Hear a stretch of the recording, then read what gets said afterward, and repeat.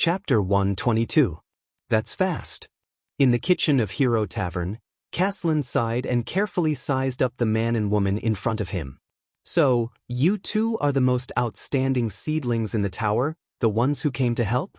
Cohen Caribbean had already taken off his police officer uniform and put on a thick Northland leather robe, but his blonde hair was still dazzling. Miranda Arund, on the other hand, was wearing snow boots and a dark half-body armor. Her shoulder-length black hair was tied into a ponytail behind her head. She did not look like a young lady of the Arund family at all. After going through the strict training and trials of the Tower of Eradication, they knew how to disguise and hide themselves better. Survival in the wild was always a compulsory lesson for swordsmen and knights of eradication. But their disguises seemed to be ineffective in front of the old tavern man. I don't understand. The white-haired old man Caslin frowned. This is not a trial game. Shao sent two nobles here? My young master and mistress? Cohen's expression froze. Did I give myself away? He lowered his head and looked at his attire. Stop looking. I'm talking about you, silly boy, Caslin said coldly to his junior. Your posture and footsteps. Cohen turned to Miranda in shock. The latter frowned and looked back at Cohen. Even from 6 kilometers away, I can smell the scent of a battlefield officer from all over your body. Caslin shook his head. Look at your frightened face, like a rabbit ready to jump up and bite someone. You just came back from the front line of the Western Desert, right? Cohen looked at the old man in surprise. How is that possible? I'm just being on guard. According to Zadie's suggestion, he had already adjusted himself well, and the symptoms of battlefield withdrawal were almost non-existent. Unless... Cohen looked at the old man solemnly. He was once one of my kind. An animal that lives on the battlefield. And a very terrifying kind. Cohen recalled the cold gazes of some of the suicide squad members in the desert, and he could not help but feel a chill in his heart. Cohen looked at the old man in front of him and gave Miranda a look. Unfortunately, his former colleague ignored him. Left with no choice, Cohen could only smile and say, Mr. Caslin, Master Shao gave us the task of tracking down the disaster swords, but his words were rudely cut off by Caslin. Caslin ignored Cohen and continued to size Miranda up. He said stiffly, As for you, little girl, you're dressed like a professional mercenary. You should be able to move about freely in a place like Columbia. Caslin ignored Cohen and continued to size Miranda up. He said stiffly, But you should know that there aren't many mercenaries in Northland. The people here are fierce and aggressive. There are many things that the men in the family can handle with a sword. Mercenaries don't have any business here. Your attire will stand out. Miranda's expression changed. And your temperament? Only a fool wouldn't recognize you as a noble, Miss Arund. But forget it. Caslin sighed. At least you're much stronger than many young nobles, Miss Arund. Hearing this, Miranda opened her mouth in shock. How could this be my identity? How could he tell? When I entered the border, there was no sign of the white eagle on me at all. I say. The old man on the chair placed his hands on his knees. His brows were raised and his face was full of suspicion. Do you really know what kind of existence you're facing? The descendants of 2 dukes and counts, and the Arund family's people. Caslin's face was full of disgust. He clicked his tongue. The young masters and ladies of great noble families. Write a letter immediately and ask Shao to send more people here. It would be best if there's a supreme class elite. Cohen furrowed his brows. *T. The contact doesn't like us? What should we do? At this moment, the lady from the Arund family suddenly took a step forward and glared at Caslin angrily. Listen, old man, Miss Miranda Arund said with a hostile expression. You do your job and we do ours. This is the ideal situation. As for our abilities, we know what kind of danger we're facing, and we're not some pampered young master or lady. Miranda's expression was solemn as she enunciated each word clearly. Cohen is my peer. He's an awakened from the glory of the stars. I know him.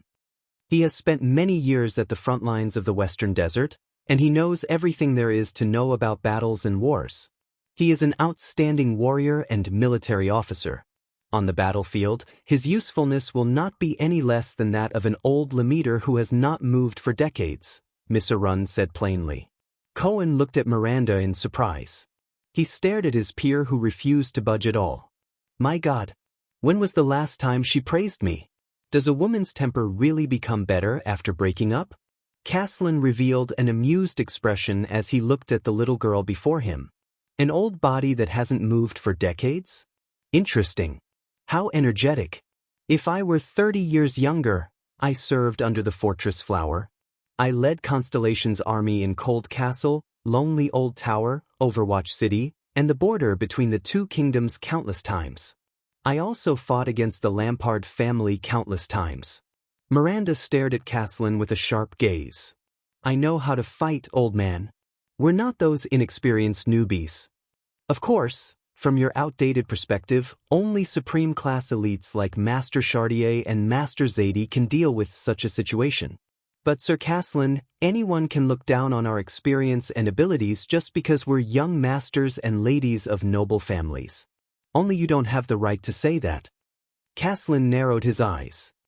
The first time I heard your name, Sir Caslin. Miranda slowly placed her hand on the sword at her waist. It wasn't because of your reputation as the Earthshaker, but because of your family name, Caslin Lampard. Caslin raised his eyebrows. Yes, every member of the Arund family must know the situation of their enemy's family like the back of their hand, the swordswoman said calmly and slowly. So? Caslin narrowed his eyes again. Miranda stared at Caslin. So, if you have a problem with the Arund family name because you're a member of the Lampard family, you can just say it. Miranda narrowed her eyes and observed every flaw on the old man's body. She tightened her grip on the hilt of her sword and said coldly, We'll settle our differences with swords, old man. Caslin looked at Miranda's sword and smiled in disdain. Of course, or perhaps you're just trying to provoke us and want to see our strength for yourself? Miranda said meaningfully. If that's the case, then let's hurry up and end this quickly. Then, we can continue with our mission instead of wasting our time here talking nonsense with an old man. Caslin stared at Miranda.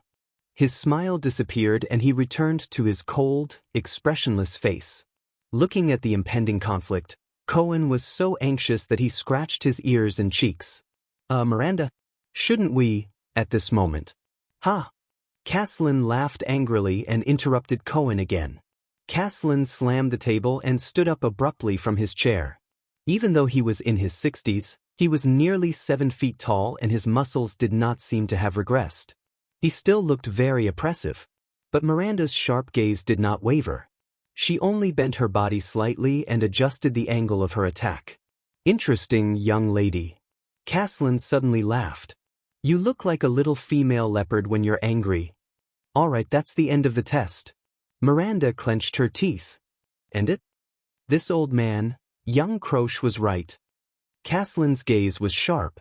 He revealed his yellowish teeth and said slowly, Miranda's observation skills are outstanding.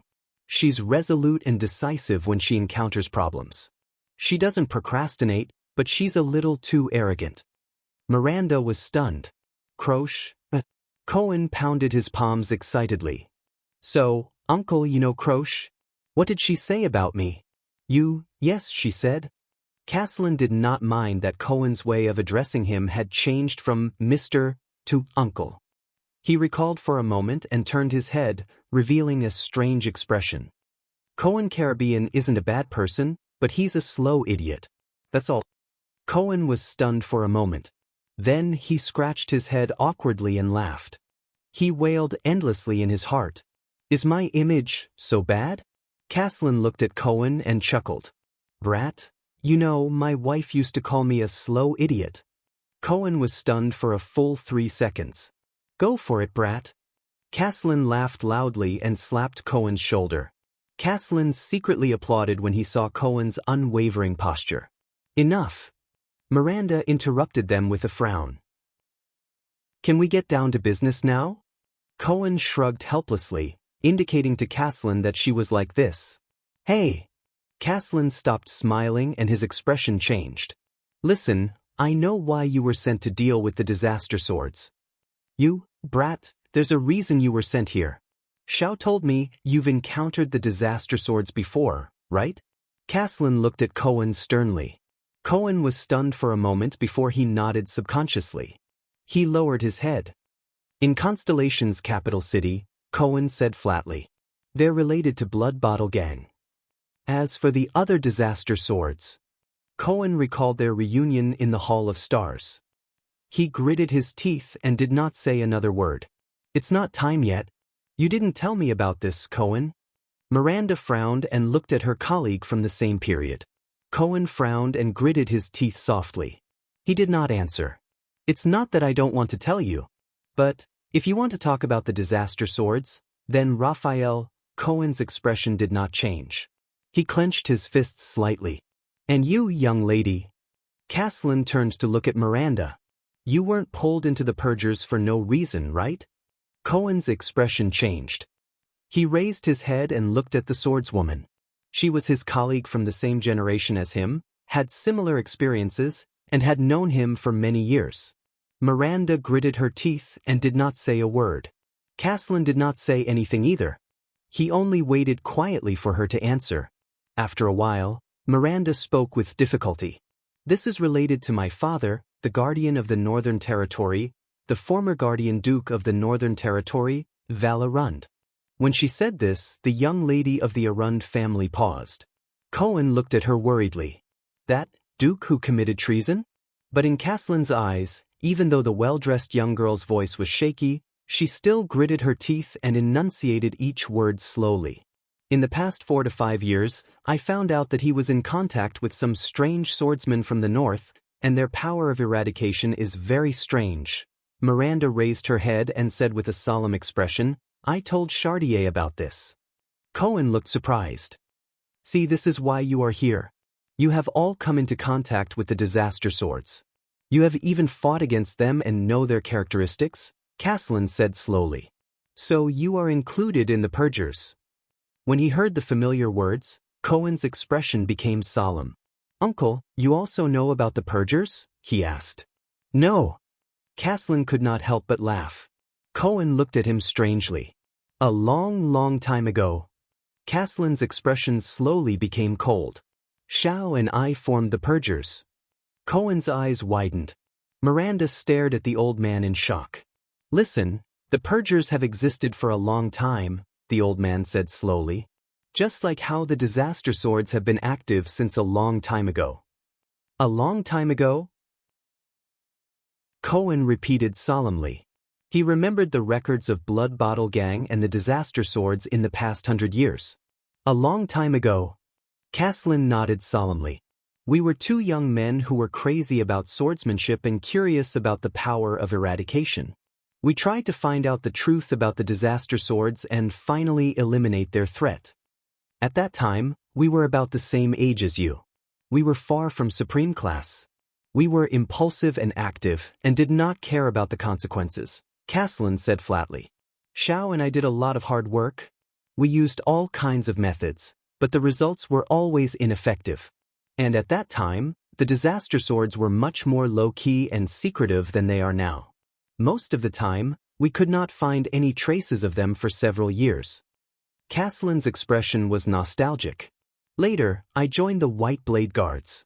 As for Xiao, he became the Scion, Caslin said slowly. Then the purgers stopped. Until one day, Xiao informed me that he was going to gather the purgers again.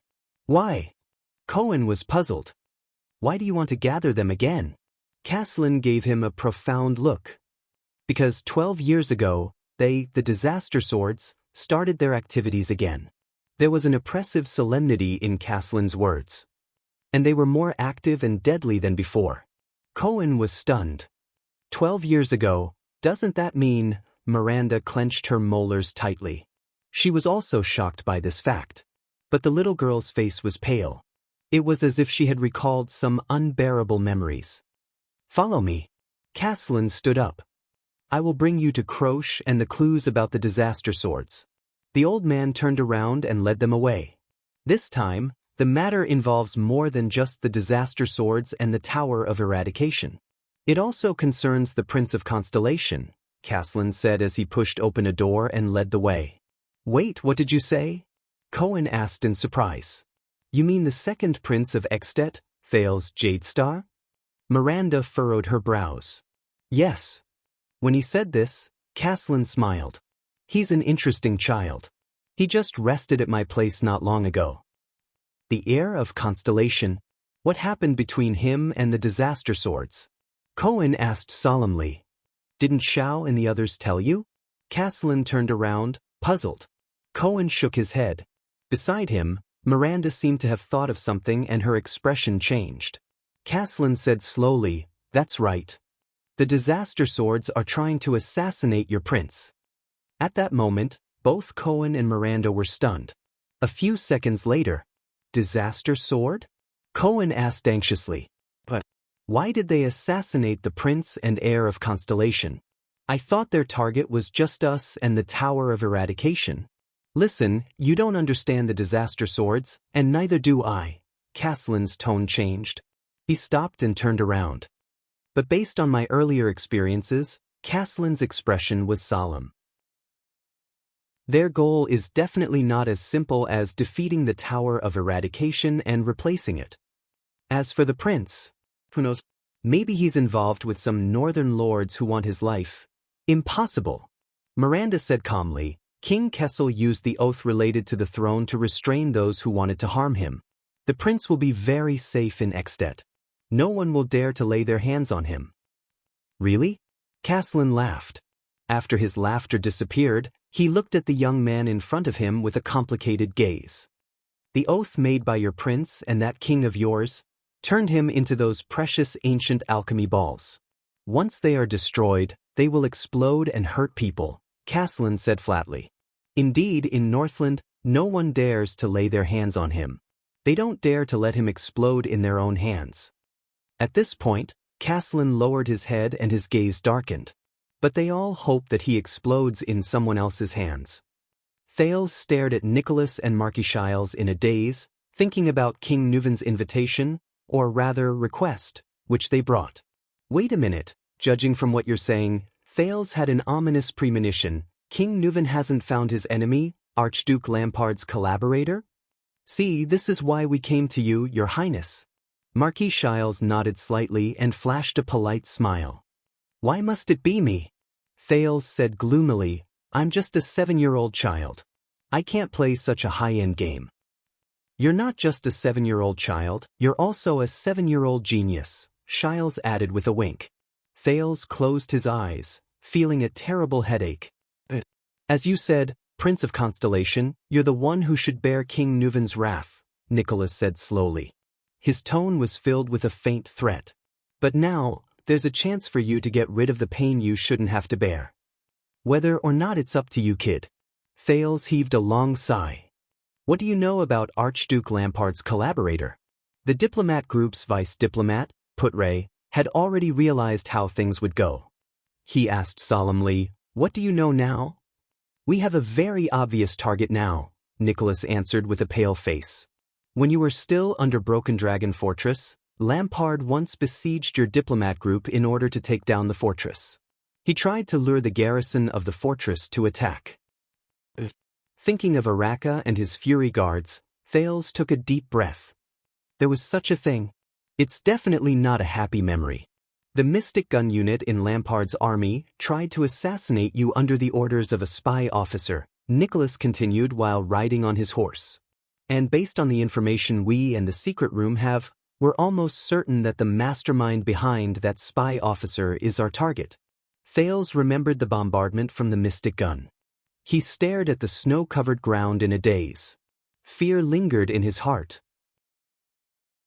As far as I know, Lampard is also investigating this matter.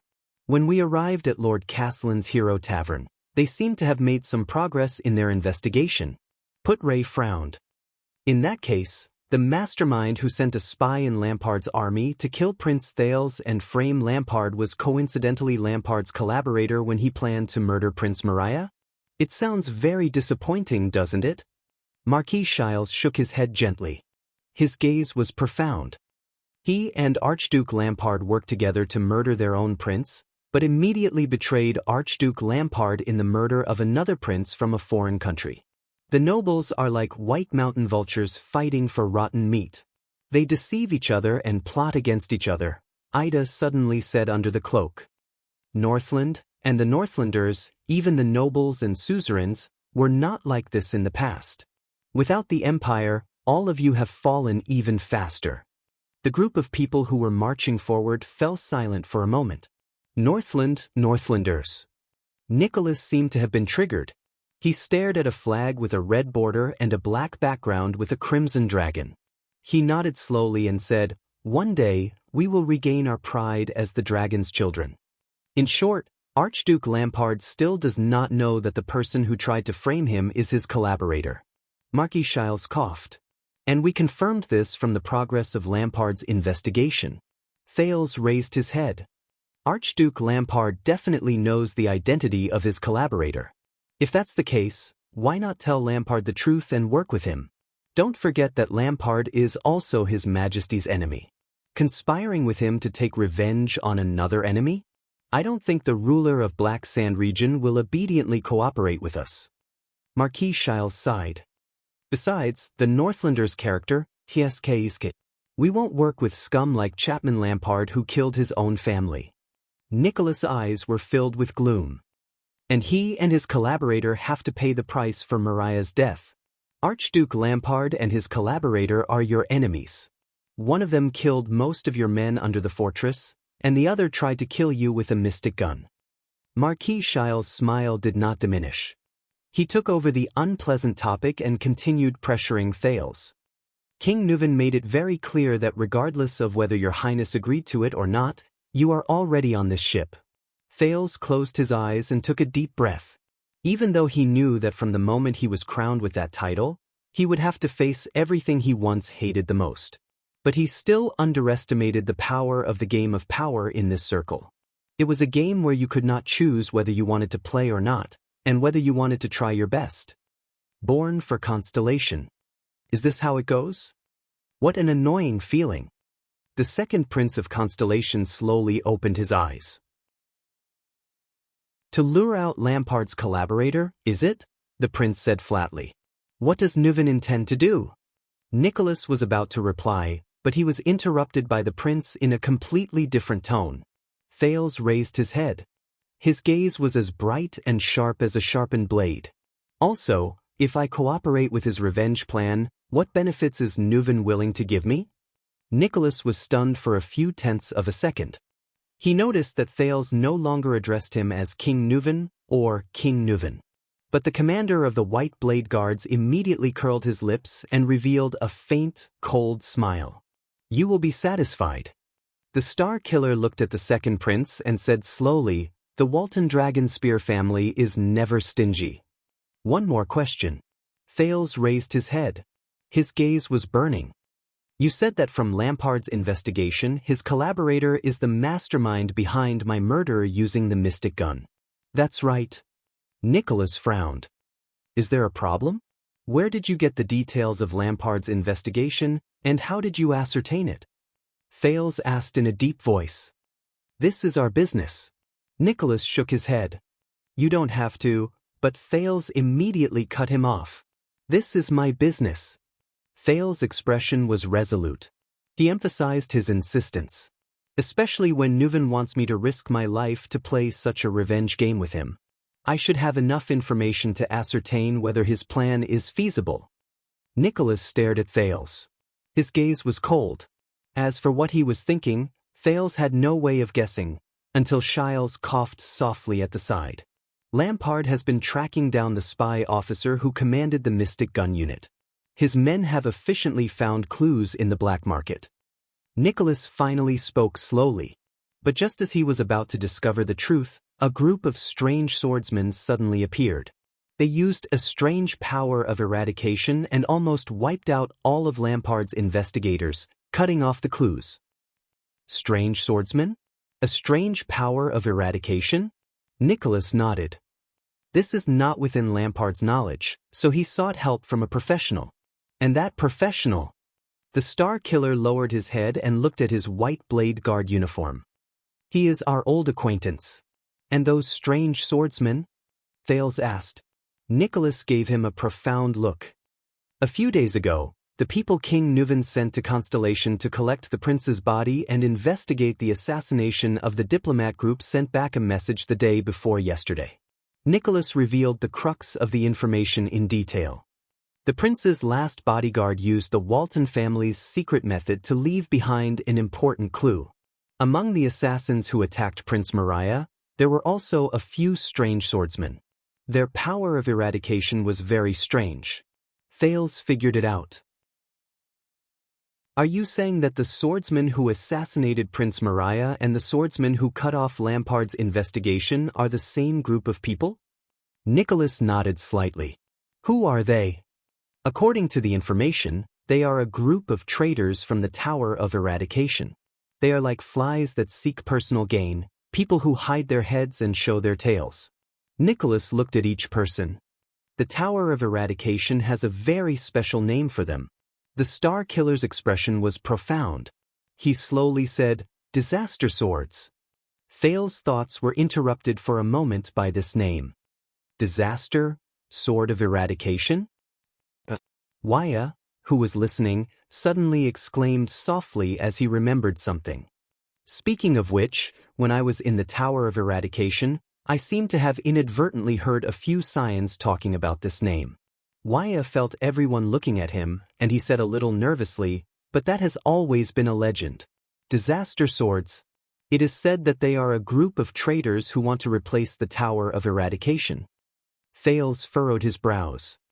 "Let's find some time to talk, Waya," the second prince said, "about the power of eradication and the Tower of Eradication." Waya nodded.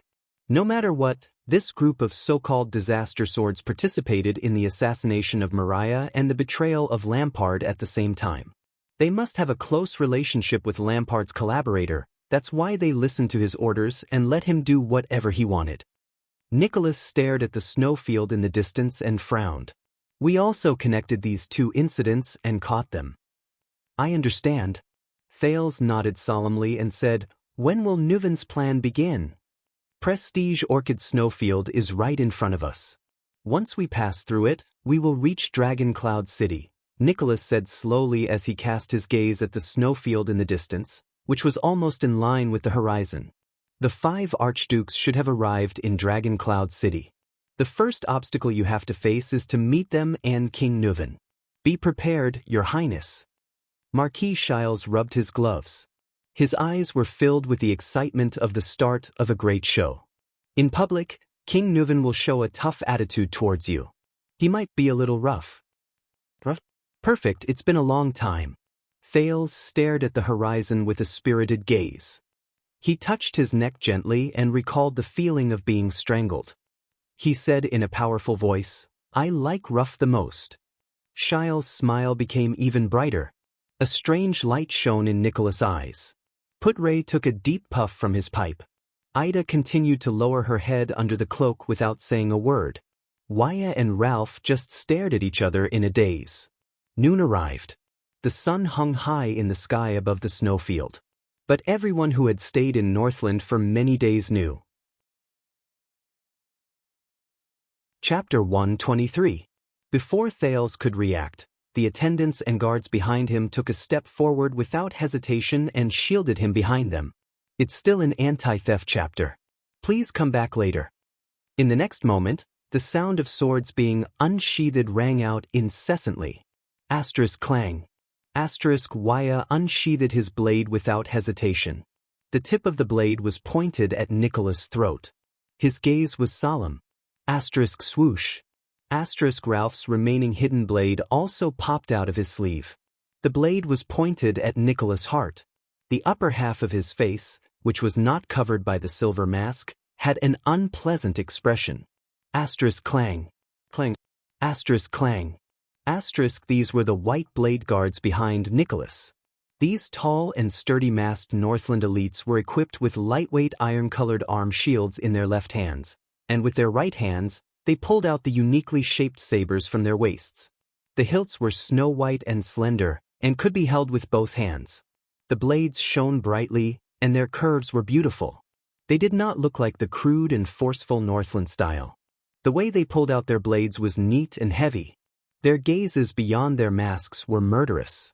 At some point in time, they had formed a semicircle and surrounded the Constellation diplomat group from 3 sides. The remaining dozen or so soldiers of Constellation, such as Janet and Willow, pulled out their weapons without hesitation and stood at the front line to confront the White Blade Guards. Judging by their movements and the look in their eyes, these are true elites. Our royal guards are nothing more than this. Aida's voice traveled into Thales's ears. They are even more powerful than the Black Sand Region's army. Even if they were to go up against the vampire's Sacred Blood army, they would probably not be inferior. Thales stared in disbelief at Nicholas, who had a cold smile on his face. What's going on? Tie me up and bring me to Dragon Cloud City? It was not that he did not anticipate what he might encounter in Extet. In fact, it was very normal for King Nuven, who had lost his beloved son, to be angry, ridiculed, and humiliated him. Even if the Jadestar royal family and the Walton family had the same interests when it came to avoiding war between the 2 kingdoms and restraining Black Sand Region's ambitions. But Thales did not expect that this humiliating welcome would begin before he even reached Dragon Cloud City. Do I really have to let them kidnap me and bring me to Dragon Cloud City? If we refuse? Under the moonlight, Thales felt his skin crawl as he looked at the White Blade Guards' gleaming white sabers. He estimated the difference in strength between us and the enemy. How will things develop? How absurd! Putre's stern and angry voice rang out. He anxiously thought about the situation before him and said in a flustered and exasperated manner, "Tie me up." Never before had an envoy from one country been treated like this. This was an insult to King Nuven VII's reputation and the honor of the kingdom of Extet. This will not bring any glory to your king. If he was King Nuven's man, he would have to be mindful of Extet's reputation and dignity as the common elected king, unless, around them, the Extetians from Black Sand Region watched everything in the field with puzzled expressions. The dozens of White Blade Guards and the dozen or so Constellation diplomat group faced off against each other with their weapons drawn. Umph. The corners of Nicholas' lips curled up to reveal an ominous, cold smile. This will indeed not bring any glory to His Majesty, but it can make him happy, that's enough. Putre tightened his grip on the long sword in his hand. Thales could not help but frown. In the next moment, without any instructions or orders, the eyes of the masked soldiers of the White Blade Guards turned cold, and they took a step forward together. Asterisk thud. Asterisk their heavy footsteps on the snow-covered ground were like a heavy hammer that struck the hearts of Constellation's people. Willow Ken, who was watching the enemy tensely, shook his shoulders and was about to thrust his spears forward. Asterisk slap. Asterisk a strong hand reached out from the side and held the young spearman's right hand tightly, pressing down on the tip of the spear he was about to thrust. Willow was shocked. He turned his head and found that it was the veteran, Janet. Steady. Ignore their footsteps, pay attention to their shoulders. He said calmly. After the tragic and bloody battle with the Blood Clan in the Birch Tree Forest, the private soldiers suffered heavy casualties. The heavily injured leader, Cora, stayed in the fortress. The veteran Janet, who was once the Duke's personal guard, relied on his experience on the battlefield and the skills he gradually regained to become the leader of the small number of Jadestar private soldiers, veterans of the fortress, and recruits from the Northern Territory. However, in the face of the extremely tense atmosphere before him, the veteran could not help but break out in a cold sweat. Is this King Nuven's will and order? Thales tried his best to speak calmly. Oh, of course it is. Nicholas ignored the 2 parts of the blades that were pointed at his throat and heart. He said gloomily, he just didn't say it out loud. A second later, Nicholas moved. He suddenly took a step forward and walked towards Thales. Thales was shocked. Waya and Ralph gritted their teeth and brought out the weapons in their hands in an attempt to force Nicholas to retreat. But in the next moment, a cold glare flashed on Nicholas' face, and his body moved. In the blink of an eye, the pale star killer instantly moved sideways and into the gap between the 2 blades. Asterisk clang. Asterisk Waya's single-edged sword, which was aimed at his throat, struck the white hilt that protruded from behind Nicholas' shoulder, and sparks flew. Asterisk clang. Asterisk Nicholas, on the other hand, nimbly flicked Ralph's hidden blade, which was aimed at his heart. At that moment, under Waya and Ralph's indignant gazes, Nicholas broke through their defense without changing his expression. He squeezed into the gap between them and extended his left hand towards Thales. Damn it! Thales gritted his teeth and quickly took a step back to avoid Nicholas' hand. At the same time, he pulled his left hand up and touched the dagger at his waist with his right hand. He put on the Northland military sword style's iron body style.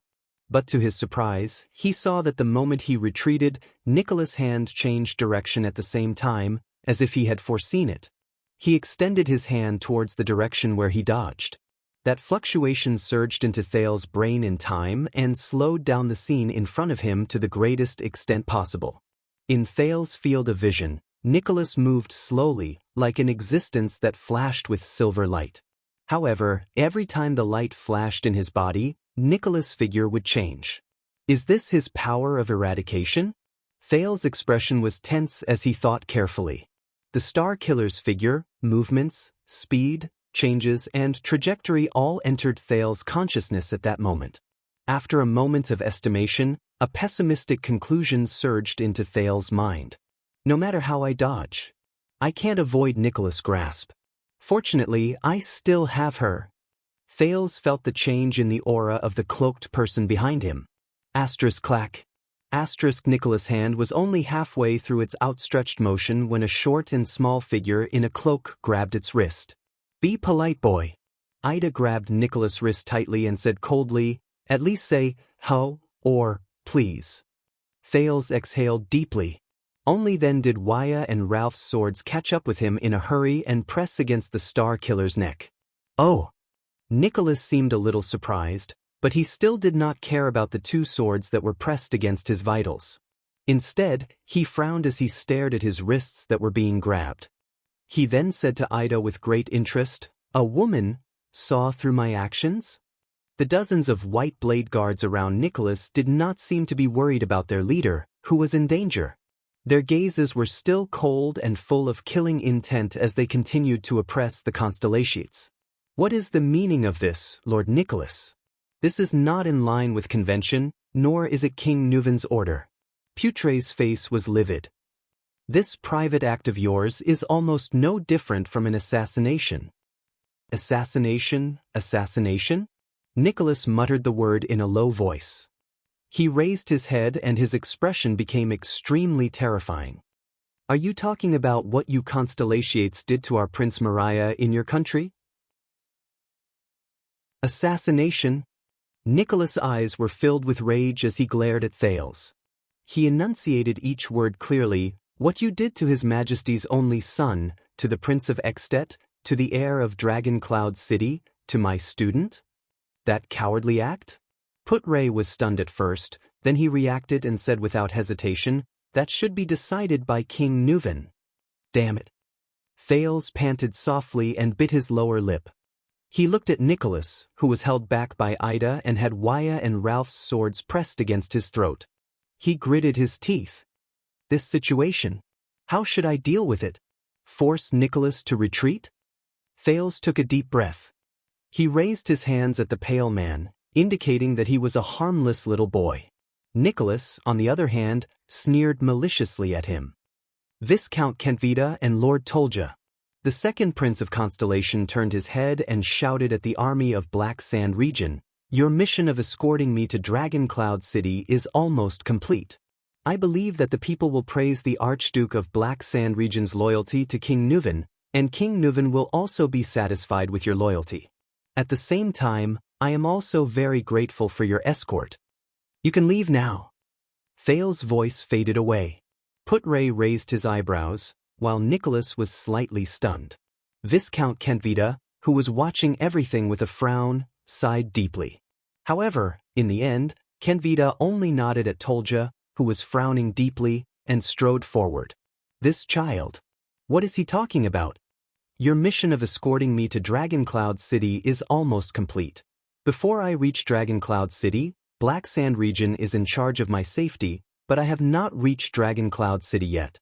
I believe that the people will praise the Archduke of Black Sand Region's loyalty to King Nuven.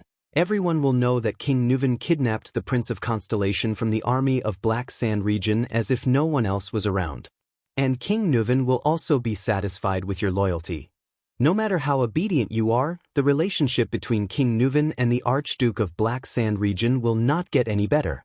Dragon Cloud City will still see Black Sand Region as a thorn in its side. At the same time, I am also very grateful for your escort.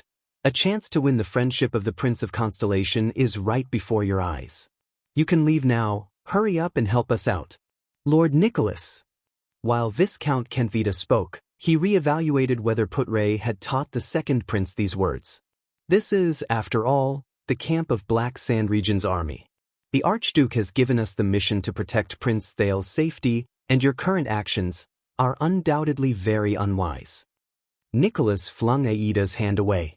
Still ignoring the blade on his neck, he coldly said to Kentvita, I thought that you are extensions as well. Of course we are extensions, but we are also Northlanders. And Northlanders cherish their reputation, just like how snow eagles cherish their wings.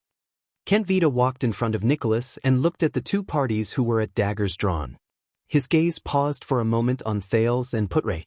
Your Grace, I believe that King Nuven did not give you the order to kidnap the prince and bring him to Dragon Cloud City. Behind him, under Tolja's signal, the soldiers of Black Sand Region slowly surrounded them. Nicholas fixed his gaze on Kentvita. Then he revealed a faint, cold smile. What if I say no? The man's face turned even paler. What will you do? The Viscount of Black Sand Region? Will you let your army get rid of us and His Majesty's personal guards? Is that so, warriors of Black Sand Region? Nicholas swept his gaze across the surroundings. He glanced at the elite regular army that the Archduke of Black Sand Region had specially allocated and smiled softly. Thal's heart sank. This is bad. It looks like even 2,000 soldiers of Black Sand Region can't intimidate Nicholas and his White Blade Guards. There are less than 50 of you. Tolja walked out from behind Kentvita and stared at the white weapon behind Nicholas. His expression was solemn. Even with the Severing Soul's blade, you can only hold on for a few more minutes. You are not a Rakamerch, and you don't have his motionless bow. Kentvita fixed his gaze on Nicholas' face. Of course, we definitely don't want to become enemies with the famous White Blade Guards. Especially when we fought together 12 years ago. The face-changing game of good guys and bad guys has long since gone out of fashion, Nicholas said nonchalantly. I've said it before, His Majesty will get even with Lampard. Before that, you won't want to provoke his personal guard captain. Thales thought of something. White Blade Guards. He remembered what Putre had told him about Caslin's identity. Caslin retired 20 years ago, so, you know, Thales said slowly, attracting everyone's attention, we just passed by Caslin's Hero Tavern a few days ago. Thales noticed that the moment he finished speaking, Nicholas' expression suddenly changed. Even the eyes of the White Blade Guards around them, who were confronting them, sparkled. Caslin, it looks like that old man means something to them. Thales nodded in his heart. Caslin treated me to a glass of rye wine, the limited edition kind, Thales continued to say calmly. He's a wise and open-minded old man. But I don't think you know him, Lord Nicholas? A complicated expression appeared in Nicholas' eyes. Because... Thales sighed. The White Blade Guards led by someone like him must be different from you. Nicholas stared at him without saying a word. In the next moment, Thales first gritted his teeth, as if he had made up his mind about something. Then, under everyone's shocked gazes, the second prince shouted, Constellations, put down your weapons. Waya and Ralph looked at Thales in shock. Even Ida made a sound of surprise under her cloak. The Constellations looked at the White Blade Guards around them, who were glaring at them fiercely. They looked at each other in bewilderment, not daring to believe the prince's order. Only Putre looked pensive. Kentvita and Tolja frowned at the same time. Nicholas stared at him with an indecipherable expression. This is an order from your second prince, the heir to the throne of Constellation. Thales repeated with a firm expression. Putray was the first to sheath his sword and take a step back. Then, Genid sheathed his sword without hesitation. Waya glanced at the prince in disbelief. Under the latter's unquestionable gaze, he gritted his teeth and withdrew his sword from Nicholas' neck. Then it was Ralph, then the fifth, the sixth, until all the constellations sheathed their weapons. Under everyone's watchful eyes, Thales took a step forward, past Waya and Ralph's protection, and arrived in front of Nicholas. You should have done this a long time ago. Nicholas lowered his head and looked at him expressionlessly. The earlier you submitted, the less painful it would have been. Enough, Your Excellency, Thales interrupted him coldly. I don't know why you insist on bringing me back to Dragoncloud's city with you tied up. Be it new hatred or old hatred, Prince Moriah or Prince Horus, Thales suppressed the trembling in his voice. But before I complete my first mission, I will only answer to King Nuven.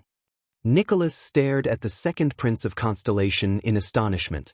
This will be a conversation between the future King of Constellation and the current King of Extet. Thales took a deep breath.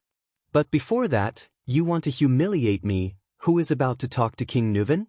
Without a doubt, your actions are tarnishing King Nuven's honor. Does a father who has lost his only son no longer care about his own honor? Ask yourselves, White Blade Guards, Northlanders. Thales turned to the White Blade Guards around him. His personal guards, the White Blade Guards, the Dragon's Imperial Guards. Humiliatingly tying up a 7-year-old child and bringing him to Dragoncloud City. Let everyone know the magnanimity of Extet's common elected king, Raikou the hero's successor, and the ruler of the Northlanders, King Nuven VII. The gazes of the White Blade Guards became unfocused beyond the veil covering their faces. Caslin told me before, whether it is the history of the Empire or the symbol of the dragon, these are not important. What is important is whether the Northlanders can still persevere and live their lives well. Thales turned around and spread his arms. He raised his head and stared at Nicholas with a steady gaze. Over the past few days, we have eaten the Northlanders' food and drank their wine. According to Northland's customs, we are now King Nuven's guests. We are guests in the land under his rule. Now, we are finally about to reach his doorstep. Let us constellations, the so-called descendants of the Empire. Let's see whether the magnanimity and glory of the Northlanders are worth it for us to take this dangerous journey. The White Blade Guards quickly exchanged glances, then looked at their commander in unison. Kenvita's gaze kept shifting between Thales and Putray. He seemed to be deep in thought. Waya, on the other hand, looked worried as he stared at the star killer in front of him. And the most crucial decision-maker, Nicholas, slowly narrowed his eyes. After a few seconds, very good, Thales Jade Star. He looked at Thales and smiled faintly. You and your uncle are not that far apart. Thales was stunned. Put away your weapons, my brothers. Nicholas looked at Thales with a complicated expression. Let His Majesty decide who our guest belongs to, even if his hatred for us runs as deep as the sea.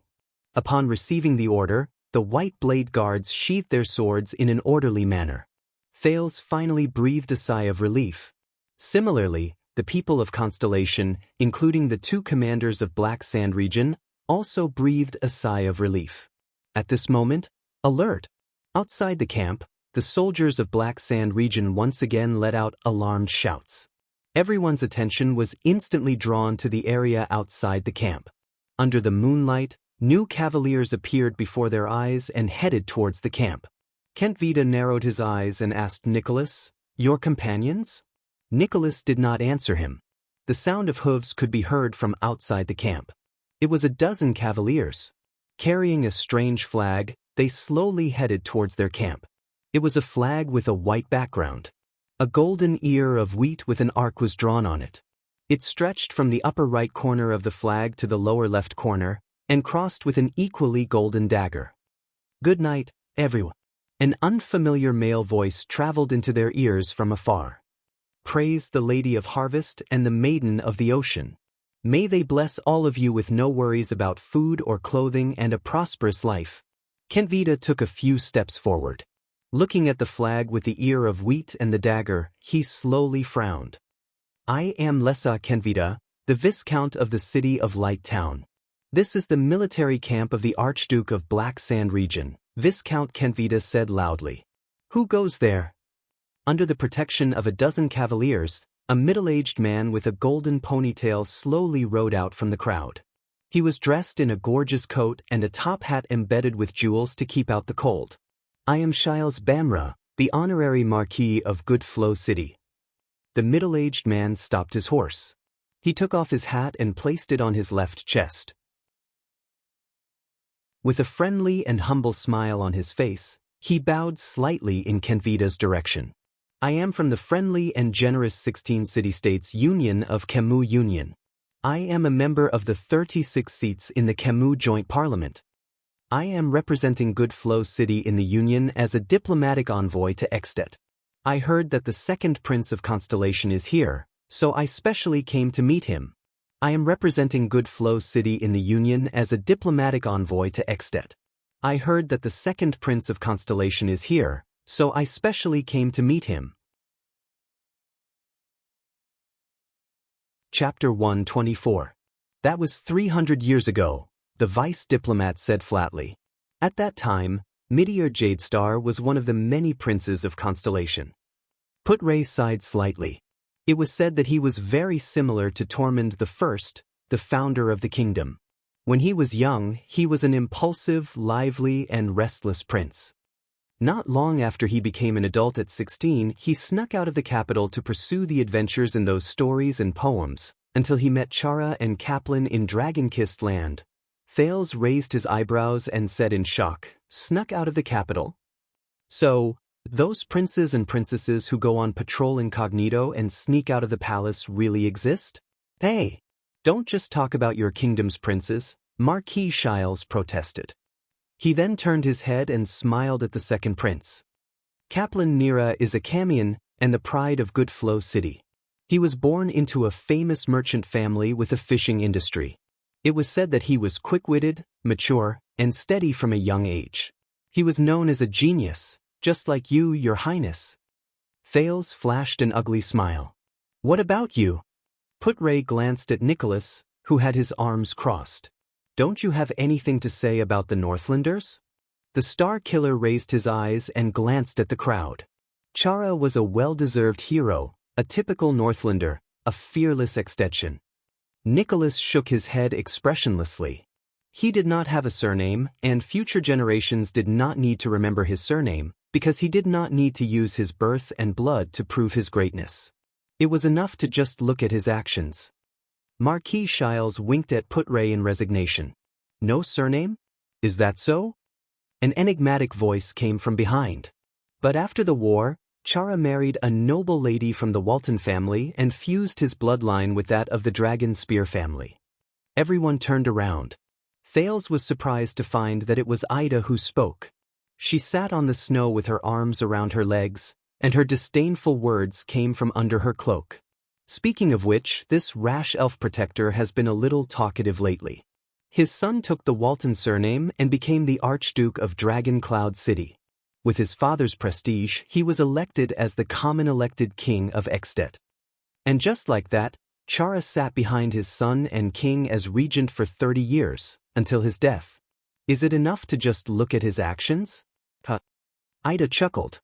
In my opinion, the so-called hero Chara is nothing more than this in the face of power. Nicholas frowned. Thales had a curious look on his face. Putray coughed. In short, Your Highness, the three of them met in Dragon-Kissed Land and formed a team. From then on, they began a legendary adventure. In 10 years, as mercenaries, exploration teams, merchants, adventurers, and even expeditions, their footprints covered the entire Western Peninsula and even the western coast of the Eastern Peninsula. The friendship between the three of them was indestructible, and the stories they experienced during this period have long since become legends composed by bards, especially after the Battle of Dawn. For example, Seeking Dragon in the Desert, 1,000 Miles of Demon Hunting, The Chaos of the Devil Sea, The Founding of the Anlenzo Duchy, The Wanted Criminals of the Forbidden Forest, The Setting Sun and Rebirth of the Holy Tree, The Mystery of the Brave Soul's Fort, and The Evil God's Sacrifice of Horse Riding City are all famous poems that describe their experiences in the past 10 years. At the very least, Chara's fearlessness and bravery, Meteor's steadfastness and reliability, and Kai Peng's resourcefulness and cautiousness are all vividly extolled in these poems. As Thales listened to the names of the poems, his curiosity grew. Seeking dragon, hunting demon, evil god. Isn't this what I remember from those fantasy worlds where people form teams and run around together? Why is my life completely different? He sighed in his heart. Putray took a deep puff of his tobacco and said softly, and the Third Peninsular War broke out at that time. No one said a word. The Western Peninsula waited for its most terrifying nightmare. The three of them faced the most terrifying enemy. Under Thales' questioning gaze, Putray cleared his throat and uttered a name softly. Yes, sir. Lanley Corleone, the King of Night Wing. Putray raised his eyes and stared at Thales with a profound look. Thales tucked his hands into the fur cloak that protected him from the cold. He subconsciously touched the bracelet made of fangs in his bosom. Corleone, is that so? He is the master of the Blood Sea Throne, the master of the Blood Fangs Corleone family, the founder of Night Kingdom and the eternal ruler. It is said that he is also one of the oldest and most terrifying blood clansmen. Legend has it that when he spreads his wings, even the most dazzling sun will be shrouded in a bloody and boundless night. Putray adjusted his tone so that he looked like a group of people gathered around a fireplace to tell a ghost story. It is said that he has lived for countless years. Before he disappeared, he was once known as an existence above supreme class. The missing Night Wing King, Lanley Corleone. Thales quietly recalled the struggle between the two Corleone ladies or ladies. That was their father? Ridiculous. Above supreme class? Nicholas sneered. Something that doesn't exist at all. It's just a rumor spread by bards. Putray ignored him and continued. The Third Peninsular War happened to be when Night Kingdom was at its peak. The Third Peninsular War happened to be when Night Kingdom was at its peak. Under the leadership of Laurie Corleone, that was the first time they appointed a blood clansman as the commander of the Allied forces. A small number of elites suddenly landed on Extet's eastern sea cliff, which was the most dangerous and impossible place to land on. Based on the experience of the previous two wars, everyone thought that the people from the Eastern Peninsula would land on Constellation. They expected the Western Peninsula's shield to once again stubbornly hold back the Eastern Peninsula's attack until Extet's brave and powerful troops and other countries' reinforcements arrived. Thales listened with rapt attention. The results were predictable. Unprepared, Extet was caught off guard, and Elefure City was the first to be breached. Marquis Shiles laughed. After that, Archduke Gadro of Elefure City had to purchase a large number of city defense equipment from Steel City every year to defend against the Eastern Sea. Good Flow City was in charge of the transportation. Putray continued, the enemy's army continuously surged in through this opening at the edge of the sea cliff. They were like a hot knife through butter in Extet's empty inland, and they marched to Dragon Cloud City. Your Highness, you can find the specific records of the battle in various historical records. Putray sighed. In short, after a few devastating battles, the Night Wing King's awe-inspiring name was once again recognized. It was the most disastrous series of defeats that Extet, which prides itself on its warriors and army, experienced since its founding. Putray sighed. As for the reinforcements from other countries who came north, even Constellation's expeditionary army was defeated without warning. The armies of other small countries were even more powerless to resist. It was said that less than 1 in 10 survived. Even the king of Extet at that time died in battle under Dragon Cloud City. Thales was stunned. He turned to look at the current commander of the White Blade Guards. That was also an important page recorded in the legend of the White Blade Guards, Nicholas suddenly said. His gaze was complicated as he said, since the age of the Empire, the White Blade Guards were destroyed for the 10th time, and the 3rd, White Blade's disgrace. The king died under our heavy protection. Since the age of the Empire? Thales thought to himself, the White Blade Guards have such a long history? Even before Extet was founded? Put-Ray shook his head. No one could resist the Night Wing King's invincible army, as well as his strange, ever-changing, and unpredictable military tactics. The entire Western Peninsula, this is what was recorded in the Supreme History Book, was unable to gather even a single expeditionary army capable of fighting against the Eastern Peninsula within a short period of time. Just like that, the Night Wing King's army swept across Northland and was almost invincible. Dragon Cloud City fell into a hopeless defense, Put-Ray said faintly.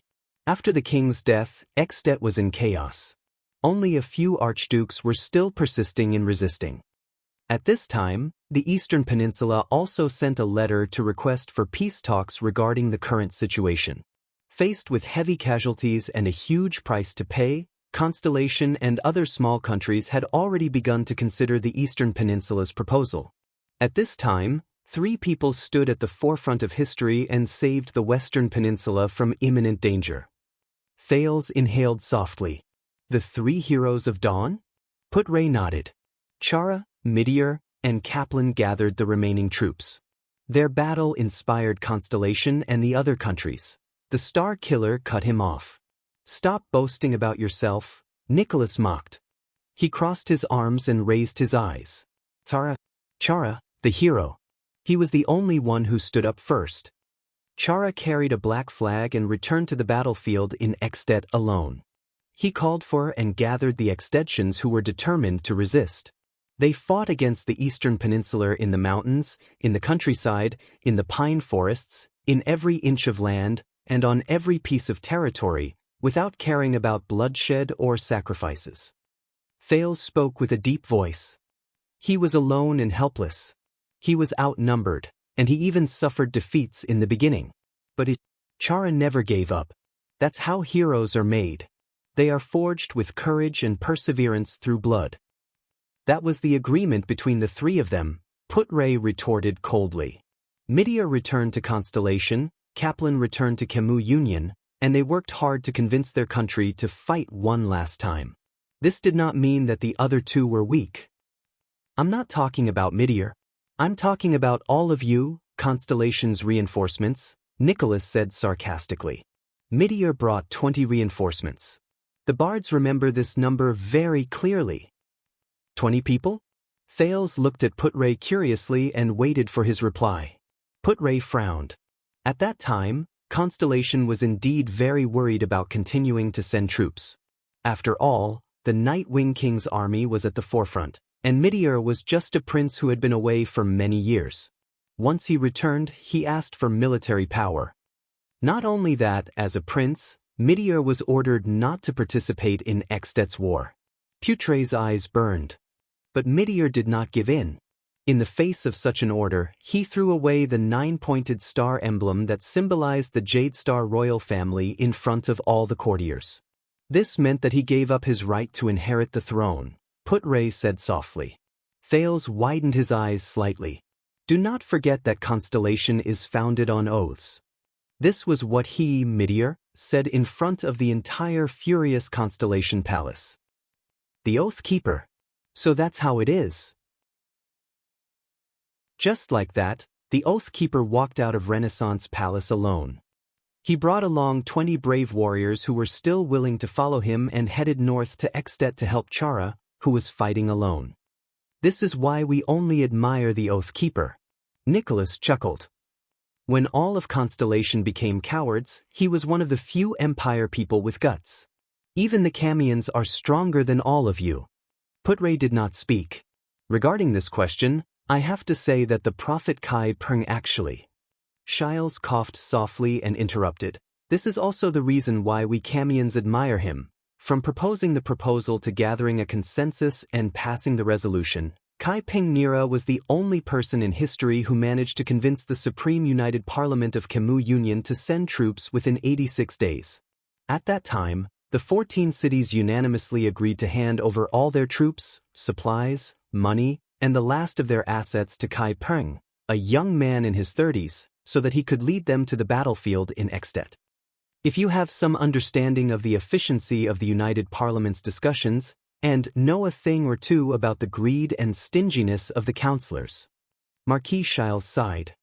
God knows how Kai Ping did it. That's your history. Put Ray narrowed his eyes. It's not ours. In the end, it was still Constellation's reinforcements who saved the battlefield, wasn't it? Thales raised his head and looked at the three of them. But Kai Peng's action of leading troops to provide reinforcements was obviously very effective. Khemu Union's status in the international arena rose by quite a lot. Shiles spread his hands.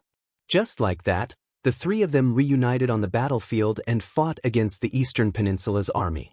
The three of them learned their previous lesson, and the war this time lasted for more than a year.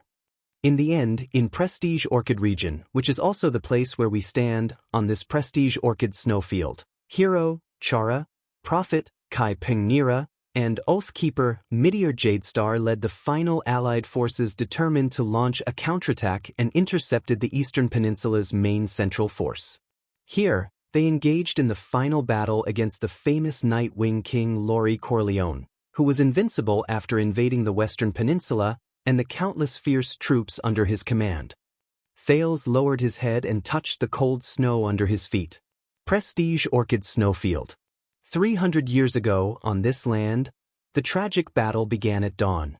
It was said that blood covered the snowfield that night, and the reflected light made the moon look incomparably scarlet. Put Ray continued to display his specialty as a bard. Both sides suffered heavy casualties. The blood that converged into a warm river even melted the snow in advance. Meteor fought until his armor was completely shattered.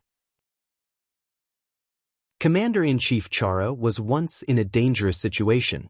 Even Prophet Kai Peng himself sacrificed himself in that heroic battle.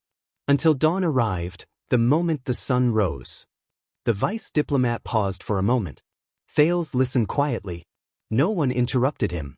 Even Nicholas lowered his head and did not speak. In the silence where no one spoke, Put Ray said softly, "They won." The cold wind whistled past the bonfire, making the crackling flames burn even more fiercely. This was the Battle of Dawn. Together with the Holiness Exorcism campaign during the Age of Kings, the Battle of Reverse Cold Wind during the Battle of Eradication, and the Battle of Glory during the Fourth Peninsular War, it is known as the four major battles in history. Of course, this is what we call it in the Western Peninsula. The countries in the Eastern Peninsula obviously have different opinions on this. Put Ray concluded slowly, the Hero, Prophet, and Oathkeeper were known as the West's three Dawn heroes. Thales took a deep breath. The Battle of Dawn. The story of the three heroes. And his unique and easygoing ancestor, who was willing to abandon the throne for the sake of friendship and keeping his promise. In a corner where no one noticed, a cloaked figure listened to the poem and story from beginning to end. He stared at the bonfire quietly and did not move. The second prince raised his head and asked, even though Meteor lost the Jadestar royal family emblem, he still inherited the throne and became the king of the Oathkeeper, right? Put Ray nodded. Yes. After the Battle of Dawn, his prestige was unparalleled. He was also the best successor to the throne, King Meteor IV. As for Chara, he married the daughter of the Walton family. Their descendant became the new king of Extet. As for Kaplan Naira, Shiles said with a smile, Good Flow City built a huge bronze statue for him and erected it in the city center, to commemorate this prophet who shone with the light of wisdom, his sacrifice, and his contribution to Good Flow City and Khemu Union's position in the Western Peninsula. That's not right, Thales thought to himself. In the portraits of the three Constellation Kings, the portraits of the three kings should have been set against the background of their respective representative achievements. For example, Tormund I's portrait was set against the background of the Battle of Eradication. However, Thales clearly remembered that the background of Meteor IV's sword and shield was a towering tree. But if that's the case, shouldn't Meteor IV's greatest achievement be the Battle of Dawn? Thales furrowed his brows. At this moment, Nicholas said slowly, You didn't mention the last part, the part after the war. Put Ray sighed. Thales looked puzzled. What happened after the war? Put Ray was silent for a while before he spoke quietly. This is the saddest thing, the vice diplomat said faintly. Chara and Meteor, these two close friends who should have been sworn brothers in life and death, after the war, turned against each other and became enemies. Even the relationship between Constellation and Extet, which had improved slightly, took a turn for the worse. Nicholas' voice rang in the air. Meteor built Broken Dragon Fortress when Extet was weak. Since then, it has become our greatest threat. A huge fortress that can withstand the day before the bitter cold winter, stand tall at the border, is easy to defend and difficult to attack, has countless garrisons, monitors our every move, and can be used as an outpost to march north at any time. Nicholas stared straight at Thales and said, if it wasn't because the Battle of Dawn had just ended and Chara, who had severely injured the Nightwing King, was too famous, I have no doubt that Constellation would have directly attacked Extet at that time. Young Prince, why do you think we care so much about that stupid fortress of yours? Thales was completely stunned. Broken Dragon Fortress, the meritorious fortress that guards Constellation's northern territory, the Iron Curtain city wall, and the fortress that stops the Great Dragon from advancing south. So this is how the Extetians view it? The bridgehead for Constellation's northern invasion? Then he lowered his head. Chara and Meteor? A pair of comrades who have been through danger for 10 years and entrusted their lives to me, turned against each other? Why? Thales clenched his teeth and raised his head to ask, why did Chara and Meteor turn against each other? Put-Ray sighed and shook his head. I don't know. You don't know? Nicholas said with a displeased expression, I do know a theory, that is just an unconfirmed rumor. Put-Ray said in disdain. At least it is a theory. Nicholas interrupted him rudely. Marquis Shiles watched the two men argue with great interest. The Star Killer's voice drowned out the vice diplomat of Constellation. There is nothing to hide. Nicholas ignored Putray's expression and sneered faintly. The two most outstanding people in the Battle of Dawn broke up because of a woman. What? Thales opened his mouth in surprise. A woman? Put-Ray exhaled. His expression was unhappy. If you insist on saying this, then you are belittling the friendship between the hero and the Oathkeeper. You are tarnishing their former glory and shared legend. And you have also insulted Queen Ixora's honor. You have also offended Constellation's Jadestar family and Sacred Tree Kingdom's Fallen Leaf family. Queen Ixora? Thales heard an unfamiliar name.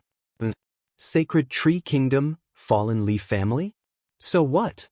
Nicholas said coldly without giving Put-Ray any face. Everyone knows. When Chara insisted on fighting independently in Northland, Constellation's Oathkeeper, Meteor Jadestar, snatched Chara's lover. And even married her as his queen after that. Thales was stunned. Under Putray's unhappy gaze, the Star Killer shook his head and said, an elf queen. Elf queen? The person Chara loved, Meteor the Fourth's queen? The second prince's heart pounded against his chest. Another gust of cold wind blew past. Thales suddenly noticed that Ida, who was behind him, had disappeared at some point. Chapter 125. Kid, I know what you're thinking. But if you continue to look at me with that strange gaze. Ida rode beside Thales' steed. She clenched her fists, the knuckle of her index finger sticking out. Her tone was extremely impatient. You know what will happen. All right. Thales, who was bursting with curiosity, stuck out his tongue and turned his head. Forget it if you don't want to answer. The prince sighed softly in his heart. Ida exhaled softly and sealed the memories of the past in her heart again. Jadestar. Damn Jadestar. Speaking of which, Ida, how did you become a secret protector of the Jadestar royal family? Thales looked at the blurry mountain range that was gradually becoming visible in front of him and asked faintly, how could an elf be employed by the human constellation? I heard that they are all extremely arrogant, and that they are the only ones who serve humans. Ida lowered her head a little. Hey kid. The elf's voice sounded a little awkward. I've said it before, I'm not your family's protector. And, Ida crossed her arms and said disdainfully, as a brat, how much do you know about the elves? Thales could only stick out his tongue and shake his head helplessly. This elf with many suspicious points, This elf, who may have lived for hundreds of years and met the former virtuous King Mindys and Prince Kira, must have a rich and colorful story. But her personality. After the group crossed a snow-covered hill, Putray rode his steed to Thales's side. The thin vice diplomat had a solemn expression as he raised his finger and pointed in the direction they were heading. "We're here." Thales reacted and quickly raised his head to look down the hill. In his blurry vision filled with snow, a silver-black giant appeared in front of the mountains. No, it's not a giant. Its silhouette in the snow appeared hazily in the distance. It was a majestic city built against the mountains. A red and black flag could be vaguely seen fluttering above the city. Its grayish-black walls were dotted with silver-white snow. The highest point of the city was at the peak of the mountains. From afar, it looked like a giant leaning against a snowy mountain, surrounded by many villages and small towns, standing tall on the northern land. Thales gestured for Waya to stop his restless steed. He took a deep breath of the cold wind unique to the north and quietly looked at the majestic and powerful city in the distance. A little excitement surged in his heart. This is the great dragon of the north, the capital of Extet? Unknowingly, they had already crossed the prestige orchid snowfield and entered a new territory. "It's the first time you've seen such a grand sight, right?" Nicholas rode to their side. The corners of his lips curled up, and his face was filled with nostalgia and reverence. A huge city with mountains on its back. It's the biggest, most majestic, most beautiful city in Northland. It's also the city with the longest history. The Holy Land in the Northlanders' hearts. Dragon Cloud City. At this moment, an untimely snort came from the side. It was originally not called Dragon Cloud City. Nicholas cast his gaze at the guest from Constellation who interrupted him. It was established during the Age of Ancient Kings, and it was one of the human settlements in the north. During the era of the Ancient Empire, it was the central provincial capital of the original Northland province of the Empire. Putray continued Nicholas' words expressionlessly. That fortress built against the mountain was originally known as Arund Castle. It was the residence of the Arund family, who ruled Northland under the Emperor's orders for generations. After the Empire collapsed, this place sank into 300 years of chaos and alternation of power. Until one day, Raikuru and Tormund's armies met nearby and won the first victory in the Battle of Eradication. It was Raikuru who led the army and rushed to the aid of Tormund, who was in imminent danger. Nicholas shook his head nonchalantly and used his own understanding to correct the Constellation's words. That's why that battle was called Reverse Cold Wind. It was said that in an empty space near here, Raikuru's troops marched at lightning speed, as if they had descended from the sky, and defeated the enemy from the rear. Thales pursed his lips in resignation. All right, it's another small difference of opinion between Extensions and Constellations, Northlanders and the Empire. Besides, even though we're both Northlanders, Nicholas seems to be more stubborn than Kenvita. As expected, Putray exhaled with a disapproving expression. So, how did this place become Extet's capital? Thales immediately spoke at the perfect timing, interrupting the two men's intense discussion that was about to begin again. Nicholas gestured for them to continue moving forward. The commander of the White Blade Guards started to act like a real receptionist while he rode on his horse. This piece of land with Dragon Cloud City as its center belongs to the Walton family, the family from which Nuvan VII was born. It is also Extet's richest and most famous ruling family. The title of Archduke of Dragon Cloud City has been passed down for generations. The hero of mankind, Raikuru Extet, became the suzerain of this place more than 600 years ago. He formed an alliance with the 9 knights here and swore that in the chaos after the Battle of Eradication, they would guard Northland and their homeland together and regain the pride of Northlanders. From then on, the proud Northlanders called the new kingdom Extet, and the Extet alliance was born. The following year, the 9 knights who had expanded the territory with an irresistible force returned to this place. Together, they elected Raikuru Extet as the king whom the Northlanders trusted wholeheartedly and swore to follow until death. The 9 knights then divided their forces and guarded Dragon Cloud City. The history of the alliance ended here, and the history of Extet began. In the spirit of taking turns to rule and ruling fairly, the supreme ruler of Extet, the common elected king, was chosen from among the 10 archdukes. The rest of the people obeyed his authority and orders. This was Raikuru's oath to rule together in the past. It shows that his prestige and influence continue to this day. Because King Nuven holds the title of Archduke of Dragon Cloud City, Dragon Cloud City has become the capital of all of Extet. At this moment, a messenger from Black Sand region passed through the layers of obstacles of the White Blade Guards with great difficulty and came to Nicholas' side, inviting him to meet Viscount Kentvita. After Nicholas left, Thales turned his head and looked at Putray. "You have something to say," the prince said with certainty. "Of course." The vice diplomat shook his head in disdain. "Don't believe our hot-blooded Northlander friend. His nonsense about taking turns to rule and ruling fairly can only be used to deceive the Northlanders. In fact, in Northland or anywhere else in the world, it has always been power that speaks and strength that rules." Thales chuckled softly.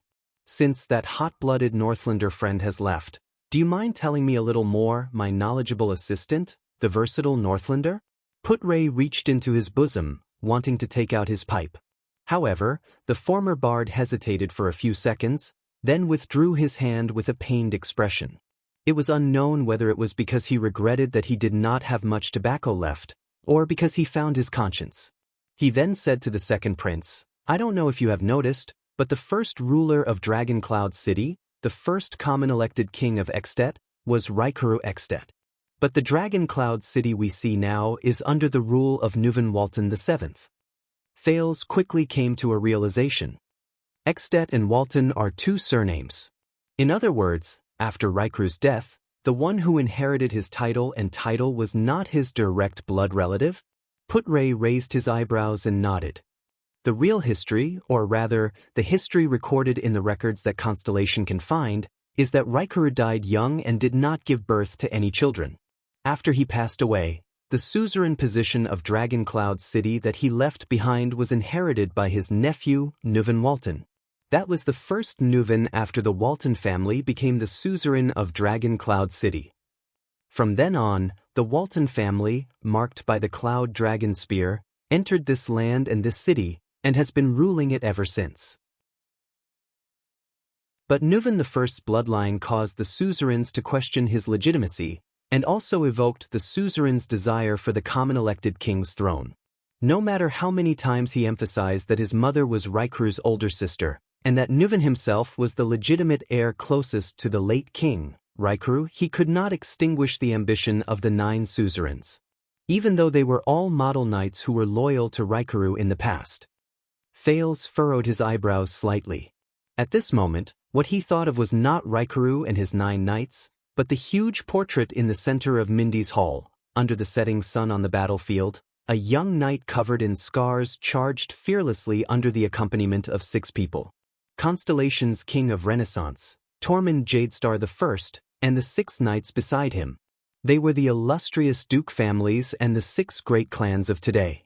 Arund of the White Base Eagle, Cullen of the Sun Sword and Shield, Covendier of the Tricolor Iris Flower, Fakenhaz of the Four-Eyed Skull, Nanchester of the Great Deer Horn, and Tabark of the Blood Moon. They, and even the ancestors of the 13 distinguished families, fought by Tormund's side in the past. Were they also loyal to the king of Renaissance in the past? Just like the 9 knights and suzerains behind Raikuru? For the legitimate right to inherit the throne of Extet, Dragon Cloud City's Nuven I had a violent conflict with the 9 knights and their descendants, Putray continued.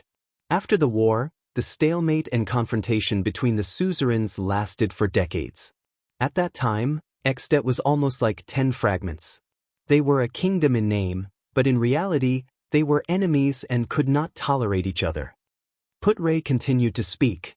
During this period, the survivors of the final empire built a new, insignificant country by the Shepherd's River in the south, on the territory of the former chauvinistic province. It slowly rose and continued to expand to its surroundings. Thales understood tacitly and replied, "Tormund I, the king of Renaissance?" "Yes." Putray nodded. his eyes shone with a strange light. Constellation.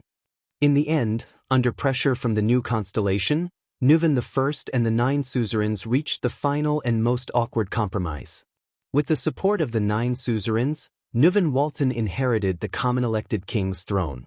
In the name of the great former king, Heir, Nuvan I redefined Extet's territory and conferred the title of the 10 suzerains, including himself, as the 10 legitimate archdukes of Extet. However, after Nuvan I's death, the position of king had to be rechosen among the 10 archdukes.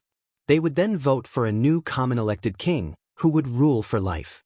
Thus, Extet's king selection congress system was established and implemented for 600 years. This is the so-called Heir's joint ruling pledge, because it was an oath made by 10 people in Heir's name with Heir's signature. Ironically, it has nothing to do with Heir at all. Wait a minute. Thales was dumbfounded as he listened. The king selection. I only saw a rough outline of it in Mindy's hall. 10 archdukes voted together and chose one of them? Thales was stunned. What happens if someone has the same number of votes? Is there a mature system and style to determine the smooth election of the common elected king in the king selection congress? Thales remembered a magical movie from his previous life. In the movie, pirates elected a pirate king, but in the end, every candidate voted for themselves. Yes, and it's simple, direct, effective, full of the romance of Northlanders, Putre said in a low voice. It's a custom inherited from the Empire and the Knight's glorious era. It continues to be used in Extet to determine who the king belongs to when the archdukes are in a dilemma. A custom inherited from the Empire to determine who the king belongs to? Thales gripped the reins tightly. He remembered what he heard in Caslin's Hero Tavern and could not help but be shocked. You mean, yes? Putre nodded. With a complicated look in his eyes, he softly uttered a rather forceful word. Thales was stunned. When the Sacred King Selection Congress is unable to make the final decision, the king candidates with the same number of votes, regardless of age or status, must prove themselves in the duel. They must prove that they have the bravery worthy of being the common elected king, the boldness to lead the Northlanders, the fearlessness to face life and death in the duel, and the final victory in the duel. When he heard this, Thales suddenly thought of the Archduke of Black Sand region, Chapman Lampard's flickering face in the firelight, and the old, worn sword on his table. They are Northlanders after all. Thales suddenly realized that even though he had set foot in Extet's territory in the north, his understanding of them was still at a rudimentary stage. The Northland, a country known for its toughness and blood, was much more complicated and peculiar than he had imagined. And he was about to face them. Continue. Thales frowned solemnly. Before I meet them, I want to understand the archdukes of Extet. For example, their relationship with the common elected king? Putre only paused for a moment before he nodded and continued. The archdukes of Extet have absolute autonomy in their own territories. They only have the obligation to obey the common elected king and send troops during times of war, but they do not have to pay taxes to the common elected king. Territorial affairs are purely up to themselves. As for whether to accept and implement the king's orders throughout the territory, it is entirely up to the archdukes themselves. Isn't the power of the Archduke of Extet a little too much? Thales was surprised. He inhaled slightly as he walked. Can it be said that it is a miracle that Extet has not been divided until now? Yes, this is why they are called archdukes and not dukes, as they were during the age of the Empire. Putre sighed. To a certain extent, Extet, which was born from compromise, is even more divided than Constellation. Putre sighed. They have much more autonomy in their own territories than the Dukes of Constellation. At least, no matter how stingy and unwilling Duke Cullen is, he must allocate a sum of money from Eastern Sea Hill every year to pay a sufficient amount of taxes to Eternal Star City and His Majesty. The appointment and dismissal of Constellation's important officials and the demotion and demotion of nobles must comply with the Holy Constellation Covenant. They must even be reviewed by the Supreme King's warrant. Therefore, if the dukes want to interfere with the kingdom's politics, The fastest way is to interfere with the central department of Eternal Star City, or use the influence of their territories to infiltrate the local officials of the kingdom. Thales shook his head. Then what is the meaning of the common elected king's existence? If he cannot even restrain the archdukes under him, why does he still want to become the common elected king? Putray thought for a moment and answered him seriously, for the sake of high prestige, the suzerain's obedience, and the name of orthodoxy. Thales frowned again. This stuff is much more useful in Northland than in Constellation. No matter how uncultured a Northlander is, he would know that the common elected king's authority is inviolable, and Rikuru's oath is inviolable. Putray recalled his own knowledge and continued. In history, the archdukes of Extet rebelled 3 times because they were dissatisfied with the common elected king, but each time, they failed. Because no matter how the archdukes who raised their flags against the common elected king tried to justify themselves, once they openly flouted Rikuru's oath, they would lose the hearts of their people. Even the most greedy Northlanders were unwilling to fight for them. Some archduchy families even withdrew from Extet's ruling history because of this. Thales gazed at Dragon Cloud City in the distance. He slowly exhaled a breath of hot air between his cold hands and thought carefully. High prestige. The name of orthodoxy. The people's loyalty. Northland's traditional culture? It's too simple, Thales said faintly after a few seconds. Putray revealed a puzzled expression. I mean, attributing the power to maintain Extet's stability and unity to Rikuru's prestige and the Northlanders' character and tradition, this attribution is too simple. Thales lowered his head and thought carefully. Human behavior and the structure of social power always affect each other. It is impossible to have a situation where one's behavior strengthens the structure while the social structure has no effect on human behavior. No matter how noble the Northlanders are, how they revere their ancestors, and how they revere their traditions, they cannot maintain such a state system. A power structure that is destined to split and collapse will only bring the same effect to the Northlanders. They are destined to be under different suzerains, different interests, and different institutional structures. As generations of people die and are born, and as society changes, they evolve behaviors and motivations that fit the structure of the times. Under Extet's strange split system, it is very difficult for the Northlanders not to be enemies and kill each other. Right? Thales nodded secretly. This was the society he knew. But Extet? Do you have more ideas? Putray narrowed his eyes and thought about Thales' words carefully. He asked, Why don't you tell me? The second prince pondered for a moment before he said, Constellation.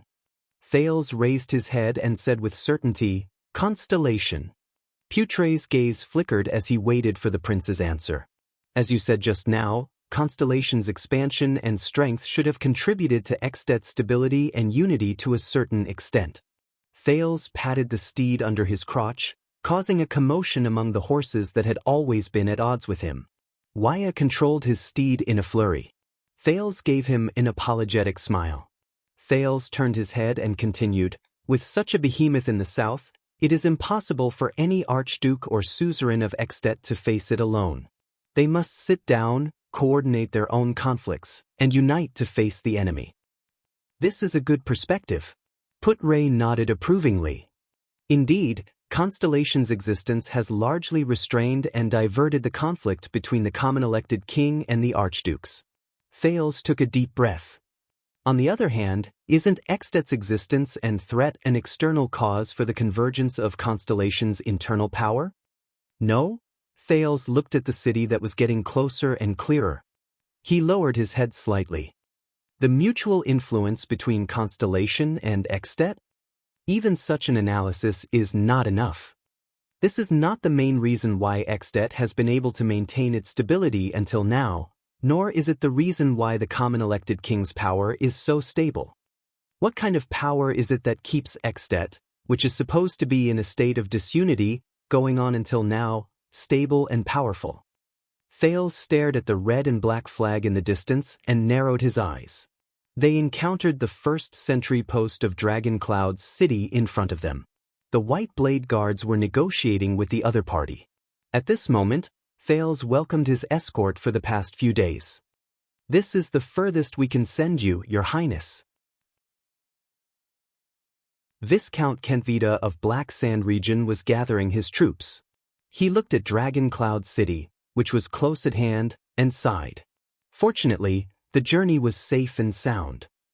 Thank you for escorting us along the way, even though we did not ask for it. Putre sighed. His expression was cold. Thank you for the welcoming ceremony. Kentvita did not mind Putre's attitude, nor did he care about the hostile gazes of the white blade guards nearby. Kentvita nodded at Tolja, who was behind him, indicating that he was ready to leave. Then he turned around and said to Thales, "Then we shall part ways here. I wish you all the best in Dragon Cloud City from now on." Thales stared attentively at Archduke Lampard's think tank. The ability and efficiency he displayed when he commanded the army along the way, the sharpness of his words, and the unique way of thinking he had displayed in Hero Tavern left a deep impression on Thales. A few seconds later, the second prince suddenly asked, "Why didn't the Archduke come?" Viscount Kentvita was stunned. King Nuven sent invitations to all 9 Archdukes of Ekstedt, didn't he? But Lampard didn't come. Thales recalled his discussion with Putre and said quietly, "You know, King Nuven might want all of Ekstedt to see how the common elected king handles the Prince of Constellation, starting with the friendly welcome from the White Blade Guards." At this moment, Thales did not think of the 2 practical people, Nuven and Lampard, but of the 2 concepts of the common elected king and the Archduke. In the same social structure, they each represented different powers and ranks, and they competed with each other. The Archduke has his own reasons. Viscount Kentvita reacted very quickly. He replied faintly, "And I believe that the Archduke has told you before that both you and the Archduke are in danger. Only your sincere cooperation. King Nuven hates him, right?" Under Putre's strange gaze, Thales interrupted Kentvita's words. Kentvita stopped talking. His face was expressionless. "I'm guessing that what happened in Constellation's court has already spread to Dragon Cloud City. Even though there is no evidence, the Archduke of Black Sand region is already implicated in Prince Mariah's death. Just like what the cold-faced Star Killer said." Thales enunciated each word clearly. "King Nuven will settle the score with him sooner or later. And what is Lampard going to do?"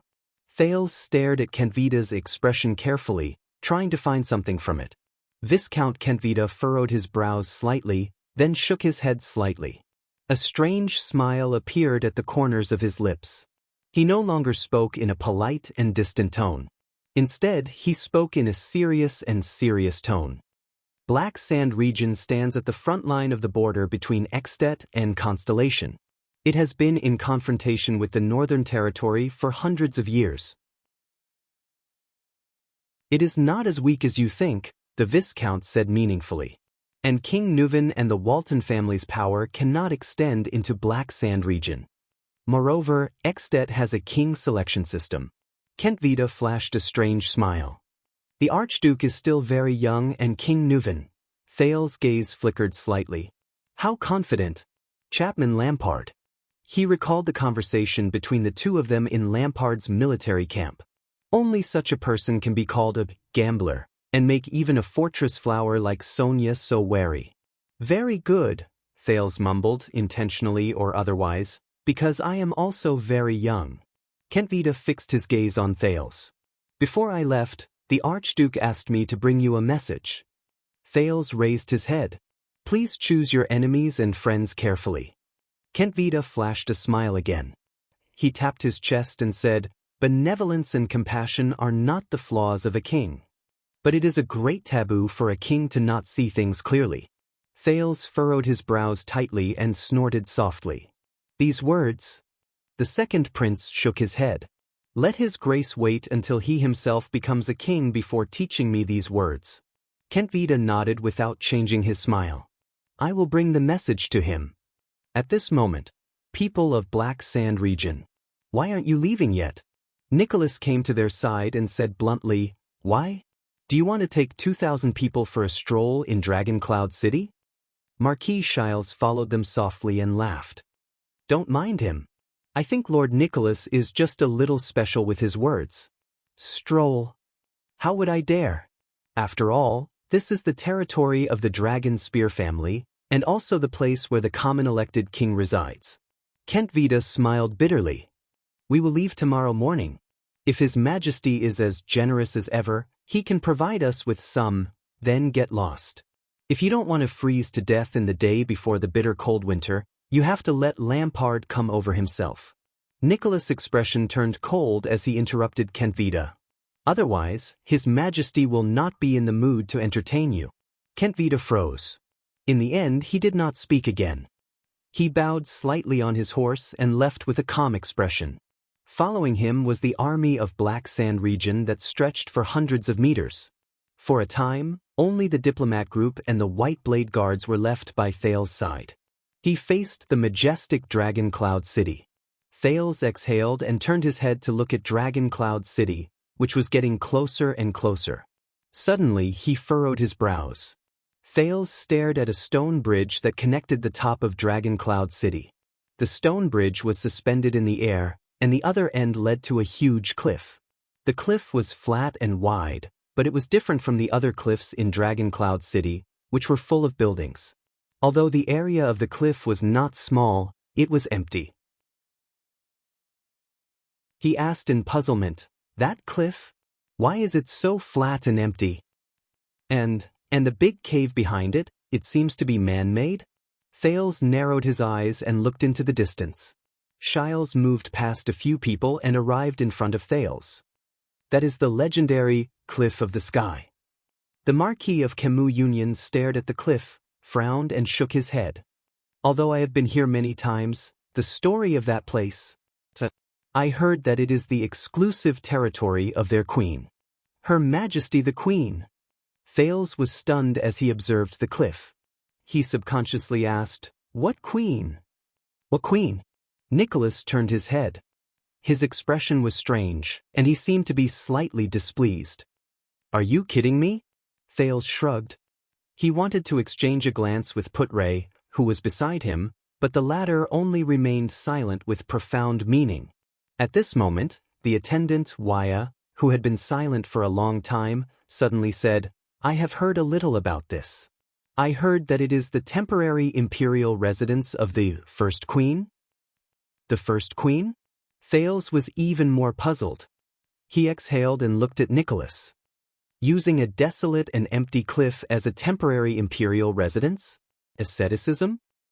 Whose queen is it?" Thales asked impatiently. "I thought that the Prince of Constellation would at least have some knowledge," Nicholas said sarcastically. "Of course it is the savior of the Battle of Eradication, the greatest hero in human history, and the founder of Extet. His Majesty Rykru Extet is his queen." Thales was completely stunned. "Rykru's queen?" Thales frowned slightly.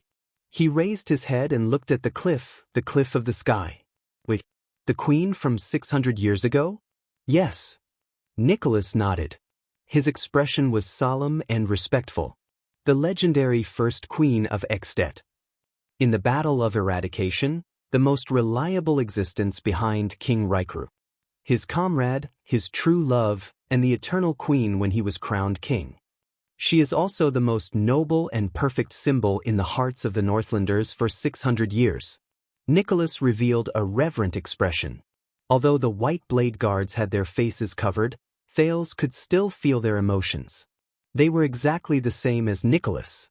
The leader of the white blade guards said faintly, "Even though she left quietly after King Rykru passed away and disappeared without a trace, her legend and myth will forever be enshrined in the hearts of every Extension." Nicholas said softly, "The legend of the crimson-winged blue flames battlefield in the Battle of Eradication. The Queen of the Sky, Her Majesty Chlorosis." Thales furrowed his brows. "Why the sky? Could it be that this queen can fly?" "Wait." Thales stared at the huge cliff and opened his mouth wide. "Can fly? Did you just say, the crimson-winged blue flame?" Thales turned his head with a ghastly expression and stared at Nicholas, dumbfounded. "The Queen of the Sky, that means she is a... Ah, that's right." Nicholas grinned, which was rare. This usually cold, serious, and pale man was now filled with glory and pride. The great hero of the Battle of Eradication, King Rikuru Extet.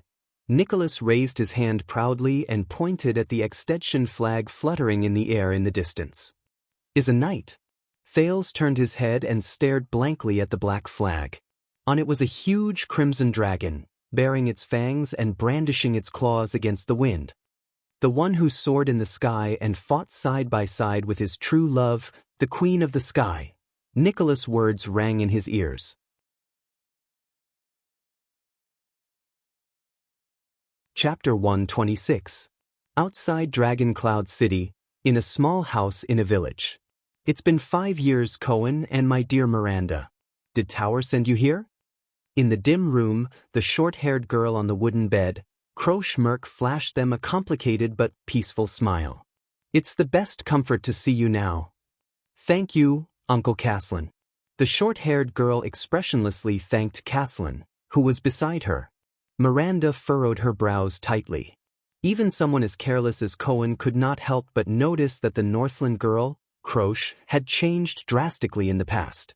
Compared to the high-spirited Croche Merc when they parted at the Tower of Eradication 5 years ago, she was much thinner and duller. The determination that used to be engraved on her round face like a seal had turned into bitterness and disappointment at some point in time. Cohen's gaze shifted to her hand, and his breath caught in his throat. This girl, who had a determined expression on her face, trained hard, and never gave up easily in the tower, her sword-wielding right hand, it was tightly wrapped in bandages. Croche. Cohen tried his best to shift his gaze away from her right hand. He forced an ugly smile and carefully and slowly said, "Are you all right?" "All right?"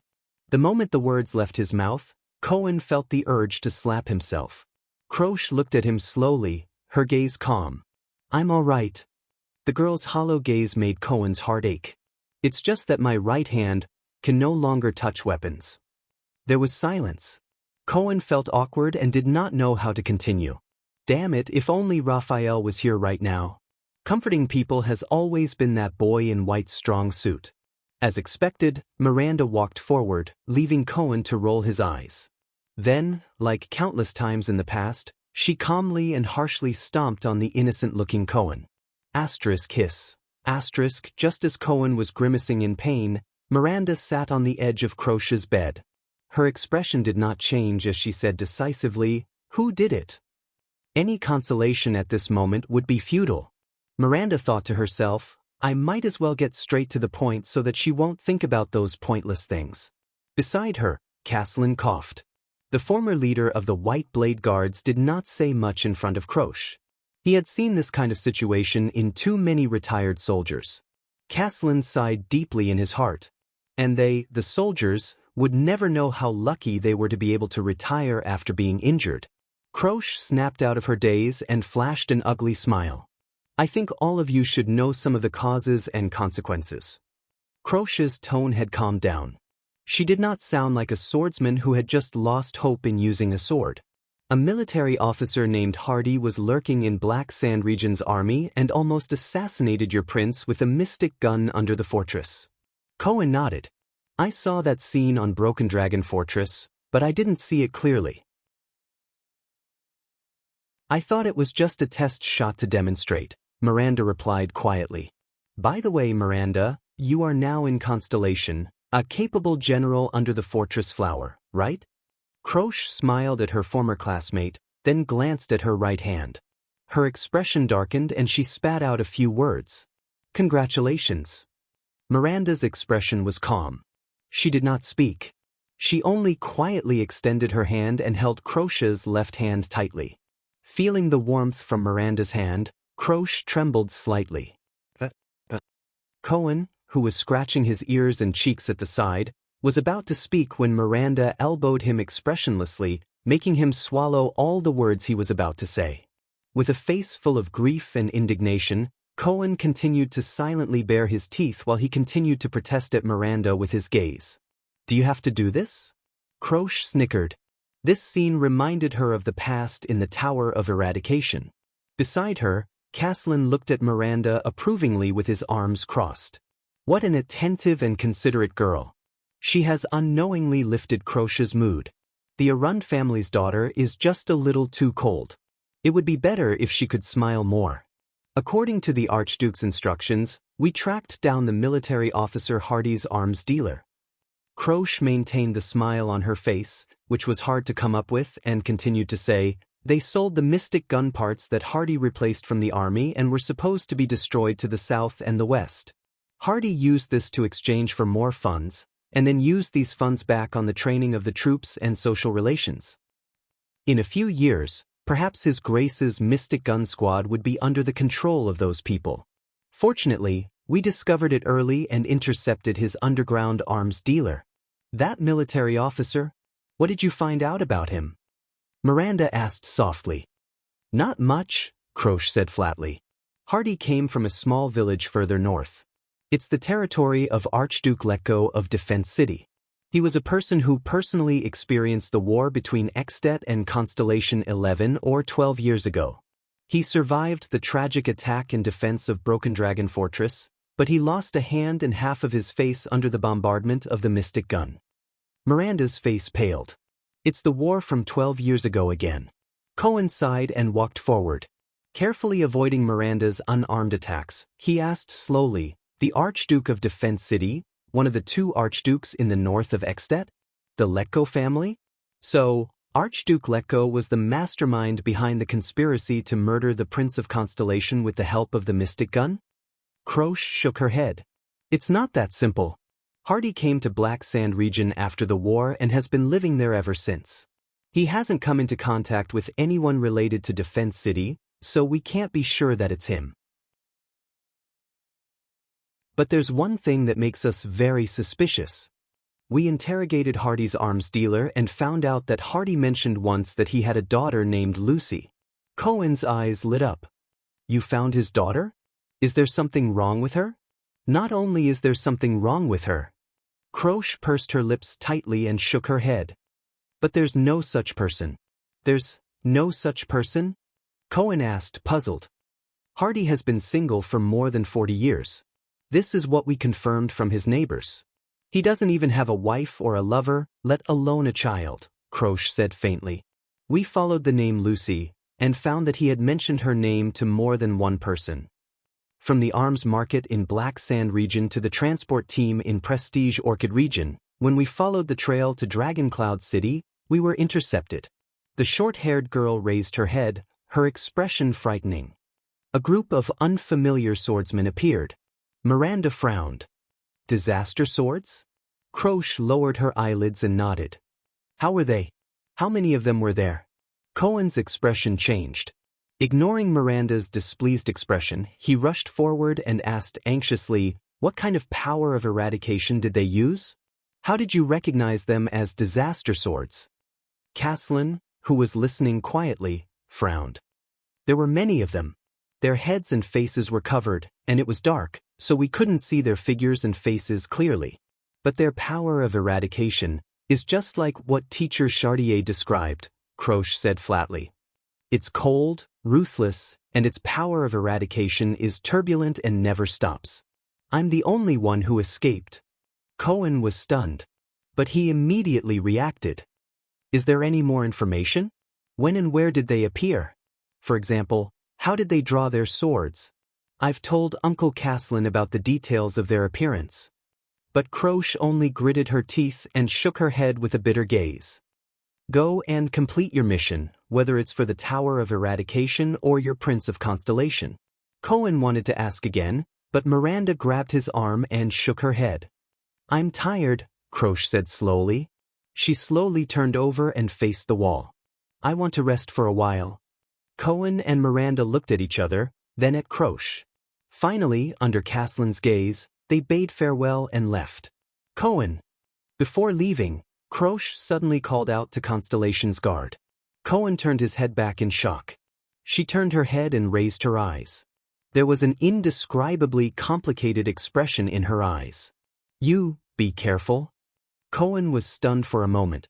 Then, he was pulled out of the room by Caslin. "You saw what she looked like. To be honest, based on my observation, I don't think she's really injured to the point where she can no longer use her sword. It's the barrier in her heart that prevents her from continuing to use her sword, Caslin said flatly. What do you mean? Barrier in her heart? Miranda asked with a frown. Croche is the daughter of my old subordinate in the White Blade Guards.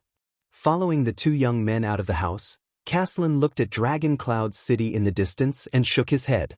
You met her in the Tower of Eradication, so you should know that she's very ambitious. I guess it's also because you Constellations indoctrinated her. Hey! Cohen protested. What do you mean by we Constellations indoctrinated her? Croche has always been. Caslin ignored him and continued to speak to himself. She's always been strong since she was young. She always wanted to become a legendary female knight like Heart of the Rain, Lorraine. Heart of the Rain thing? I heard that she was at the same time as Master Shao? Cohen asked curiously. The flag leader mercenary from the Hanbol Succession War in the Eastern Peninsula? Yes. Caslin seemed to have been reminded of the past. He paused for a moment as he reminisced. Then he flashed a smile and said, There will always be some women that you will never dare to provoke.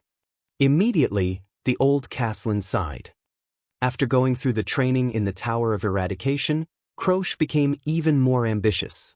When she came back, she even recommended herself for the White Blade Guards assessment, wanting to join the White Blade Guards. Miranda raised her head, her eyes sparkling. But she didn't succeed? Caslin raised his eyebrows. The White Blade Guards rejected her. It was a huge blow to her. Miranda looked puzzled. Blow?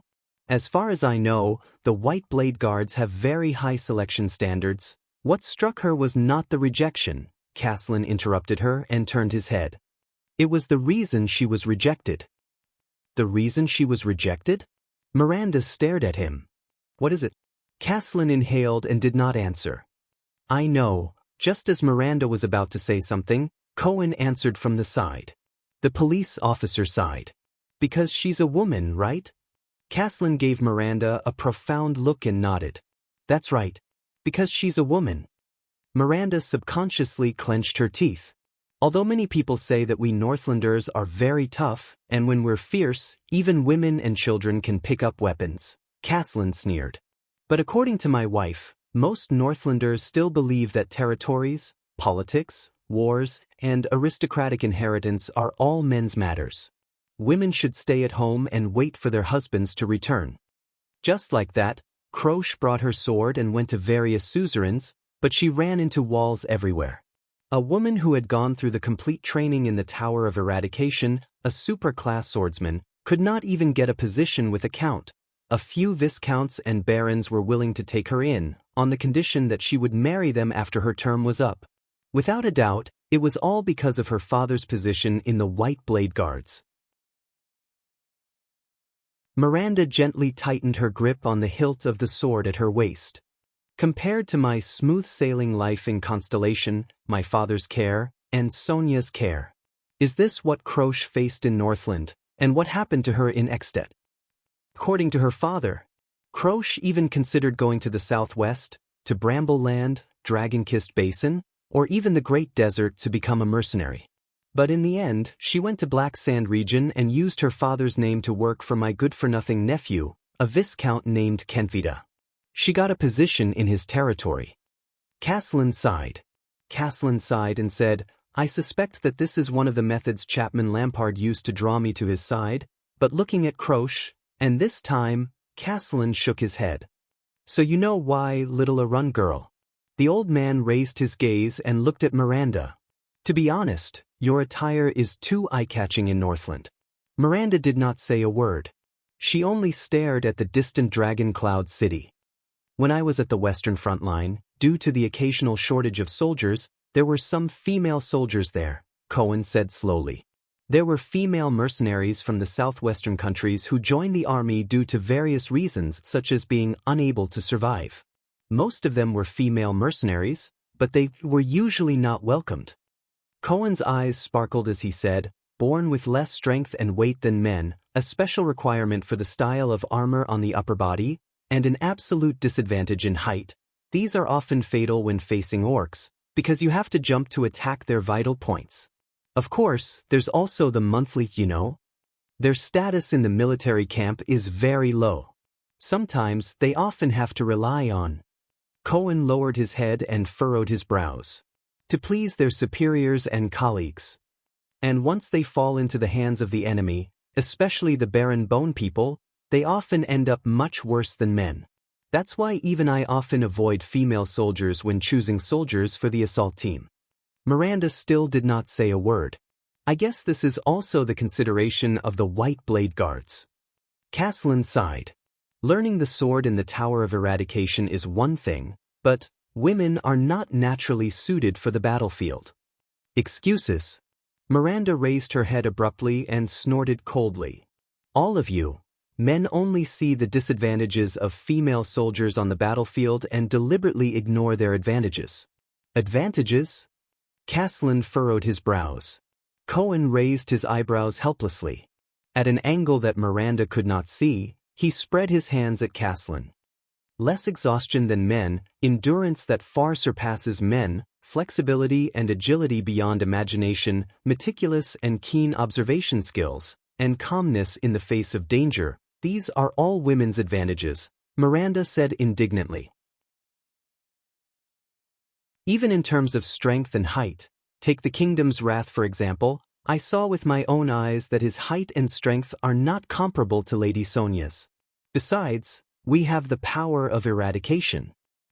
And I am also a woman, Miranda said coldly. In the Tower of Eradication, I am stronger than you, Raphael, Miss Adun, and every single one of you who were in the same period as me. Not to mention the legendary Valkyrie like the Heart of the Rain from 30 years ago, Knight Lorraine. Cohen coughed awkwardly. Uncle also said just now that the battlefield is another matter, and you can't compare it with some special people. The police officer spread his hands helplessly. Heart of the Rain is a special case among special cases. Lady Sonia is also a legendary figure under the Duke of Star Lake. And Miranda, you are the daughter of the Arund family. You were born to be trained as a warrior, suzerain, and commander. As soon as Cohen finished speaking, Miranda's murderous gaze shot straight at him and pierced through his heart. It also cut off the second half of his sentence in his throat. I think that Western Desert and Northland are more special. Caslin snorted. Western Desert is the front line of war and chaos all year round, and the Northlanders' views on women have existed since ancient times. I am also a Northlander. Miranda retorted with a cold expression. The old Caslin led them to the stable. Two people who looked like soldiers bowed to him. You are a Northlander of Constellation and an Arund. You people even allow women to inherit. As far as I remember, you even had a queen a few hundred years ago.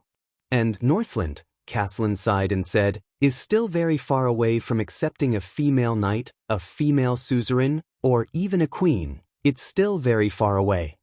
No, even in Constellation, female suzerains are still looked down upon. Miranda silently said in her heart, a few hundred years ago, the Queen of Constellation didn't end up well either. There will be a day. Miranda raised her head, her gaze firm. On that day, female warriors, female swordsmen, female suzerains, and even queens will no longer be the minority. We will prove to the world that men can do it. Women can do it too. Caslin shrugged and walked into the stable. Cohen stuck out his tongue. He thought of his two devilish sisters at home and sighed helplessly. Miranda, why would Raphael like her? But when he thought of Raphael, his current position, and the power of eradication in his body, Cohen's heart sank again. The army of Black Sand region is stationed in a village near Dragoncloud City to escort the prince. They will bring Croche back. Caslin led two horses over and looked at the two young noble swordsmen. I'll leave the next task to you. You're not going? Cohen raised his eyebrows. My appearance is not a good idea. Caslin's expression darkened. It will alarm too many people.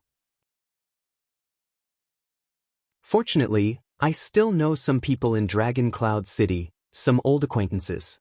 They can provide you with information, but when it comes to specific investigations and inquiries, identifying the disaster swords from the Sword of Eradication. Caslin handed the reins to the two men. No one is more experienced in this field than you and the seeds of the Tower of Eradication this time. Whether it is the innate insight of nobles, super-class combat power that adapts to the battlefield, or the ability to sense the disaster swords. You know some people in Dragon Cloud City? Cohen revealed a doubtful expression. Uncle, haven't you been running a tavern in Black Sand region for 20 years? About that. Caslin touched his white hair awkwardly. At least I lived in Dragon Cloud City for many years. Are the people still usable after 20 years? Cohen furrowed his eyebrows. I've been keeping in touch. Caslin looked around and chuckled. And for a long time, many of the old subordinates of the White Blade Guard stayed in Dragon Cloud City after they retired. When they were trying to make a living, I helped them out a little. Making a living? Cohen's doubts grew stronger. When some of the retired soldiers were having a hard time, I would act as a middleman for them and find them some work. Caslin coughed unnaturally. You know, there are always some jobs that require people who can fight to do. You can just say that you introduced them to the gang. Miranda had a contemptuous look on her face. It'll be easier for us to understand. Caslin coughed loudly and drowned out Miranda's words. For the past 10 years or so, the gang in Constellation, the Brotherhood or whatever it is, has been causing a lot of trouble. They even expanded their business here. Some of my old friends are always short of manpower and wanted me to introduce them to them, so... What? Cohen widened his eyes. After all this time, Uncle, you're actually the contact and introducer for the gang in Dragon Cloud City? Caslin's coughing grew louder. Under the doubtful gazes of the two young men, he raised his head in a righteous manner and patted their shoulders. Anyway, whether it's the mission of the Tower of Eradication, giving Croce an explanation, or the truth behind the assassination of the Prince of Constellation, I'll leave it to you. Miranda and Cohen revealed a contemptuous look, while the other clicked his tongue and shook his head. Remember, your mission is only to investigate, not to throw your lives away for an unverified piece of information. Before they left, Caslin became serious. But all of you have the ability to come into contact with the disaster swords, and even survive their attacks. As long as you don't run into a supreme-class swordsman. I believe in your abilities. The two of them looked at each other and nodded seriously.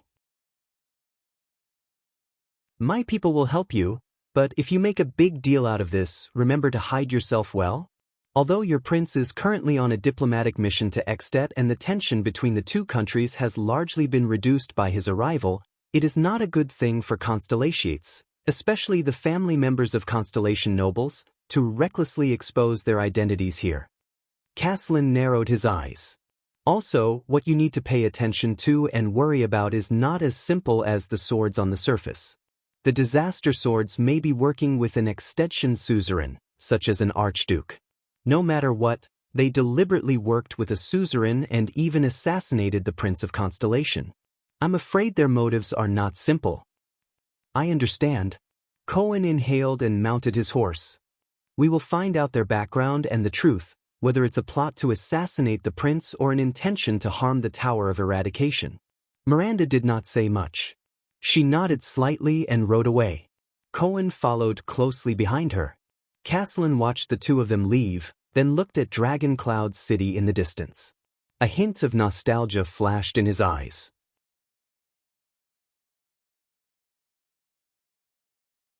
Chapter 127.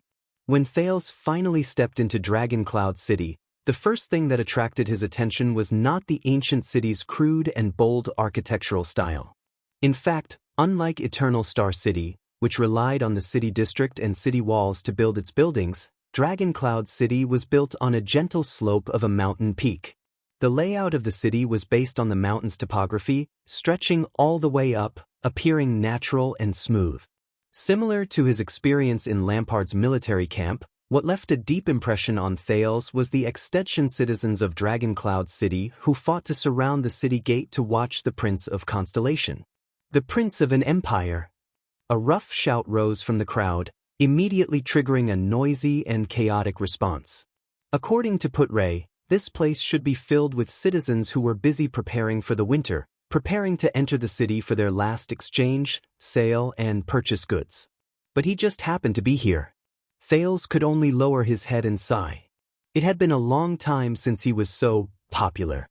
Although the citizens' emotions were much better than the soldiers, and the people of Dragoncloud City did not hate Constellation as much as Black Sand region, the news of the heir of Dragoncloud City being assassinated in Constellation had obviously spread.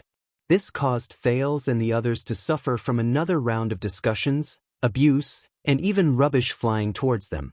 The extensions were much more passionate than the Constellations. If that king has the guts, then don't send. An angry voice rose from the crowd. Thales could not see it clearly. Before he could hear the second half of the voice, he was hurriedly escorted away by his attendants. He could only vaguely hear the words "let that coward come himself," as well as countless responses of praise and rebuttal rising from behind him. Maintain order. Separate the crowd. We need to get to Heroic Spirit Palace as soon as possible. Nicholas reprimanded his subordinates and soldiers without holding back. You know what to do with those who barge into the city without permission. Fortunately, the White Blade Guards and the soldiers of Dragoncloud City separated the crowd, or else the Prince of Constellation would have fled into Dragoncloud City pathetically. Although it was not much different now.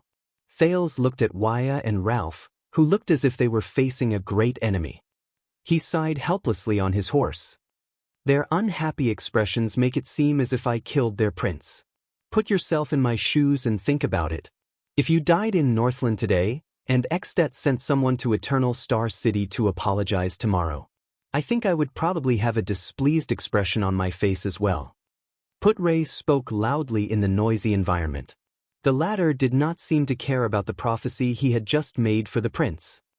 Thank you for your kind words, Mr. Deputy. If you lose your job in the future, I suggest that you try your luck in Western Desert. Duke Fakenhaz should be able to get along well with you. The head of the Four-Eyed Skull, that unwelcome guardian Duke of the Western Desert? Putray snorted. Thank you for your recommendation.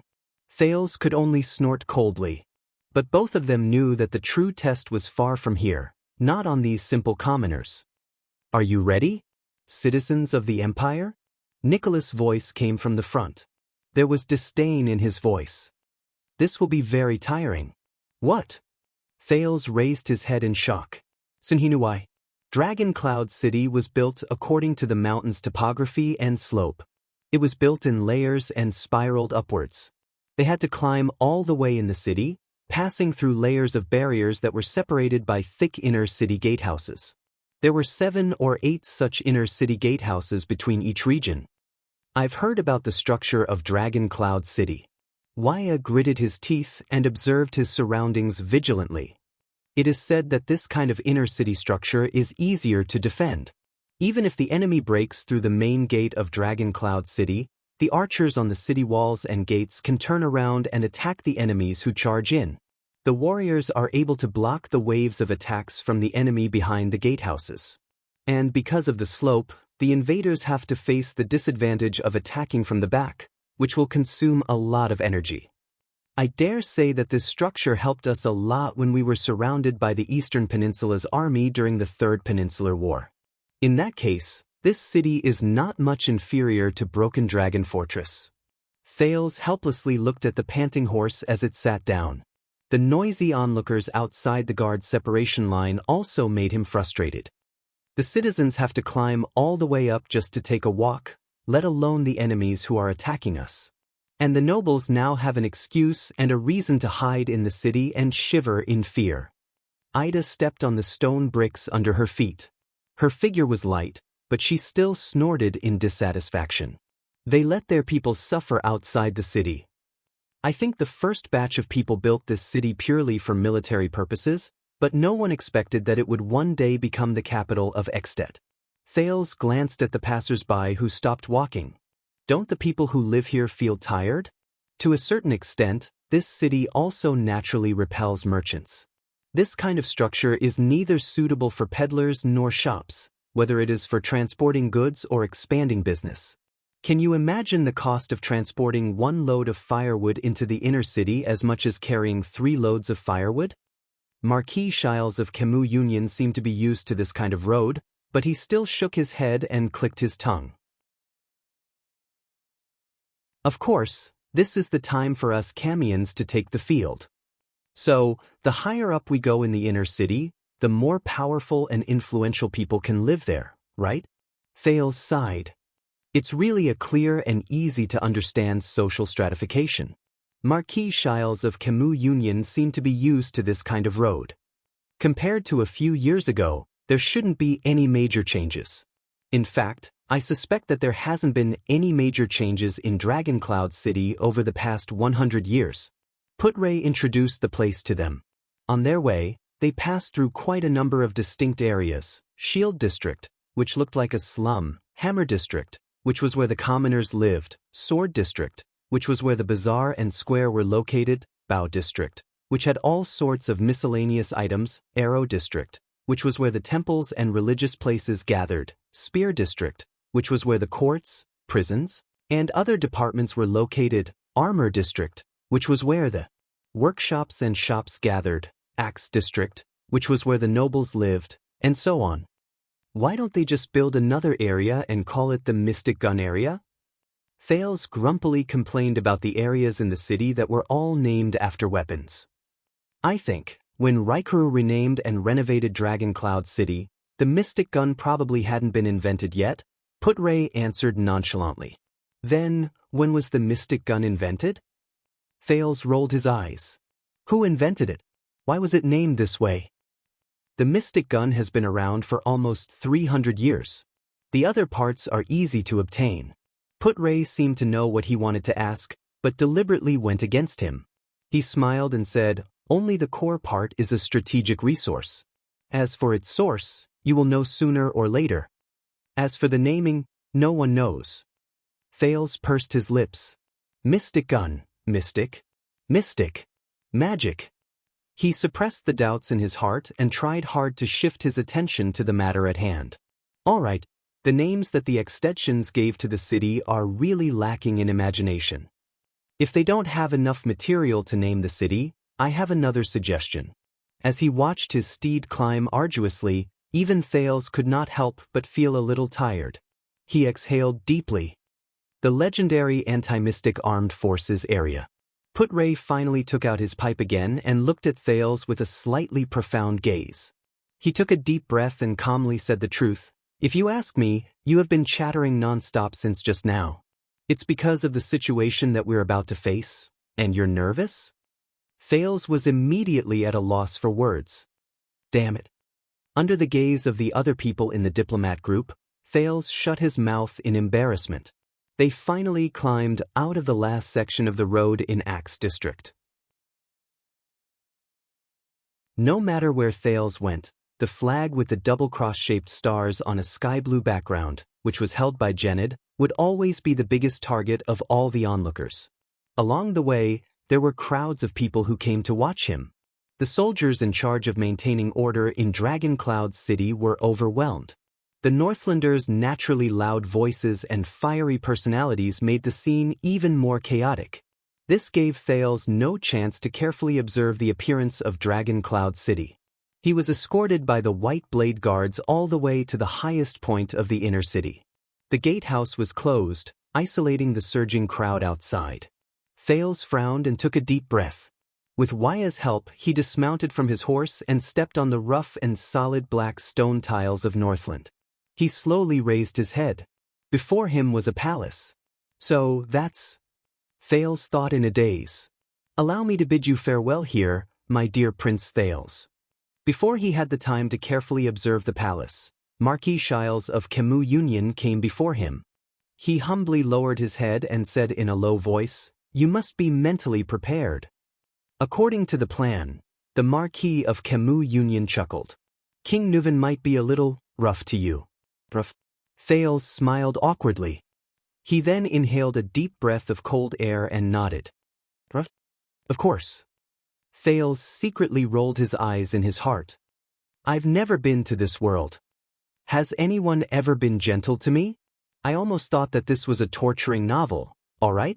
Marquis Shiles and Nicholas looked at each other. They then led Camus Union's men and left in another direction.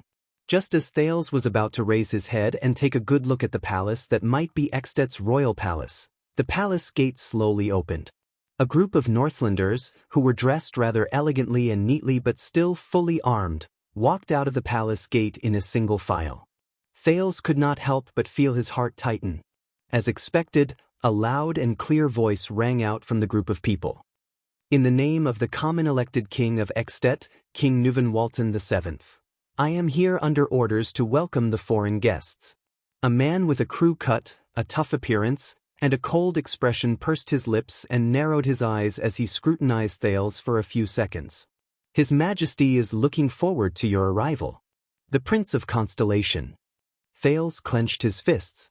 Here it comes. Nicholas laughed heartily and went forward to hug the leader of the group. Have you completed your mission, my dear leader of the guards, my friend Nicholas? The man asked softly, seemingly with a profound meaning. Of course, Nicholas also said with a hidden meaning in his words, the Prince of Constellation we want is already here. Thales furrowed his brows and watched the exchange between the two. Then, the leader of the men with a crew cut came before Thales and bowed to him. Welcome to Extet and its most brilliant pearl, Dragon Cloud City, Your Highness Thales from Constellation. Thales remembered Gilbert's teachings and Putre's advice on the way. He immediately smiled and returned the greeting. He looks like a bureaucrat, but his physique, Thales thought, is more like a warrior. Or should I say, almost all Northland men look like warriors? I am Lord Burn Merk. The Northland man with a crew cut was about 40 or 50 years old. He was dressed in a thick robe and had a serious expression on his face. Before I received my title, I was once a member of the White Blade Guards. Now, I am King Nuvan's administrator. I will be responsible for your reception in Dragon Cloud City. Thank you for your reception, Lord Merk. Thales nodded and confirmed his judgment in his heart. Allow me to introduce to you, as this is your first time here. Merk turned around with a straight face and raised his hand at the towering palace behind him. This is the residence of the suzerains in Northland since ancient times. From the shabby houses in the mountains during the era of kings, to the stone fortresses during the era of the empire, to the majestic palaces today. For thousands of years, it has witnessed the history of Northland, the rise of Extet, and the prosperity of the children of the North Wind and the Dragon. Merk said solemnly, that's right. Heroic Spirit Palace. Heroic Spirit Palace? The meaning of this name, is it really suitable for a living suzerain to live in? Thales was startled. He then slowly raised his head. It was a huge palace with a simple style but heavy colors. It had a grand layout and a rough design. It was built against the mountain. Even if he were to count the ground of the inner city where he was standing, it would still be 8 or 9 stories high. The building materials were quite unique as well.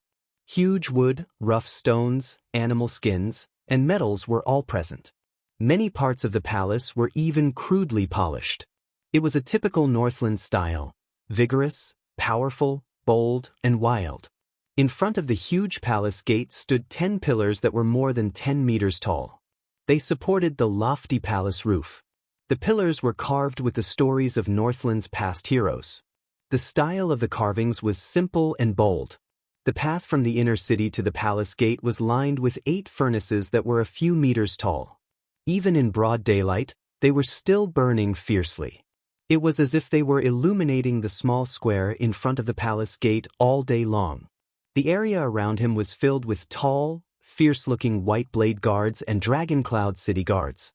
Unlike Constellation's guards, who were orderly and strictly distributed, their positions seemed to be scattered, and they patrolled without any pattern.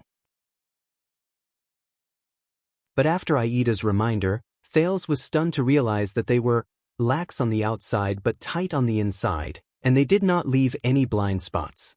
Compared to Constellation's Renaissance Palace, which had a rather creative design and looked like half a pyramid, the palace of Dragon Cloud City looked more like a grand palace in a story, from the architectural style to the personnel inside.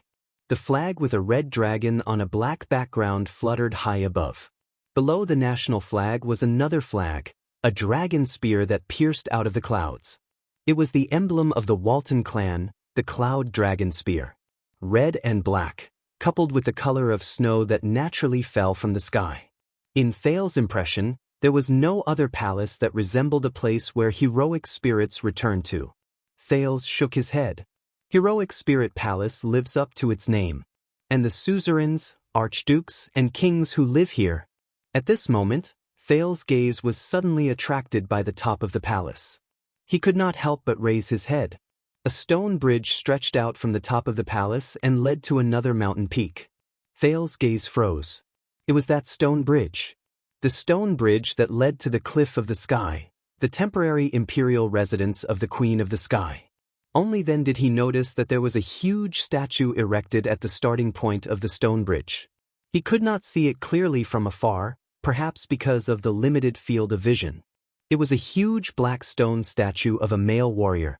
The warrior on the statue was full of heroic spirit and awe-inspiring presence.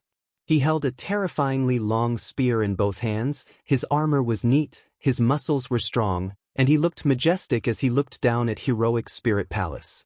Presumably, Thales thought, from that angle, he could have a panoramic view of the entire Dragon Cloud City. Lord Merk, who was in charge of the reception, was very patient. He waited quietly for the foreign prince until he noticed Thales' gaze. That is the stone bridge that leads to the Cliff of the Sky. There is a statue of Heir I standing on it. It was built after Heir passed away more than 600 years ago. Merk raised his head and introduced seriously, "It was just renovated a week ago." Thales' expression froze. That is... He looked at the valiant man in the stone statue. The human hero of the Battle of Eradication.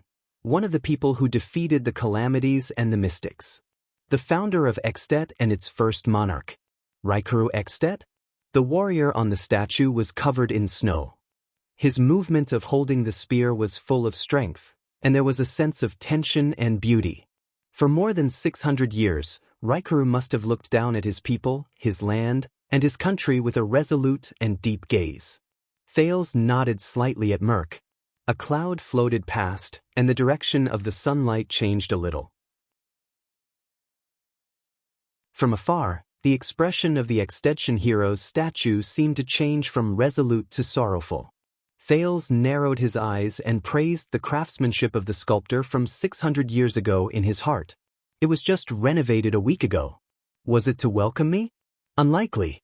Perhaps the Extensions are still hoping that the legendary Great Dragon Queen, who disappeared without a trace after the Battle of Eradication, will come back to visit her husband's statue?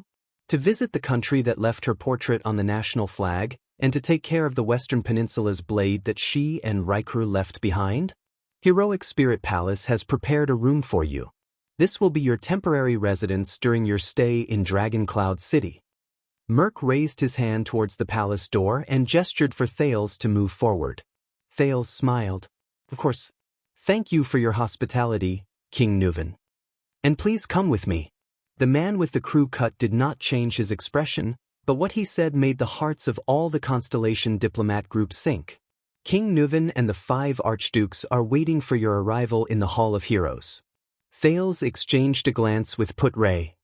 It has begun. But just as Thales, Put-Ray, and Ida were about to move forward, Merk raised his hand gently and stopped the skinny vice diplomat. His Highness attendants, please follow my subordinates to your room, Merk said softly. I don't understand. Put-Ray stopped and looked at Merk calmly. I am His Highness' assistant on this trip. I have to follow His Highness. I understand your duty, Merk said slowly without any expression on his face, but this invitation is limited. This is a noble conversation between suzerains, and the royal family to the royal family. Jade Star to the Walton family and the 5 great clans. His Majesty and the 5 archdukes only wish to see His Highness, just as His Highness will only see His Majesty and the 5 archdukes. Therefore, please attend alone, Your Highness of Constellation. Thales' expression changed. Alone? Against Nuven the 7th and the 5 archdukes? As far as I know, Put-Ray said flatly, this is not the usual etiquette between the two countries. Although we have reached a preliminary agreement with King Nuven, But we must not risk the prince's safety. Constellation has learned its lesson in this regard. This is a critical period. Merc shook his head. You want us to hand over Constellation's only heir, give up on protecting him, and let him be isolated and helpless under your control? Put-Ray cleverly pointed out the most crucial point. Behind Thales, Ida, Waya, Ralph, and the others became nervous and subconsciously reached for their weapons. Nicholas raised his hand gently. The white blade guards slowly surrounded them. The Star Killer's face grew paler. Just as you said before, you still don't have much of a choice, don't you, young prince? Thales narrowed his eyes. Please believe me, this is necessary. Merc stared at Thales with a burning gaze. And speaking of being isolated and helpless, forgive me for being blunt. The moment you step into Extet's borders, aren't you already isolated and helpless? Thales sighed softly. Put-Ray did not speak again. This made the prince realize that his hunt with Nuven had already begun. All right, King Nuven is said to be very violent, huh? Thales smiled indifferently in his heart. Just wait and see. Under Putray's livid face and Merc's uncertain expression, Thales suppressed the uneasiness in his heart and revealed a smile. All right, I really can't wait to meet King Nuven. Thales turned his head, looked at his companions, and nodded lightly. Don't worry. I'll be back soon.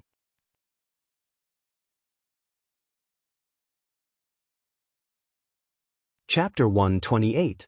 You came just in time. Everyone went to see the Prince of Constellation. There's no one around, so you don't have to worry about being discovered.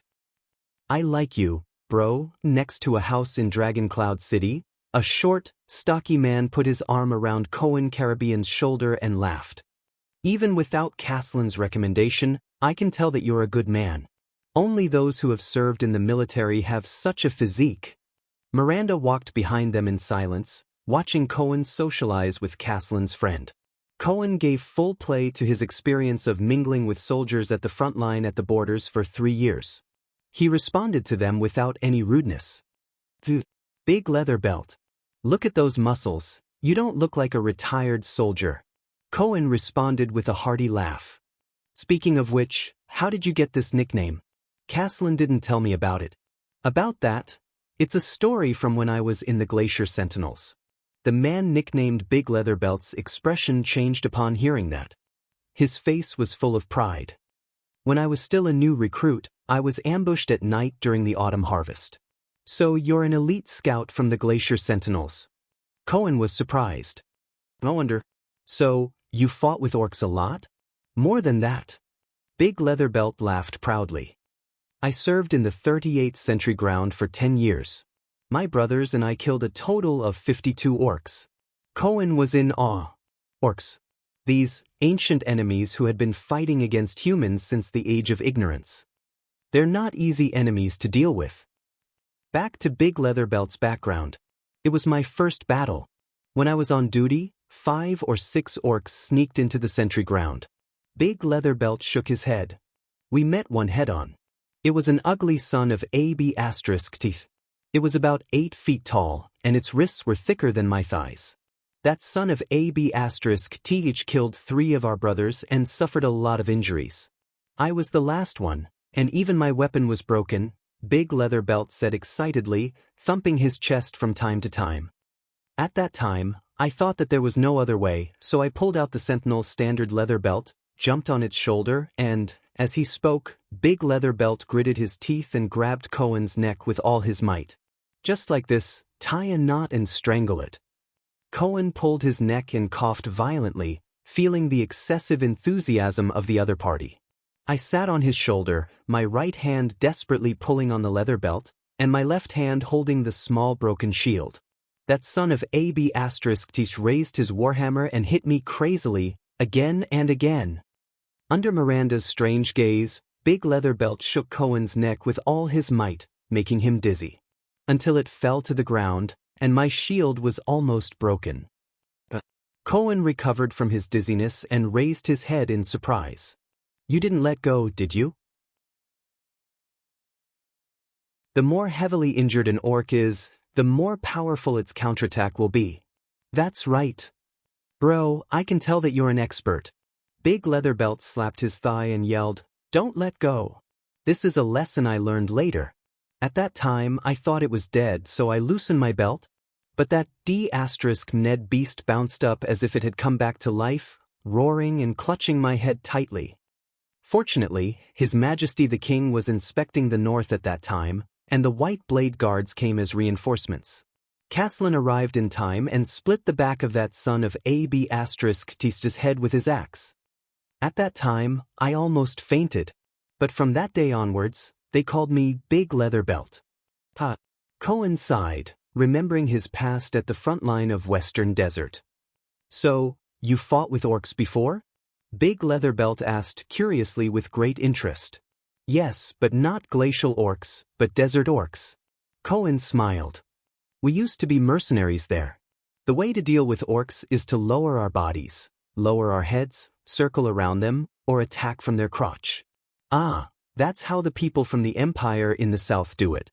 They go around in circles with the orcs," Big Leatherbelt muttered. "We can't do that in the north. In cold weather, our movements are stiffer than usual, and we're not flexible enough. So, in the north, the best way is to attack them head-on, end the battle quickly, and kill them in one blow." Cohen nodded approvingly. "It's different in the desert.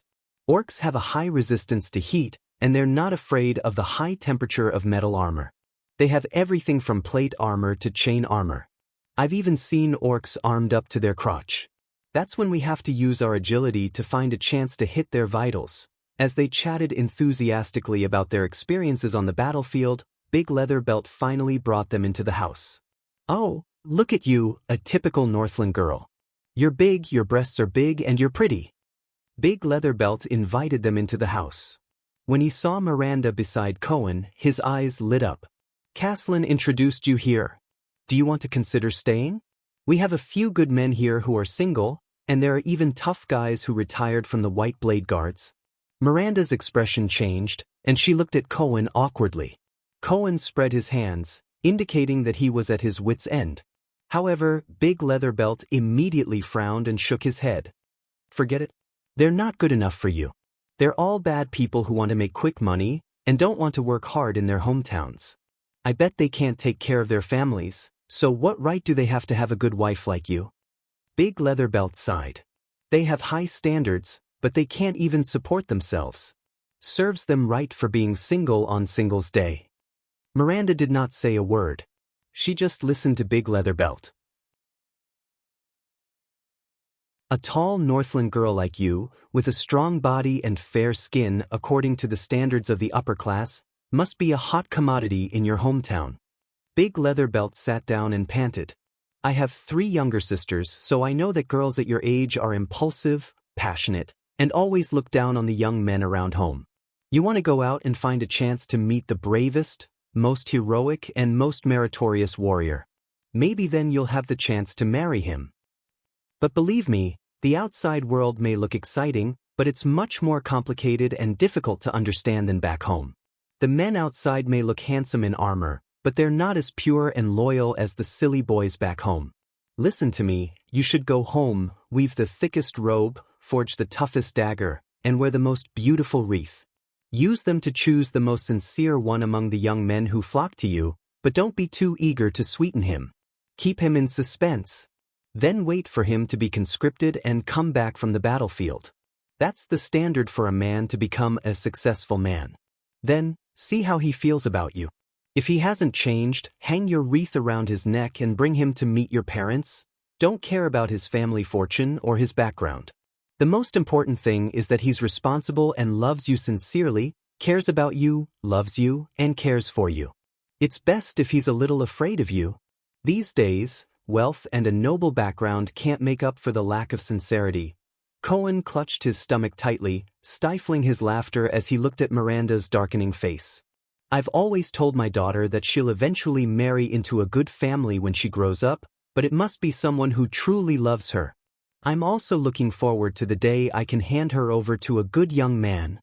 Big Leatherbelt's saliva was flying everywhere when he suddenly frowned. Cohen looked at Big Leatherbelt's darkened expression in surprise. The latter stood up abruptly and rushed out of the house. "You guys? I thought you went to see the prince enter the city, but you're actually hiding here. Before the two people in the house could react, the next second, a few screams of boys and girls came from outside the house. Dad, stop right now. Kevin, he's just here to give me something. Uncle, take your time. Big Leather Belt bellowed furiously. Give him something? Don't think I don't know what you're thinking, you damn brat. Get lost. Get lost. Stay away from my daughter, stay away from Saija. It's not time for my daughter to get married yet. If you dare to come to Saija again, I'll break all 3 of your legs. Accompanied by the commotion next door, Cohen gaped at Big Leather Belt, whose words did not match his actions. He exchanged a glance with Miranda, who was sitting opposite him. Then, both of them burst into laughter. As she smiled, Miranda raised her head and looked at Heroic Spirit Palace on the hillside in the distance. Her gaze quickly became unfocused. Silly boy from my hometown. Pure and single-minded. Step by step, Thales walked forward stiffly on the floor tiles of Heroic Spirit Palace. Unlike Renaissance Palace, which was plain and simple inside and outside, Heroic Spirit Palace's interior decoration was very contradictory. Some parts appeared rough and imposing, such as the crude carvings on each porch, the staircase handrails made of giant wood, and the beast heads on the walls that were specially made to look like trophies. However, there were many places that were exquisitely carved, such as some special, exquisitely carved floor tiles, the ceiling dome filled with paintings in the corners, the extravagant everlasting lamp holders, and so on. The traces of history and time were also different. The material and color of the wall tiles in some corners seemed to have lasted for hundreds of years, and some places were obviously renovated in just a few years. If he had to say, the interior of Heroic Spirit Palace was like layers upon layers of murals. New engravings piled up on the marks of the past, and history and the present were intertwined. But Thales was not in the mood to appreciate these. He was trying his best to adjust his state of mind. He thought about the political identity of King Archduke, which was unique to Ekstedt, and was ready to deal with the upcoming challenge. Although Nuven VII had already given him some pointers through Nicholas and Shiles, his experience had made Thales believe that the unknown was the main theme of life, and that accidents would always come suddenly. He had to be prepared. Under Merk's signal, the second Prince of Constellation walked past the White Blade Guards, who were looking straight ahead. He passed through countless porches and slowly walked towards a stone hall that seemed to be oval. The lighting here did not seem to be good. It was dim, but there were 6 burning braziers on the 6 iron racks in the stone hall. They drove away the cold and brought some flickering illumination. Another brazier like Lampard?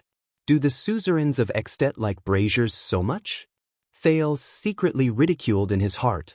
He took a deep breath and stepped forward into the stone hall. Merk did not follow him. The door slammed shut behind him. From afar, Thales saw a simple and heavy dark brown square table in the middle of the stone hall. At the other end of the long table, directly facing Thales, sat a white-haired old man. He was about 60 to 70 years old, and he wore a thick red and black robe with a dark golden crown on his head. The crown looked very simple, and there was only a dark red gem embedded in front of his forehead. The old man placed his hands on the table but lowered his head without saying a word. Due to the distance and the light, Thales could not see his appearance clearly. However, Thales already had an idea of his identity. Thales walked closer to the simple long table. On the left and right of the old man, there were 5 men with different appearances and different clothes. There were 2 on the left and 3 on the right. If there was anything they had in common, it would be that from the moment Thales stepped into the stone hall, the 5 men of different ages cast unfriendly and even fierce gazes at him, sizing up the 7-year-old boy. 1 king, 5 archdukes. Thales stood in front of the long table and immediately frowned. The Extensions did not even leave a seat for him. They did not intend to give him an extra seat either. This is bad. He gritted his teeth lightly. Thales was forced to stand on the cold stone floor and face the 6 most powerful suzerains of Ekstedt. Because he was not tall enough, he had to look up. This made the atmosphere very unfavorable for him. It seems that respecting the old and loving the young is not the theme here. It's like returning to the days when I was a child beggar. The prince laughed in his heart when he thought of this. It eased a lot of tension. Thales calmed himself down. Ever since he came to Red Street Market, he had been through a lot of trials and tribulations. No matter how dangerous the situation was, he was confident that he could calm down in an instant and find a way out. And Thales looked at the 5 people on both sides of him. But because of the light, the faces of the 5 people were hidden in the dark and could not be seen clearly. Only their eyes flickered in the firelight, giving the visitor a great deal of pressure. And the culprit who joined forces with Archduke Chapman Lampard and Duke Val Arund in an attempt to take over the throne, assassinated the prince twice, succeeded once, and even caused an unprecedented diplomatic crisis between the 2 countries. The culprit who almost caused war and conflict, disaster and death. And the culprit who caused me to end up in this situation today, among these 5 people. Thales looked at the 5 indistinct figures in the dark and clenched his fists secretly. The only possible ally he had was someone who wasn't exactly friendly with him. Thales raised his head and looked at the old man furthest from the other side of the table. He was a supreme ruler who had just lost his beloved son. He couldn't help but notice that this stone hall was surrounded by cloth flags with the symbol of the cloud dragon spear. Only behind the old man was a huge square fireplace, and the wall above the fireplace was inlaid with a wall shelf made of black wood.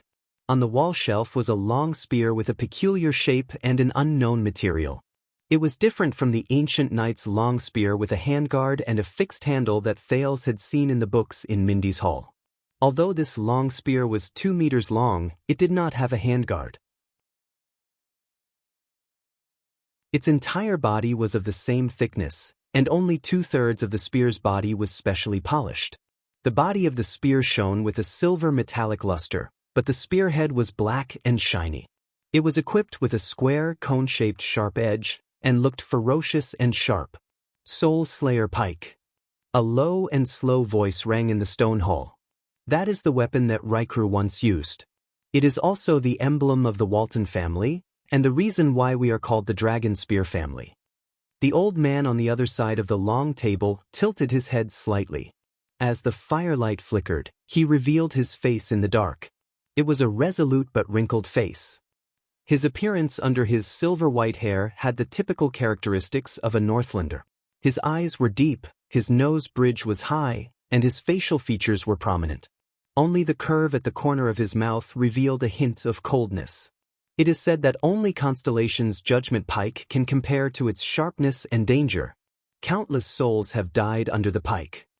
Over the past few centuries, it has slaughtered and severely injured many famous enemies, including the sinister Morning Archduke, the vicious human slaughterer, Syra Dark Thunder, the powerful enemy of the wolves, the ferocious Nightwing King, and the bizarre Power Mystic.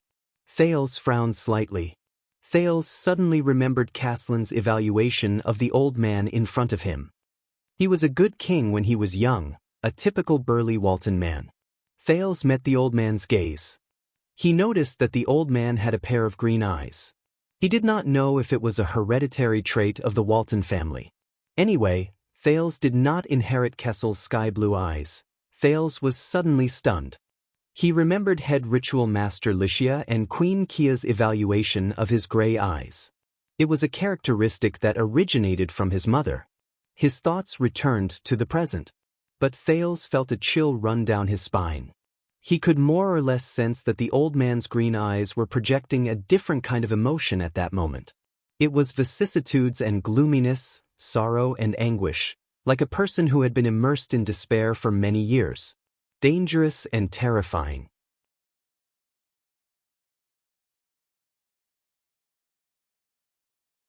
Chapter 129. Just like this, the old man said slowly, the Soul Slayer pike will never stop. Until all of our enemies are destroyed. Or until the Waltons are wiped out. But when that time comes, I swear in the name of the previous kings that the world will come to an end. The old man's words fell softly, but Thales sensed that the 5 archdukes on either side of him moved, either naturally or unnaturally in the darkness. I believe that this is a great weapon, But destruction and revenge alone may not be enough to sustain its brilliance, Thales said meaningfully. Since it was once held in the hands of such a great person, I believe that Raikru's wisdom, valiance, personality, and brilliance are also the reasons why the Soul Slayer pike is so great. According to the plan, an expected conflict would occur between Nuven and Thales. The hunter's trap would be laid at that time. The old man did not answer. Although he knew that it was an act, Thales still curled up the corners of his mouth awkwardly. The atmosphere was very stiff. At that moment, Thales could understand what the suzerains of Constellation thought when they looked at Kessel. No one knows what a king who lives alone and without any scruples will do. The scene of the one-eyed dragon Koshter forcing Thales to abdicate in the Hall of Stars was still vivid in his mind. Thales suddenly became inexplicably nervous. He swallowed a mouthful of saliva and bowed respectfully on the spot. Thales Jadestar, as the second prince of Constellation, representing my father, His Majesty Kessel Jadestar, the 39th Supreme King of Constellation, the Southern Islands, and the Western Desert. Thales controlled his body to not be nervous. This became easier after he obtained that fluctuating power. At the same time, he recited the lines he had practiced. I am here to visit the glorious Extet and the glorious Dragon Cloud City. I am here to visit the Archduke of Dragon Cloud City, who is equally respected and famous, also the ruler of the entire Extet Kingdom, the common elected king, the born king, King Nuven Walton. The born king. This was Nuven VII's nickname. Not many people used it, but it was widely known. Because people often said that when he was young, he showed the talent to be a suzerain who could govern a territory. He was almost born to be king. Thales lifted his body and stared at the old man's cold and stern expression, which did not change at all. After taking a deep breath, he slowly said, "My father and I both deeply understand your loss and sorrow." He asked me to represent the Jadestar family to express his deepest apologies to you and the Walton family, and to express his condolences for Prince Mariah's misfortune. It was a matter of enmity between two families, and not between two kingdoms. That was what Putre had warned him before the battle. But he believes in your character and ability. He believes that you can make the best choice. The Jadestar family is willing to provide all possible help to make up for and save the tragic consequences. And I am here, Thales said, with the most peaceful and friendly message from the Jadestar family. Now, he was waiting for the other party's response. What followed was silence. For a time, Thales could only hear the muffled sounds from the furnace and the cold wind outside the stone hall. 5 pairs of eyes stared at him in the dark. The old man, the only one who had the right to reply, did not move either. His green eyes were as dull as ever. Just when he felt as if a century had passed, the common elected king of Extet, the Archduke of Dragon Cloud City, the born king, King Nuven VII finally inhaled slowly. He raised his head and looked at Thales with a weary face. I am very old. Only slightly younger than your grandfather, King 80 of Constellation. But I don't have as many children as he does. King Nuven sighed. The rhythm of his words was extremely slow, making others feel the eerie chill in his tone. I only had my eldest son when I was 30 years old. And Mariah was a child I only had in my 40s. I still remember that when he was your age, he used to lean against my seat here and beg me to let him go out of the palace to hunt with the help of the White Blade Guards. King Nuven's expression was numb. His gaze was filled with complicated nostalgia and sorrow. I always agreed with a smile. But after his elder brother passed away, I was always careful. Nuven narrowed his eyes and shook his head slowly. I could not let him suffer even the slightest bit of harm. I could not, but logic still told me. King Nuven straightened his body. His tone was calm as he approached Thales. Children have to grow up in the midst of setbacks. The hall was silent for more than 10 seconds. Only the breathing of the archdukes on both sides could be heard. Logic told Thales that even if it was an act, Nuven's current emotions were definitely not fake. It was best for him not to speak. If all of this is Nuven's plan, finally, King Nuven exhaled. He closed his eyes and said slowly, "The day before I sent him south, Mariah told me that he had a sweetheart, but she did not come from a good background. So he came to beg for my help, hoping that I would allow and bless their union. I was not very happy. King Nuvan leaned against the back of his chair dejectedly. Do you know what I said to him? As usual, an ominous feeling enveloped Thal's heart. He comforted himself that everything was under King Nuvan's control. I said. King Nuvan opened his eyes and looked at his open right palm. He said numbly and coldly, "We'll talk about it when you come back." That's what I said. Wait for you. King Nuvan's voice began to tremble uncontrollably. The archdukes turned to their king. Their expressions were indecipherable. Come back. The next moment, King Nuvan suddenly clenched his right fist and slammed it on the long table. Thud. Thales did not even dare to breathe loudly. He quietly watched as a father who had lost his son expressed his grief in a very real manner. That was my only son left. The old man's expression became gloomy and unreadable. I should have watched him become a real man and warrior. Then, before I died, I should have handed over my position, my wealth, my power, my everything to him, to Maria. Nuvan VII's tone was filled with remorse and despair. But now, I can only sit here and listen to a brat's insincere apology. King Nuvan's tone became flatter, but the atmosphere was getting more and more uncomfortable. Listen to him say, "I'm sorry, your son died in our place. And I can do nothing." Thal's heart sank. It was still all right before, but now this rhythm, this is bad. Is the rough part coming? He secretly reminded himself. The old king heaved a long sigh. His sorrowful mood obviously made the archdukes uncomfortable. They quickly looked at each other and exchanged glances. But King Nuvan raised his head. He furrowed his brows and continued in a low voice, "Because I am a king. Because I am almost 70 years old. Because I have a family on my shoulders. Because I have to maintain the balance of the kingdom. Because if I do anything to this child, I will have to pay the price of an all-out war. I will not rest until I die." Thal's expression changed. He said softly, "Your Majesty, I sincerely brought constellation and jade stars." Sincerely? But Nuvan did not give him a chance to speak. Instead, he cut him off with a numb expression and a cold tone. "Believe me, when you are my age, when your only son was slaughtered like livestock in the wild, you'll find that there's nothing is more sincere than that kind of hatred and anger." The archdukes adjusted their sitting posture unnaturally, but none of them made a sound. Especially when, in the face of all this, as a king, I can't do anything. Thales hurriedly adjusted his breathing and thought about the wording of his response. How will King Nuvan use this situation to set up a trap to lure out the secret collaborator? Nicholas and Shiles did not say much. He turned his gaze to the 5 archdukes who hid their faces in the dark. "Who is it? Do you know your father is very smart? He asked you to apologize. This way, he protected you and averted the disaster of war at the same time." King Nuvan raised his left hand and clenched it into a fist in the air. His voice was still trembling, but it had slowly calmed down. "But he is humiliating me, humiliating a father's dignity, mocking my incompetence. He sent the son he had just found to another father who had lost his son.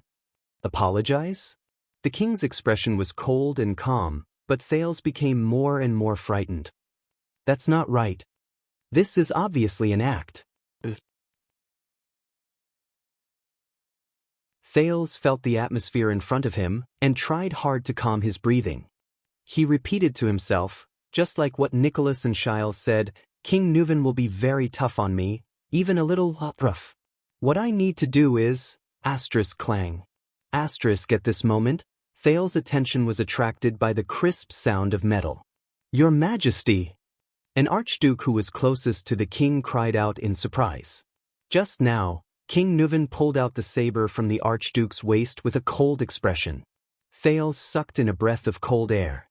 Isn't this just an act? Really, he has to resort to violence? King Nuvan relaxed his arm. Thud.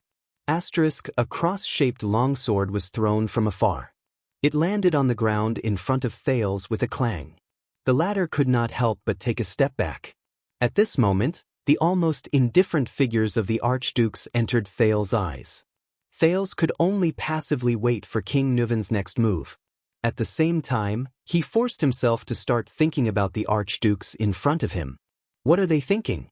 Can they not react in the face of such a situation as the Prince of Constellation? Will they see through this act? It had to be known that even though Nicholas' performance earlier, wait a minute. No. Thales gritted his teeth and stared in disbelief at the suzerain's long sword embedded with precious rubies. Something must be wrong. At this moment, a crucial question that he had not thought of all this while flashed across Thales's mind. Nicholas and Shiles, the two people who proposed to me King Nuvan's willingness to work together.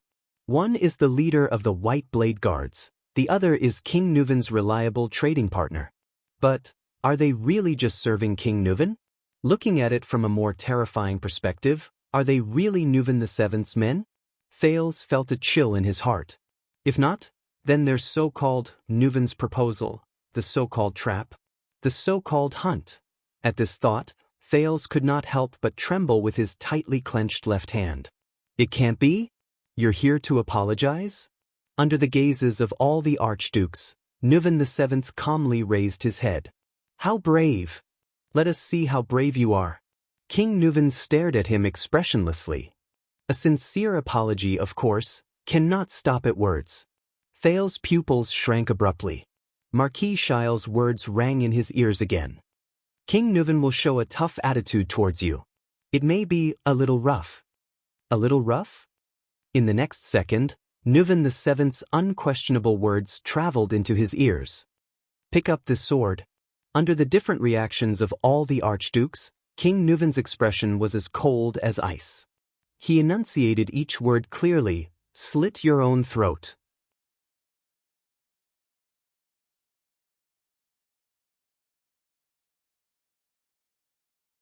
Chapter 130. Dragon Cloud City, Westbound Avenue. I'm here. A young man ran to a butcher's shop, panting as he pressed against the wall. The Prince of Constellation entered the city today, so I went. You went to see your future wife again? The butcher's boss exposed his lie bluntly and snorted.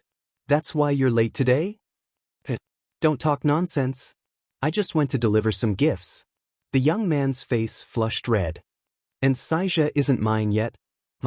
You're such an idiot, Kevin. The butcher's boss looked as if he had been through this before.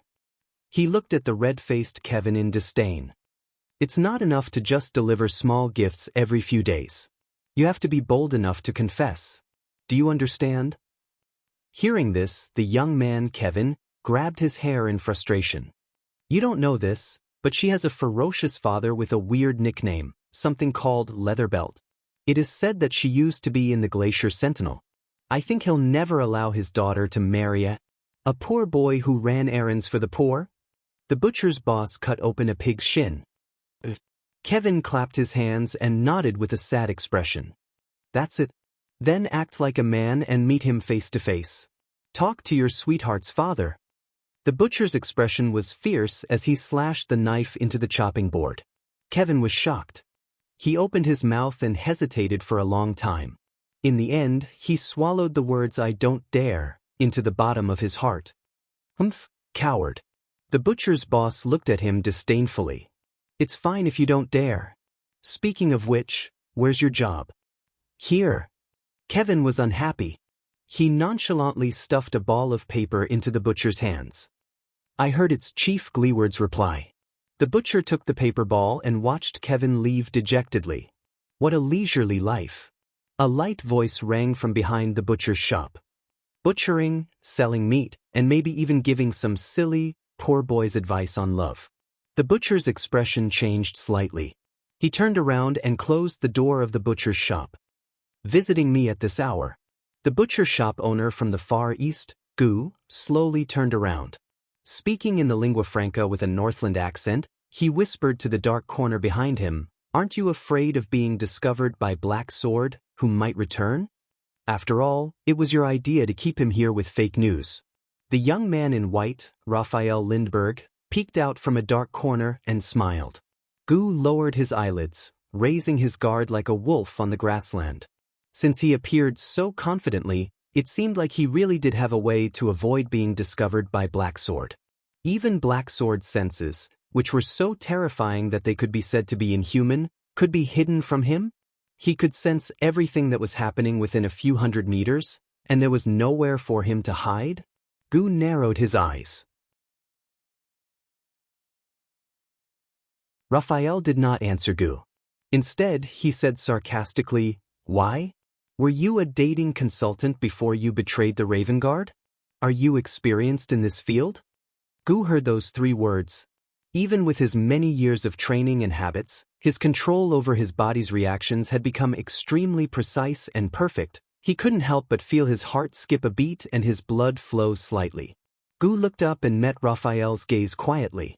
Both men's gazes were as calm as still water, but only they themselves knew the dangerous undercurrent hidden beneath their words. Never in a hurry to show off and kill. Instead, they search for the enemy's weakness through endless probing. They strike from the side, go with the flow, and add fuel to the fire. This is the usual style of the kingdom's secret intelligence department, inherited from the secret army. Ever since Main Nox and Constellation formed an alliance, we have fought against the Secret Intelligence Department countless times in the dark. We know their unique style and methods very well. But the problem is, how do we defend against them? His master's words echoed in Gu's ears, making him even more vigilant. It's interesting to see these people's ordinary lives and experiences. Gu turned around and swept his gaze across the empty shop with a relaxed expression. Most of the people had gone to watch the bustle of the Prince of Constellation entering the city. He tidied up the table as if there was no one else around him. "You know, after staying in despair and darkness for a long time, I always want to breathe in some hope and find some sunlight. I thought with your experience, you'd be used to interesting things." The corners of Raphael's lips curled up. "Used to it? That boy Kevin is a real pauper." Gu sneered faintly. With a ruminating expression, he said, "Wealth, family background, power, status, he has nothing. But he has his sweetheart. In his heart, he imagines her to be the most beautiful thing in the world. He thinks of her with a smile, with joy, and with hope. Most importantly, no matter how difficult it is, he has the right to pursue these blessings and approach an infinitely beautiful goal." Gu turned around gently and looked straight at the astonished Raphael. He is truly alive. Sunlight fell into the shop and shone on Gu's body. Compared to scum like you and me who live in darkness and secrets, he is a complete person. Gu's eyes were calm and his tone was flat. "Isn't it interesting?" Half of Raphael's body was hidden in the darkness in the corner. He quietly listened to Gu finish speaking. Those who are used to seeing beauty will also get used to being weak. Raphael's expression did not change. "Just like the things that once made you weak. Think about it, King Yao. I don't need to be tough," Gu suddenly interrupted Raphael. His tone was flat, but there was no room for doubt. "I only need you to fulfill the deal. Compared to your senior brother who hides his sword in its sheath, and your senior sister who wields her long sleeves, you are like a dagger in the dark. You never see the light of day and no one knows about it. Only when you deliver it will you show your power. Therefore, you must avoid any unnecessary battles and confrontations. Focus on nurturing your final, most crucial and most fatal strike." His master's words echoed in his ears again, causing his expression to turn gloomy. "A dagger in the dark. Never see the light of day. Waiting for the moment you deliver it. What a pity." Gu took a deep breath. His face was expressionless. Raphael stared at him fixedly. His gaze never left him, but in the end, he smiled softly. "Don't worry, our information will not be wrong," Raphael said with great interest. "The method of assassinating Prince Thales under the fortress is their usual style. You will definitely find what you want." Gu nodded silently. Raphael flashed a perfect smile and lowered his head. The prince and his entourage have entered Dragon Cloud City. Right now, they are in Heroic Spirit Palace. The young man in white did not dwell on the topic just now. "What about your information?" Gu stared at him, then slowly unfolded the ball of paper Kevin gave him and scanned it. According to the information from the local gang, we have basically confirmed the monster's resting place. Gu put down the ball of paper and muttered, "Although I don't know what you are planning to do." Raphael chuckled and nodded. "Don't worry," he said righteously in a strange tone. "We are on the side of justice, aren't we? As the purgers of calamities, we contribute to the safety of mankind." Gu snorted coldly and turned to leave. Bullsh *T. Raphael shook his head and chuckled nonchalantly. He turned his head and looked out of the window at heroic Spirit Palace on the mountain. For a moment he was lost in thought. Raphael could not help but think of what Gu had said about the young man earlier. He has his own sweetheart. In his heart, he would imagine her to be the most perfect person in the world. He would think of her with a smile, with pleasure, and with hope. The young man's gaze became increasingly gloomy, until he gently closed his eyes. Drenched in cold sweat, Thales stared at the crossguard's sword on the ground. "What's going on? Slit my own throat?" Nicholas and Shile's faces flashed before his eyes. But in Thales' eyes, their expressions were extremely sarcastic. "For the mutual benefit of your Highness and King Nuvan, he invites you to join him in his revenge. The hunter has sharpened his sword. The trap and the trap are in place. The prey cannot escape." The prince raised his head and stared in disbelief at the old man who was supposed to be his ally. King Nuvan's cold and threatening gaze was fixed on him. Who is the prey, and who is the hunter? The scene of him confidently explaining the alliance of two kings to Gilbert in Mindy's hall seemed to be still vivid in his mind. Now it seemed so ridiculous. "Go on," Nuvan VII urged him with his old and hollow voice. "Show your courage and courage as a descendant of the Jade Star family, an eye for an eye." Thales' gaze was fixated on the sword. His breathing unconsciously quickened, and his brain spun wildly. He raised his head and glanced at King Nuvan, but the coldness and hatred in the other man's eyes did not change. What should I do? There was no time left for him to be bewildered and make deductions. Faced with such a predicament, Thales could not help but frown. What should I do? King Nuvan is really trying to kill me. Thales shut his eyes tightly and clenched his fists. What should I do? What? An unfamiliar voice came from among the 5 archdukes. As a Jade Star, as a descendant of the Oathkeeper, you don't even have the courage to atone for your sins with death? Then what are you doing here? To have fun? The person who spoke leaned forward, finally allowing Thales to see the face of the first archduke clearly. The man sitting on Nuvan VII's left was a bearded man in his prime. He was in his 40s and had a rough appearance. His attire was simple and unadorned, and he wore a triangular and circular brooch on his chest. He stared at Thales with disdain and disgust, revealing his undisguised hostility. "If you don't dare, then kneel down and beg for mercy." "Constellation's little bastard," the bearded man said fiercely. Thales clenched his teeth. Damn it. Damn Northlanders. Another archduke turned his head to the side as well. The firelight illuminated his bowl cut, which was at the same level as his ears. This was a tall Northlander in his 40s. He had a sharp face and a protruding chin. He was slightly younger than the bearded man, and his clothes were embroidered with the pattern of a shining sword blade. The man with the bowl cut spoke coldly and agreed with the bearded man's words. Perhaps these noble people of the Empire think that sending a 7-year-old brat to a northern countryside like ours is the greatest charity and grace to us barbaric and backward Northlanders. Perhaps that Kessel might even think that it's just killing one of your princes. What's the big deal? The bowl-cut man sneered and organized his words with ulterior motives. "Look, my son is here to give you candy, foolish Northlanders."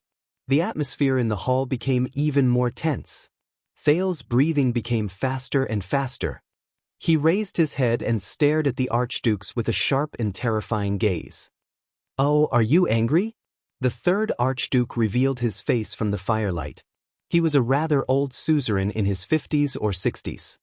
He had a bitter look on his face, and his bald head was only left with a circle around his ears. He had a bronze headband around his forehead, and there was a chain embroidered on his robes. "I say, Do you dare to touch that sword? The bald suzerain's tone was flat, but there was a hidden meaning in his words. Whether it's to commit suicide with it or to charge at us, both are much more effective than using your gaze, right? Thales took a deep breath and swept his gaze across the bearded man, the bowl-cut man, and the bald suzerain. Nuvan VII was indifferent. At that moment, the 6 men sitting in the stone hall stared coldly at the boy in front of them, and the sword in front of him. Enduring their gazes, Thales felt a surge of anger in his heart. Is this what they want? The shock of being betrayed and plotted against slowly turned into anger and resentment. What should I do? Think of something quick. Blood debt. Revenge. The king. The archduke. A vague thought flashed across Thales' mind. He raised his head abruptly. Very well. Thales' breathing became heavier, and his words were filled with indignation, dissatisfaction, and injustice. Blood for blood, it's quite fair. Under everyone's contemplative, contemptuous, or indifferent gazes, Thales slowly bent down. He grabbed the sword on the ground. This scene again. This choice again. I've had enough of this. These rotten people. His gaze gradually became determined. But I won't die here. No? Thales exerted force in his hand and lifted the hilt. With the sword. He was startled. Why is it so heavy? Unprepared, Thales did not pay attention, and the hilt slipped from his hand. Asterisk clang. Asterisk the crossguard's sword fell to the ground again, and the sound lingered. Looking at this scene, the 5 archdukes burst into laughter. It was as if they were watching a monkey show on the street. Relax, child, the bald suzerain said meaningfully. Take a good look at this. This is the weight of Northland. Thales closed his eyes and panted. It's really heavy. Compared to the heavy wooden sword he used to spar with giants in Mindy's Hall, this Northland suzerain's sword was heavier. In the next second, ignoring the archduke's mocking gazes, Thales inhaled and grabbed the sword hilt again with a determined expression. This time he used both hands. At least he did not let it slip again. Thales dragged the sword hilt with great effort. Asterisk rip. Asterisk the edge of the crossguard's sword scraped against the floor tiles, producing an unpleasant sound. Come, try harder. The man with the bowl cut sneered at Thales. You'll soon reach your neck. The archduke's mocking laughter became louder. King Nuvan's expression was still cold and numb. He seemed to be waiting for Thales. The prince gritted his teeth and pulled the sword hilt forcefully with both hands. Only then did he manage to drag the sword in front of him. Panting, he held the heavy sword in his hand and raised his head to look at the 5 suzerains. Remember this, boy. Never use the situation behind you to threaten a Northlander. The bearded man spat fiercely. We are fearless. This is the way of Northland. We are not afraid of your cowardly father and the weak country behind you at all. Thales held the sword. His eyebrows furrowed and he gradually tightened his grip. Don't worry, your highness. Before you slit your own throat, the man with the bowl cut who had been mocking him said in a fuss, we will definitely stop you. How could our little countryside, Extet, dare to let the descendant of the great empire, the future ruler of Constellation, bleed here? We are so annoying. Thales interrupted him coldly. Bowl cut. An archduke beside him could not help but laugh out loud. The man with the bowl cut stopped talking. He shut his mouth and stared at Thales. You just want my life to pay for Prince Mariah's, right? The Prince of Constellation said flatly. It's too easy. Then what are you waiting for? The bald suzerain said in a low voice. Are you waiting for us to dissuade you? Die like this. Thales endured the strange gazes from the crowd and spat. That's too cowardly and cowardly. There's no dignity to speak of. I heard that the knights in ancient times had to swear an oath to their lord to abide by the creed, protect their honor, and defend their dignity. Thales raised his head and looked at the surprised archdukes with the bald duke and the bowl cut. Even death must be filled with glory. And I heard that Extet inherited the glorious tradition of the ancient knights. They must value honor and dignity more than their lives and safety. After saying so much, aren't you just afraid of death? The bearded man snorted disdainfully. But you want us to spare your life to protect your so-called honor? No. Thales sighed. Since I came to this world, I have never thought of going back alive. Without waiting for the archdukes to ponder over the logic in his words, Thales gritted his teeth and straightened his body. Compared to ending your own life like a coward, there is no honor or pride in it. A strange look appeared in Thales' eyes. He stared straight at the end of the long table and met King Nuvan's gaze without showing any sign of weakness. Staring at Thales, Nuvan VII's gaze flickered. His green eyes shone with a different light. Please follow the glorious Extet tradition and give me the most dignified death, the Prince of Constellation said slowly, enunciating each word. Your Majesty, King Nuvan Walton VII, the common elected king of Extet. In the next moment, the second Prince of Constellation, Thales Jadestar, struggled to hold his heavy sword with one hand. He raised his right hand forward resolutely and pointed at the old king in the distance. He said resolutely, "Please, come and take my life with your own hands." The 5 archdukes were stunned at the same time. Thales shouted with all his might, "I would rather die in the hands of others like a warrior. I would rather stand face to face and watch your sword pierce my heart." His voice echoed in the stone hall. The hall immediately fell silent. In the frightening silence, Thales confronted the 6 people in front of him. The bald man narrowed his eyes at Thales, as if he wanted to carve a hole out of him. The bearded man's face was gloomy. His gaze moved back and forth between King Nuvan and Thales. The man with the bowl cut rubbed his hands. His thoughts were unclear. If slaughtering a child with your own hands makes you uneasy, I might as well put it in another way. Observing the Archduke's expressions, Thales panted and chuckled. I heard that in Northland, there is an ancient ritual that has been passed down for generations. It exists everywhere, from the inheritance of titles to the archdukes choosing their king. 2 seconds later, the echoes of Thales' voice in the stone hall gradually disappeared. Ancient ritual? Inheritance of titles? Archdukes choosing their king? The 5 archdukes frowned one after another. But the way they looked at Thales had changed. The suzerains' faces were filled with shock and bewilderment. However, Nuvan VII's expression remained unchanged. It was as cold and numb as ever, as if he had not gotten over the pain of losing his son. Thales retracted his right hand and pressed it against the hilt of his sword. His gaze was still fixed on King Nuvan. Your Majesty Nuvan, if you really want to take revenge, he said flatly, let's settle this problem with a duel. Me and you. The silence lasted for a few seconds. A few seconds later, the suzerain with the bowl cut was the first to laugh. The other archdukes followed suit and roared with laughter. Only King Nuvan's expression remained the same. Did you hear that? The man with the bowl cut pointed at Thales. The wrinkles on his face showed as he laughed. A 7-year-old brat. Ha! He said he wanted a duel, but their laughter did not last long. Nuvan Walton, the common elected king of Extet, slowly raised a hand and stopped the archduke's laughter. The man with the bowl cut froze. The old king spoke slowly with an aged and deep voice. Oh, you want a duel with me? His gaze met Thales in the air, causing the latter to feel a chill in his heart. On what basis? The Prince of Constellation took a deep breath. Come on. Thales dragged his heavy sword, took a step forward, and answered in a loud voice. He replied loudly, on hatred and fairness. His youthful voice echoed in the stone hall.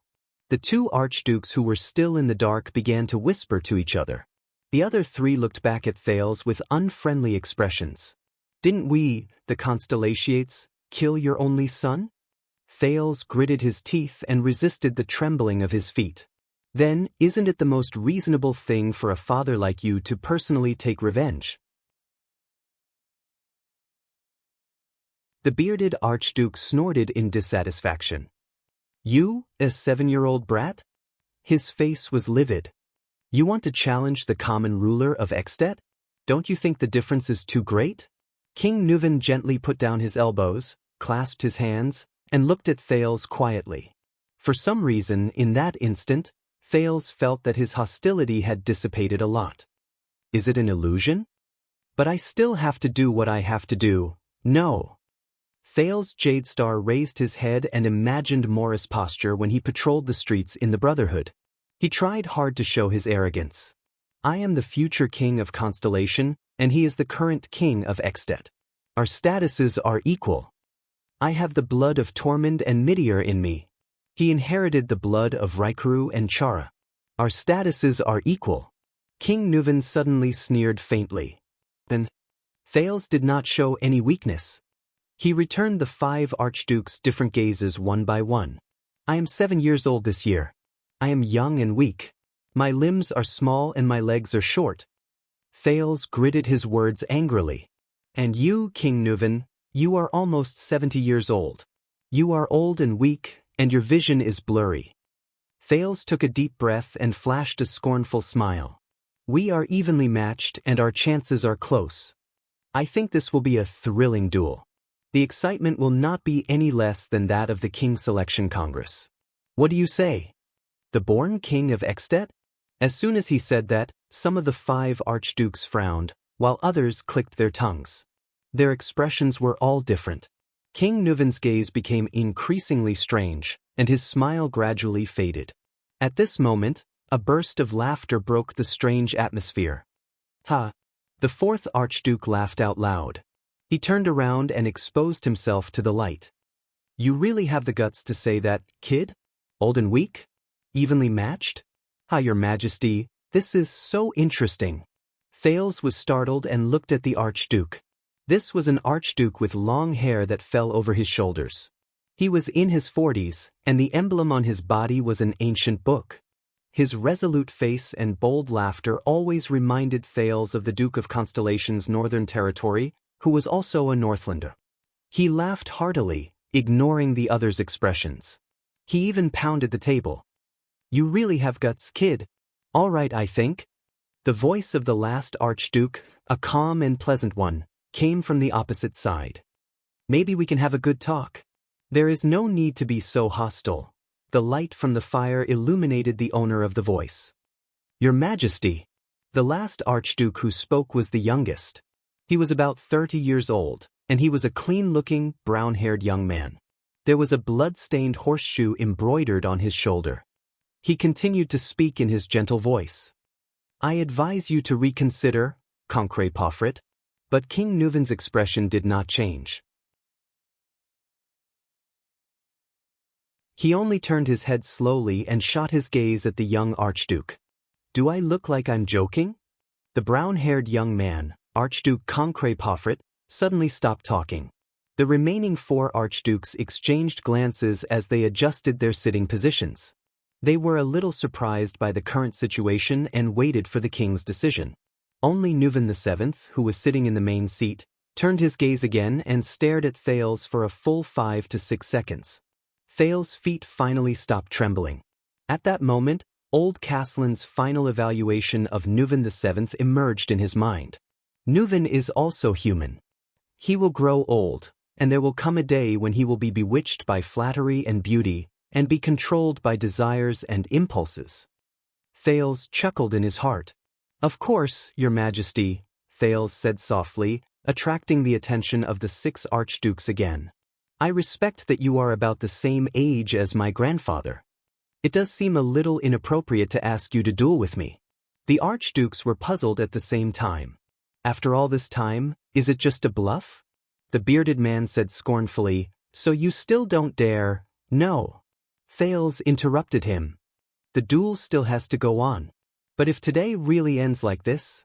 Thales turned his gaze and swept his gaze over the 5 archdukes one by one. The bearded man, the bowl-cut man, the bald man, the long-haired man, and the brown-haired young man. He then said in an unquestionable tone, I believe that the 5 archdukes present are all loyal people. One of them will definitely fight on your majesty's behalf. The moment he said this, the long-haired man was the first to clench his fists. The other archdukes immediately held their breaths. How about it? Do you dare to fight for your king? Archdukes? I don't know which one of you wants to duel with me and obtain that glory, Thales gritted his teeth and raised his voice to the maximum. The glory of personally stabbing my heart with the blade of revenge.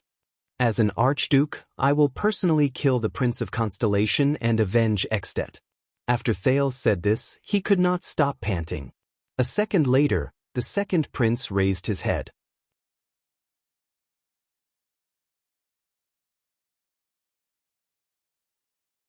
Chapter 131.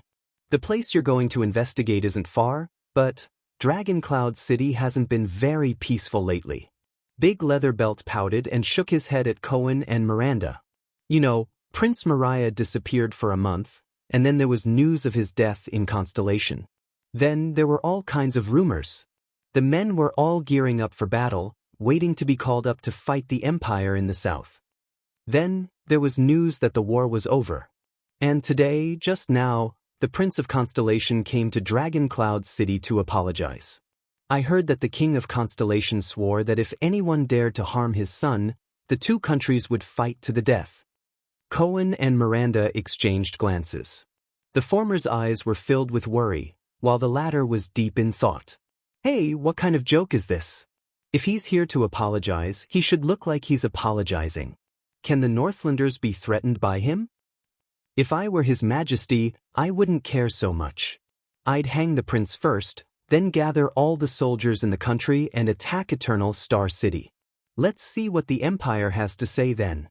Big Leatherbelt slammed the table and grumbled in dissatisfaction. But the prince is only 7 years old. He'll only be 8 after the new year, Cohen said hesitantly. 7 years old?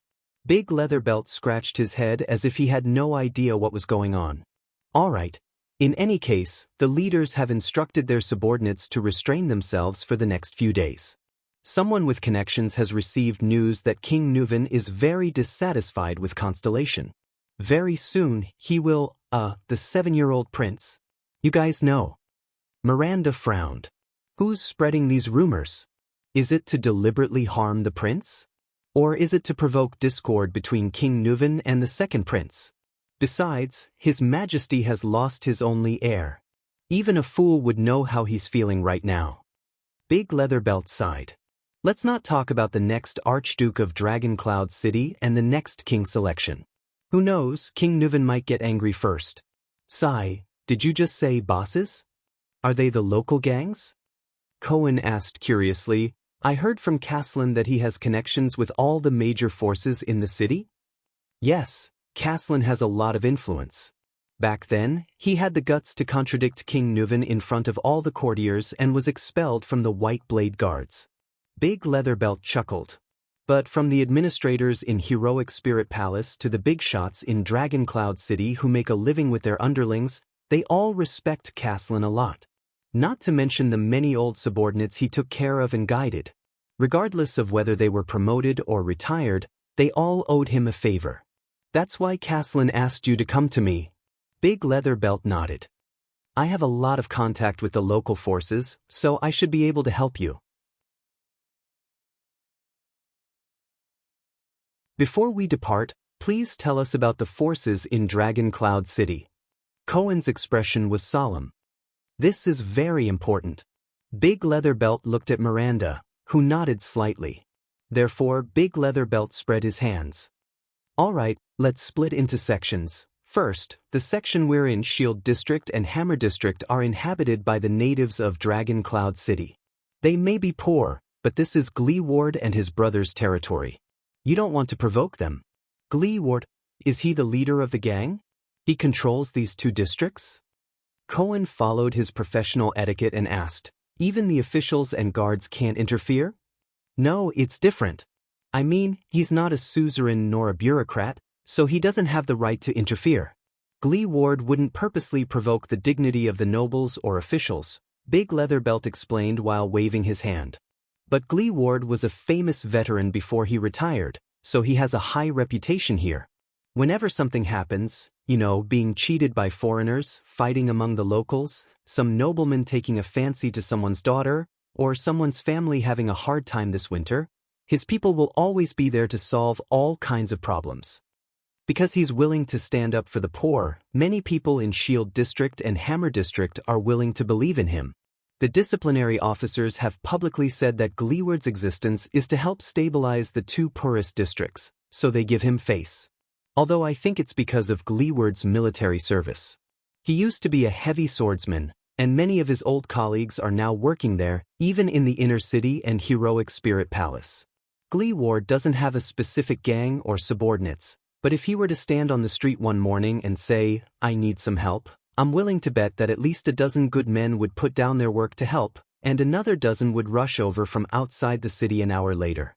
If he waited until the afternoon, his men would be able to form a brigade. Half of these people have served in Dragon Cloud City's army before. They're strong, can eat, and can fight. Miranda frowned, while Cohen, who had experience as a police officer, nodded.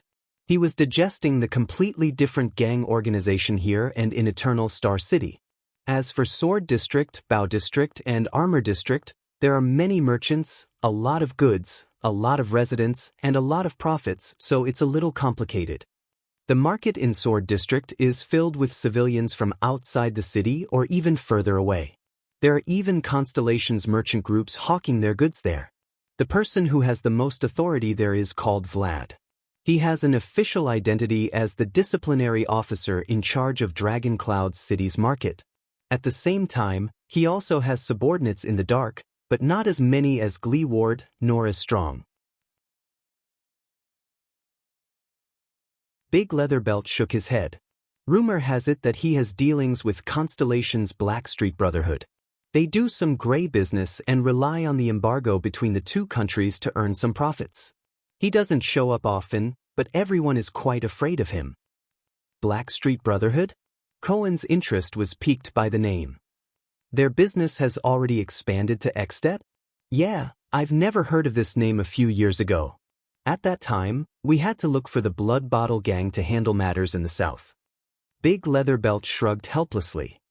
But one day, the Brotherhood suddenly popped out of the ground and swaggered into Dragon Cloud City. They sat down to negotiate with Vlad and Gleeward. At that time, we all thought that these outsiders, Southerners, and people from the Empire were coming in to fight for territory. But in the end, the two big shots didn't say anything. The Brotherhood didn't settle down in Dragon Cloud City either. They just started to have more channels in the local businesses. If you ask me, their businesses are expanding quickly by doing this, but they are not stable enough. Neither Vlad nor Gleeward trust them. Just like this time, when there were rumors of war between the two countries, Vlad shut down his smuggling channels. Be it the Brotherhood or the merchants and businesses they protected, all of them disappeared. Expanding so quickly, Cohen narrowed his eyes. Maybe their goal isn't stable development, or even to do business or fight for territory. Heh, that's impossible. Big Leatherbelt smiled in disbelief. If they don't fight for territory, profit, or business, can they still be called a gang?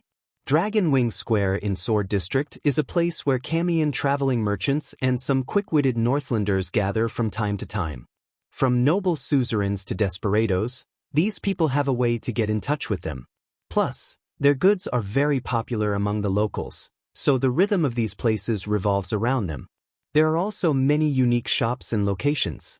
You know, Big Leatherbelt put on a wretched smile that all men would know. He stretched his hands horizontally and grabbed the air as if he was grabbing an apple. Soft and wet, Cohen lowered his head and smirked, while Miranda snorted coldly. Anyway, some Camian and Northlander merchant guilds have taken root in Dragonwing Square. Bow District, especially along West Express Avenue, is a little more peculiar. To put it simply, Bow District has what other districts have: crude workshops, small shops, and so on. On the other hand, Armor District has a large number of workshops and local shops. The relationship between these two districts is very messy.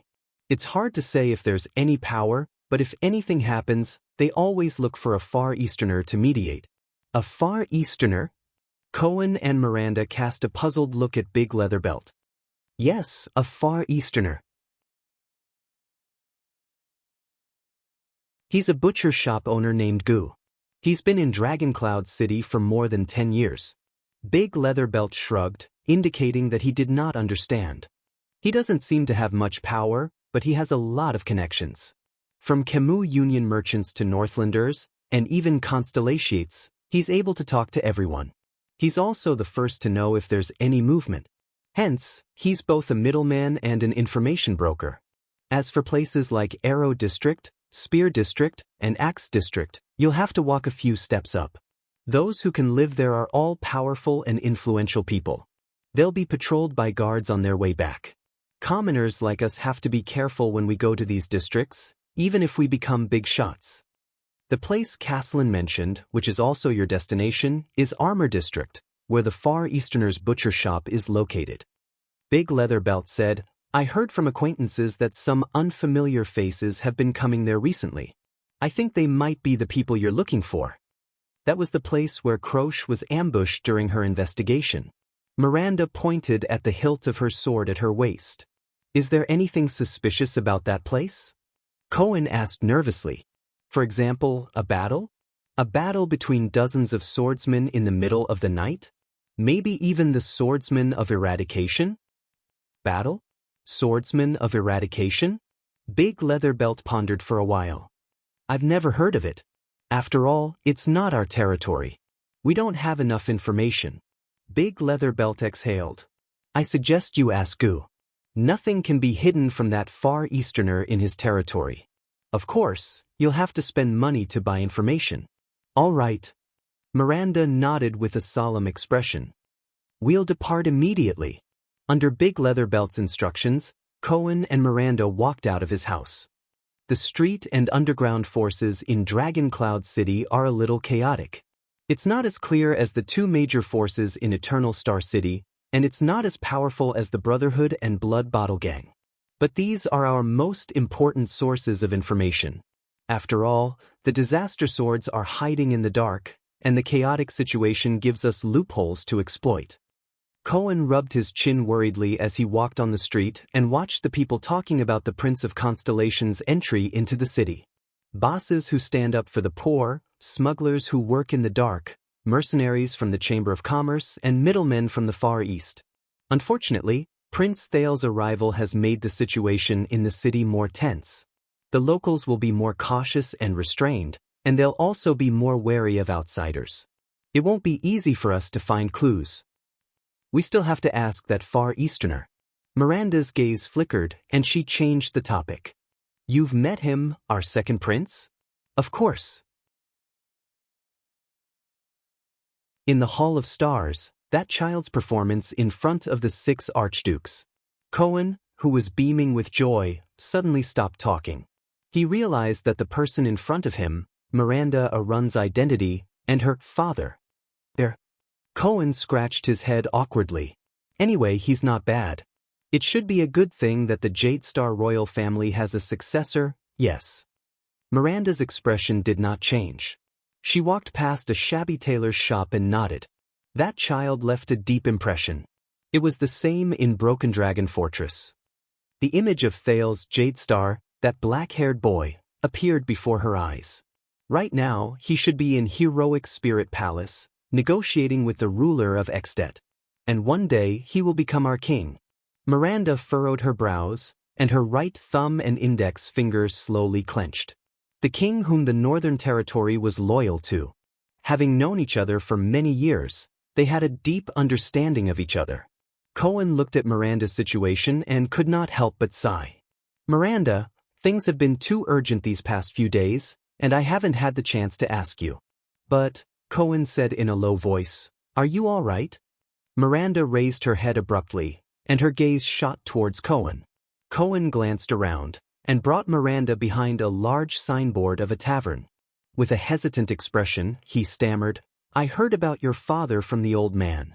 About him and those extensions. There's nothing much to say. People have to pay for what they do. Miranda's quick reaction shocked even Cohen. The swordswoman furrowed her brows and said resolutely, for more than 10 years, I haven't seen him much, and I don't have a deep impression of him. So, this matter doesn't affect me at all. Cohen did not say anything, and only looked at her quietly. Really? A long time ago, he heard from Raphael what the girl in front of him experienced during the Bloody Year. He also knew that she was sent to the Tower of Eradication by her father a long time ago. But now, so, Cohen scratched his head in embarrassment and decided to change the topic. He asked, "What should we do next? I mean, I know you have a lot of distant cousins, and they also have the surname Arund. If your father is stripped of his title, it's not like there aren't any duchesses or even queens in the kingdom." A fierce glint flashed in Miranda's eyes. "And I am the real Arund, the most legitimate and only successor to the Guardian Duke of the Northern Territory, just like that Prince Thales. Even King Kessel cannot deny it. Even though this surname is too heavy." Cohen pursed his lips, and worry was written all over his face. "Miranda, you know you're not alone. I'm your trusted friend. Croche and Miss Adun may be Northlanders, but that doesn't change our friendship. You still have Teacher Chartier, and maybe Lady Sonia in the fortress. And that brat Raphael." Cohen's voice instantly weakened. He realized that he had said the wrong thing again. The police's tone changed and he said awkwardly, "Anyway, I know you're very strong, whether it's swordsmanship or something else, but you don't have to face so many alone." But Miranda's sharp gaze instantly landed on him.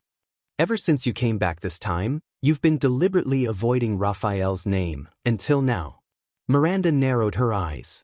Cohen's expression froze, and his heart beat wildly. Why is this woman so sensitive? "I'm not deliberately avoiding it. I'm just afraid that you'll be sad. After all, you grew up together and went through training together." He left without saying goodbye. But before he could think of an excuse, Miranda went straight to the point with a serious expression. "He's back? He went to look for you?" "Of course not. He'll definitely look for you first when he comes back. After all, you're a couple." Cohen scratched his head and laughed. "Right? Speaking of this, I think I'm quite popular with women recently. Do you know, I met a very cool lady in the capital city, and she's as fast as lightning with her twin blades. You have the same habit as Master Zadie." Miranda sighed and interrupted Cohen's words. "Every time you feel awkward, you'll scratch your head." Cohen's hand froze as he touched his head. "Then, you'll use unconscious nagging to change the topic." The blonde police officer lowered his head in annoyance. "Cohen Caribbean, after we settle the matter at hand, we have to talk." Miranda's expression was solemn. She grabbed her saber and tapped Cohen's shoulder with the hilt. "About Raphael, and the things you're hiding." Cohen pursed his lips and slapped himself painfully on the forehead. Is this what Master Shao meant when he said that he weaved a cocoon and trapped himself in it? Let's return to our current mission. Cohen, do you feel it? Miranda said flatly. From the disaster sword, to King Nuven, to the rumors in the city, and the murder of the Prince of Constellation, something's not right.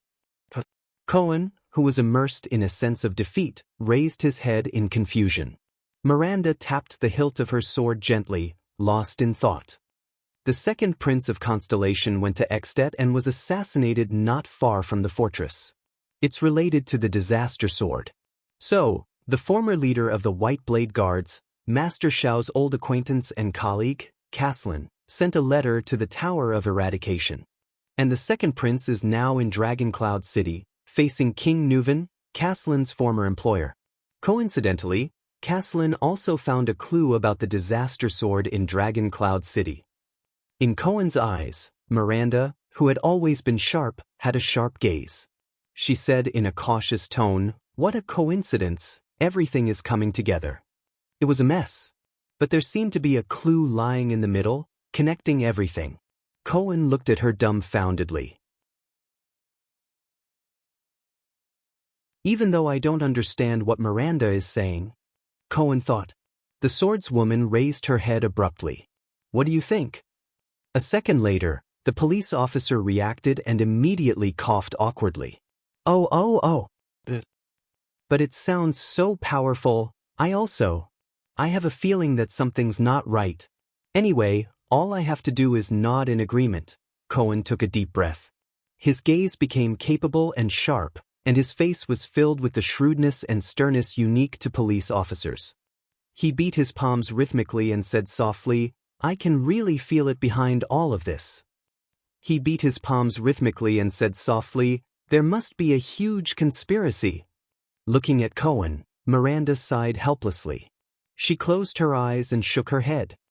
No, this idiot. It would be weird if he could feel it. The bearded man gritted his teeth and looked at Thales in disbelief. The man with the bowl cut looked at King Nuven in surprise, then at Thales. The bald man and the long-haired man looked at each other and realized that they were both frowning. The brown-haired young man stared at Thales with a strange expression. He wanted to say something but stopped. I made the right bet. Thales breathed a sigh of relief. He did not know what the current situation was. He was not sure if Nuven's attitude towards him had changed. He did not understand the Archduke's personalities and characteristics, but Thales smiled. He raised his head and swept his gaze over the 5 archdukes aggressively. None of them dared to bear the blood debt of killing the Prince of Constellation alone. The shield that Kessel forged for him with the oath of the throne was still solid. Previously, when King Nuven said that he wanted him to commit suicide, the archdukes looked like they were watching a good show. But if this honor fell on their heads, for example, if a class of people wanted to do something bad and wanted to avoid bearing the consequences, they would either do it secretly or openly cause a commotion. But no one would dare to do it alone. Jade Star's little brat. The bearded man's gaze was fierce, as if the hatred between him and Thales could no longer be resolved. We have long heard of your story. Treacherous, cunning, and scheming beyond that of a child. It seems that we were right. Enough. Let's stop testing a 7-year-old child. The man with the bowl cut had a playful expression. I dare to bet the 6 counties in Reformation Tower's territory that this brat will become a great threat to us in the future. Testing. Thales frowned. But the man with the bowl cut was immediately interrupted. What an interesting idea. Under the astonished gazes of all the archdukes, King Nuven broke the silence. His eyes glinted coldly. Where did you hear this from? Thales slowly regained the sense of stability in his heart. He steadied his breathing and said to King Nuven, Your King Selection Congress and the duel for the succession of Black Sand Region. Black Sand Region? Nuven VII did not hide the hatred on his face. Lampard, that bastard, even asked me to provide a station and supplies for the team that escorted you here from Black Sand Region. The archdukes quickly exchanged a few glances. This reminded Thales of the Archduke of Black Sand's collaborator. Hypocritical and ridiculous fellow, King Nuven said gloomily. Doesn't he know that half of my blood debt lies with him? The expressions of the 5 archdukes did not change. King Nuven's expression was solemn. He slammed his palm on the table and the ring on his finger made a sharp sound. Asterisk thud. Asterisk everyone was taken aback by his words. The duel. Why not? Then, under the archduke's extremely interesting expressions, King Nuven turned to them. Who among you is willing to fight on my behalf to prove your loyalty to the king? If you are stained with his blood, you should be able to let go of your scruples and stand together with Dragon Cloud City, right? Thales clenched his teeth, but he seemed to have gradually grasped Nuven's rhythm. The Archduke's expressions became extremely strange, but King Nuven did not give them a chance to reply. Rabian Alcius, my loyal Archduke of Prestige Orchid. King Nuven turned to the bearded man who had always been filled with malice towards Thales and said casually, Go, bring me victory and revenge in the duel. Prestige Orchid. Thales remembered him in his heart. The location of the Battle of Dawn 300 years ago. Archduke Alcius glanced at King Nuven, then at Thales. The prince watched as his expression changed again and again. I thought you were just testing him just now. Nuven. Archduke Alcius furrowed his brows deeply.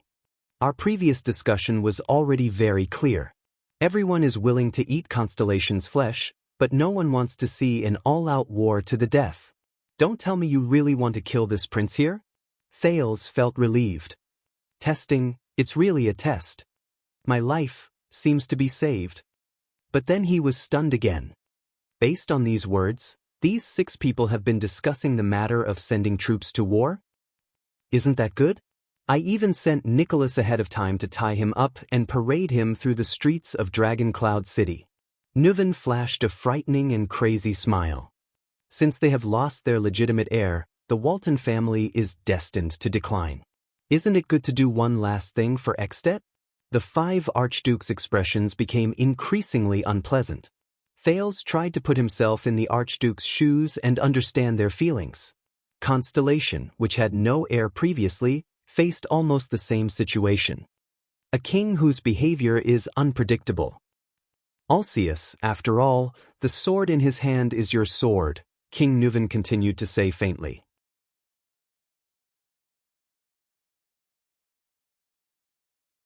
Besides, more than 600 years ago, wasn't it Tormund Jadestar who led his army and chased your family, Alcius, from the ancient chauvinistic land they had ruled for generations to the north, and built Eternal Star City on your family's old land? Killing him will bring glory to your family, won't it? Alcius chuckled sheepishly. If you raise your troops to war, Prestige Orchid region is willing to advance and retreat with Dragoncloud City and be loyal to the flag of the Dragon Spear, your majesty. Alcius slowly stroked his beard and shook his head. But not in this way. You can't force me to carry this blood for you.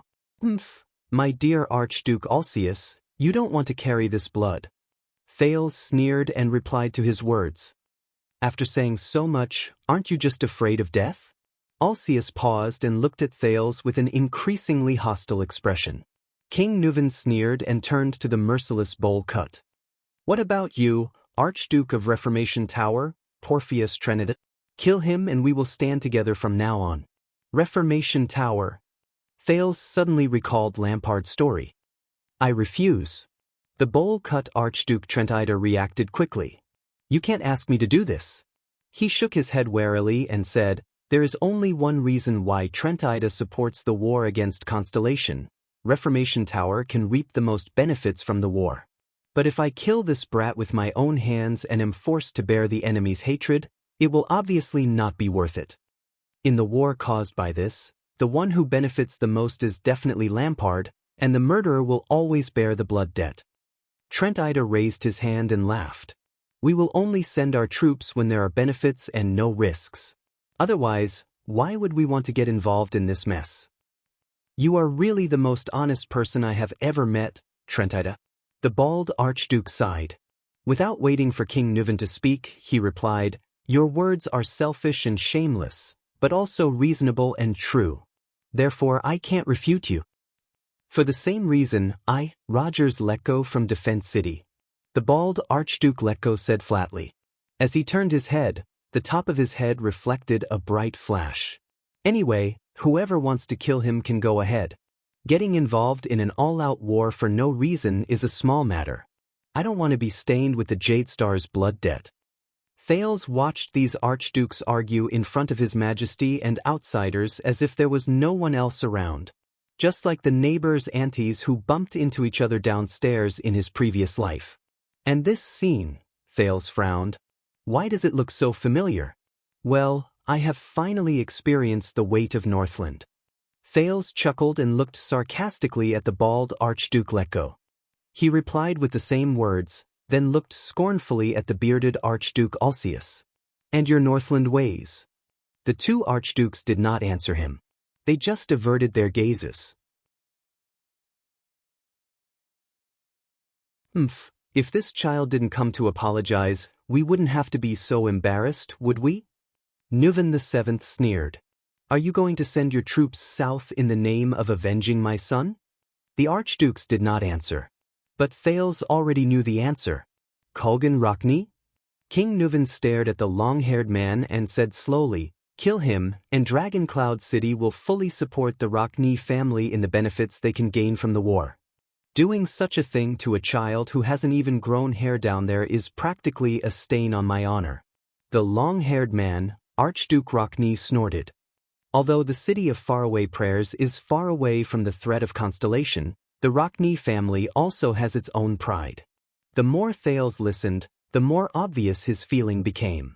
The way the archdukes speak to the king, through direct and indirect contact, he quickly realized that the relationship between king and vassal in Ekstedt and Constellation was fundamentally different.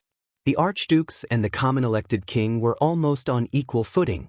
Those who were familiar with each other and had power would not even be polite to the king. compared to constellation. Thales recalled the time in the Hall of Stars when the vassals of the 6 great clans and the 13 distinguished families knelt down and kissed Kessel's ring. It seems that the archdukes of Ekstedt have really formed their own country. The power in their hands is far beyond our expectations. Thales remembered Putre's comment. It's probably the same in terms of power. Enough. The last brown-haired young man sighed. I am the suzerain of Beacon Illumination City, Concret Pofrit, Your Highness of Constellation. I am sorry that you had to see this. The brown-haired young man turned his head and smiled apologetically at Thales. Then he said worriedly to King Nuvan, Your Majesty, I understand your anger, but please consider the future of the kingdom. The Prince of Constellation is already here. We have lost a legitimate reason to send troops. Killing him will only make things worse. Nuvan did not answer. He glanced at the archdukes and then at Thales before he spoke in a deep and sonorous voice. You really are a bunch of cowards, Nuvan VII said in a deep voice. Even I have given my consent, but you are still afraid of war and do not even dare to touch the blood of a child. It is precisely because of your consent that it is suspicious. Thales said quietly. Northland never takes pride in killing children. Archduke Rockne of the City of Faraway Prayers replied flatly. Very well, then the meeting is adjourned. King Nuvan's expression was cold as he ended this strange meeting. He looked at Thales, his eyes still filled with ruthless indifference and hatred. Put down that ridiculous sword, Prince of Constellation. You do not need it at night. Thales was stunned. At night? What kind of occasion? What else could it be? The king of Ekstedt stared coldly at the 5 archdukes. Since these cowards are unwilling to pay the price, what other choice do we have? Go and get ready. We will attend your welcome banquet. Thales Jade Star. The king uttered these last words in a most disagreeable tone, and quitted his seat without looking round. The archdukes looked at each other and stood up with different expressions on their faces. Thales stared blankly at everything in front of him. It's over? The bearded Archduke of Prestige Orchid, Alceus, walked up to Thales. His expression was still unpleasant. How long are you going to hold my sword? Asterisk clang. Asterisk the sword in Thales' hand fell to the ground. His palm was already numb. When Thales walked out of the stone hall safely and saw Lord Merk waiting for him, he realized that he had unknowingly broken out in cold sweat on such a cold day. Even his legs felt like they were no longer his own. Thales pressed his knees as if he had just finished a cross-country run and exhaled deeply. Damn it. Northlanders. Please follow me, Your Highness, Lord Merk said expressionlessly. I will take you to your room and prepare for the banquet tonight. Your entourage will also be at the banquet. Thales suddenly raised his hand and stopped Merk. Before that, can you take me to Lord Nicholas and Marquis Shiles? Under Merk's meaningful gaze, Thales revealed a strange smile. They took care of me a lot on the way to Dragon Cloud City.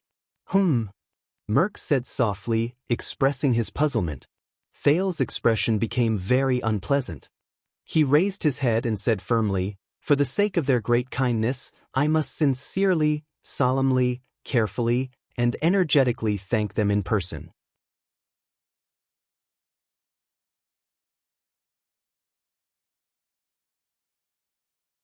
Chapter 132. Thales followed Merk and took many turns in the grand but monotonous heroic spirit palace. While avoiding the 5 archdukes' eyes and ears, Thales finally saw the 2 people he hated so much in front of an open-air observation deck. This calm demeanor. Looks like you've adapted quite well, young prince. The leader of the White Blade Guards, Nicholas, who had long removed his cloak and veil, had his back to the scenery outside the observation deck. He looked at the Prince of Constellation, who looked like he was going to condemn him, with a calm expression. If you mean that I was almost forced to commit suicide by cutting my neck in front of 6 old men with a sword that I couldn't even lift. Thales exhaled a long breath and said angrily, Yes, I'm living quite well. Men? I remember that Archduke Pofrit of Beacon Illumination City is still very young, not old. Nicholas chuckled in a mocking manner, making Thales even more displeased. I'm starting to wonder if what you're conveying is really King Nuven's will? Thales, who had a belly full of anger, looked at the two with an unfriendly expression. Or is it that my life is not within his consideration at all? Marquis Shiles of Camus Union put on an embarrassed expression. About this? I've reminded you before that King Nuven's attitude might be a little forceful and rough. Thales turned his head abruptly and stared at him.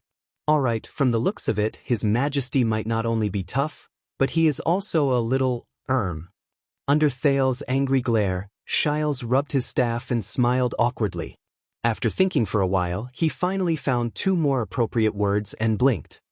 Wild and uninhibited? Thales took a deep breath and resisted the urge to curse.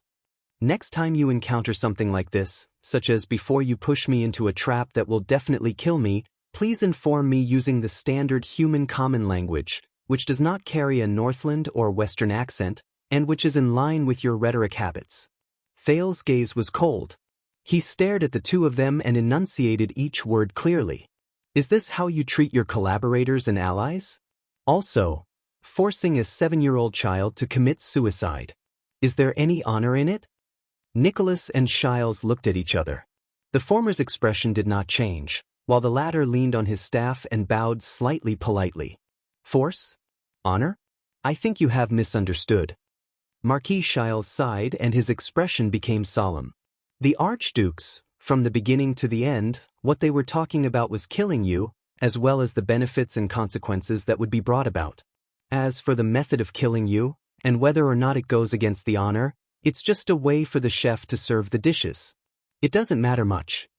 Thales furrowed his eyebrows tightly. So, you actually knew what kind of situation I would face from the beginning? Nicholas shrugged. And something like a 7-year-old and a child, Shiles said solemnly, I think perhaps you should experience it now. Because of your reputation and performance, no one dares to treat you as a normal 7-year-old child. Not only that, in Extet, you are a symbol. In the eyes of many people, you are the heir of Constellation. The Marquis of Camus Union took a deep breath and stared at the floor tiles of Heroic Spirit Palace in a daze. It is far more important than your age, your quality, your reputation, and even more important than yourself. No one cares if you are a child or not. With complicated emotions, Thales' face twitched, and he could not help but laugh. Damn it. These politicians. Don't act like a wronged girl, young prince. Nicholas hugged his arms tightly and snorted coldly. Courage and courage are the qualities that Northlanders admire the most. If you can't even pass the first test, you know, not everyone is qualified to be His Majesty's ally. Thales clenched his teeth. The second prince sneered. This kind of examination method for the qualifications of an ally is really rare. It's right that it's rare. Nicholas shrugged and lowered his head to look at the Prince of Constellation. His eyes shone with a strange light. Welcome to Northland. The three of them were silent for a few seconds. So, did Nuven find his enemy? That collaborator and the one who framed Lampard? Thales tried his best to calm down. At the same time, he is also your enemy. Marquis Shiles smiled softly. Since we have met for the first time, the first step of the trap has been completed. Then our follow-up plan is, there is no follow-up. Thales said flatly. Shiles and Nicholas were both stunned. Thales raised his head. The anger in his eyes had turned into determination. I must not follow their rules. Otherwise, the images of Serena Corleone and Chapman Lampard flashed before his eyes. I don't even know when I've been betrayed. Nuven's plan ends here. Thales heard himself enunciate each word with suppressed emotions. I am not that old man's puppet, to be manipulated by him. Shiles flashed an unpleasant smile. What do you mean? The warmth in Nicholas' eyes gradually cooled down. Listen, if Nuven wants my help, then he better respect my wishes and my life. Thales was resolute and unflinching as he confronted Nicholas' fierce gaze. From now on, all of you will do as I say. The leader of the White Blade Guards shut his mouth and exhaled through his nose. Now is not the time for you to throw a tantrum, young prince. Nicholas narrowed his eyes as he stared at Thales. There was an eerie chill in his gaze, and his tone was horrified. Don't forget that you are in Extet, in Dragon Cloud City, far away from your father the king. Your attendants are not by your side. And Heroic Spirit Palace is very dangerous. Many of the supernatural stories that claim lives happen here. Nicholas' eyes were burning. I have no choice. After all, I am only 7 years old. Thales did not care. He was determined to seize the initiative in his own hands. You know, if I accidentally lose my life here, then all of you, Nicholas cut him off coldly. We have countless ways to deal with disobedient children without endangering their lives. And don't forget. Nicholas tilted his head to reveal the strangely shaped hilt on his back. He did not hide his threat in the slightest. I am very good at dealing with people with the surname Jadestar, especially those with the title, Second Prince. Thales gritted his teeth secretly. 11 years ago, you killed the Sword of Reversing Light on the battlefield. Are you so smug? In Shile's eyes, the prince retorted bluntly, I have seen the battlefield and I know that battle. He fell after being wounded 11 times. You were just one of the hundreds of people who surrounded him, and you just happened to deliver the final blow. Compared to forcing a 7-year-old to commit suicide, your glorious achievements are not much better. Nicholas stared at him silently. He slowly put down his crossed arms, and the expression on his face slowly changed from threatening to murderous. All right. Marquis Shiles quickly walked between the two of them and tried to smooth things over with a smile. As allies, we should not break our promise before we achieve our goal. This is not a good way to make a deal. Perhaps King Nuvan should look for another ally, Thales replied coldly. The kind who will give up their lives for him at any time. This is not Constellation where you can give orders, brat of the Empire, Nicholas said sarcastically. You better understand this. You must carefully do as we say. How about this? The second prince interrupted Nicholas. Before Nicholas' terrifying expression, Thales could not help but laugh. His expression instantly turned cold. I will look for the 5 archdukes and have a heart-to-heart talk with them. Shiles furrowed his brows. For example, King Nuvan is looking for the mastermind behind his son's death, and all of you are on his suspect list. Nicholas and Shiles' expressions slowly changed. Under Nicholas' murderous gaze and Shiles' tightly furrowed brows, Thales threatened faintly. And in the end, no matter who he confirms to be the mastermind, Nuvan will pull out his tendons and skin him alive. What will happen then? By the way, the mastermind will be even more vigilant, and Nuvan's revenge will fail, unless he wants to kill all 5 archdukes at the same time. The next day, the mastermind will return to his own territory and continue to roam freely. His hatred will only deepen. Then, in 10 or 8 years, when Nuvan dies, when the King's Selection Congress is held, when the new common elected king is crowned. Thales narrowed his eyes. I wish the Walton family good luck. I look forward to representing Constellation in the future, establishing a good diplomatic relationship with the new king, and supporting him and the archdukes in dealing with Extet's internal affairs. For example, giving Dragon Cloud City, which has no heir, to another ruling family? Nicholas and Shiles' expressions became increasingly unpleasant. So, it is best to respect the future Supreme King of Constellation, the Northlanders. Thales snorted coldly. Using your words. Do as I say, carefully and according to my instructions. Also, don't call me a citizen of the Empire. Every time you remind me, it makes me feel like I'm not in Extet. Thales' expression was at ease. He raised his right index finger rudely and tapped the air lightly, leaving behind a sentence that made the leader of the White Blade Guard's face turn green. But in the Great Empire's Northland Province, the Prince of Constellation no longer paid attention to the two men, who had interesting expressions on their faces, and turned to leave. What are you looking at? On the streets of Armor District, Miranda turned to ask Cohen. Nothing. Cohen retracted his gaze from the alley and muttered, I saw a strange person in the alley just now. He had 2 swords on his waist. Swords? Miranda's expression turned cold. Could he be our target? What does he look like?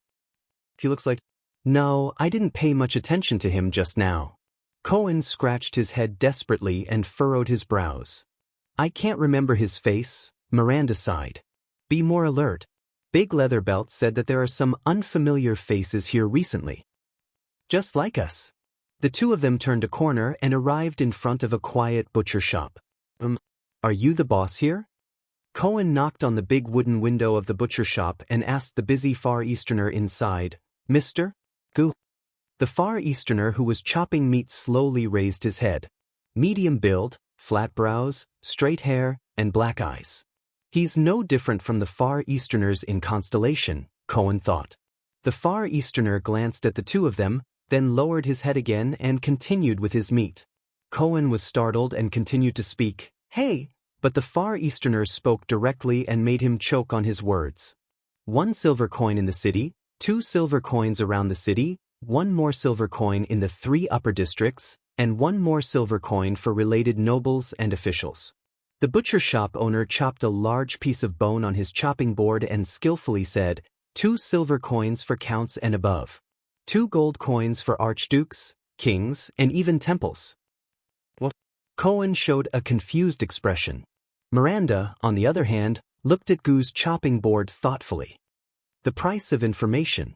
Without raising his head, Gu spoke in the common language with his unique Northland accent. No bargaining. Cohen frowned. 1 silver coin.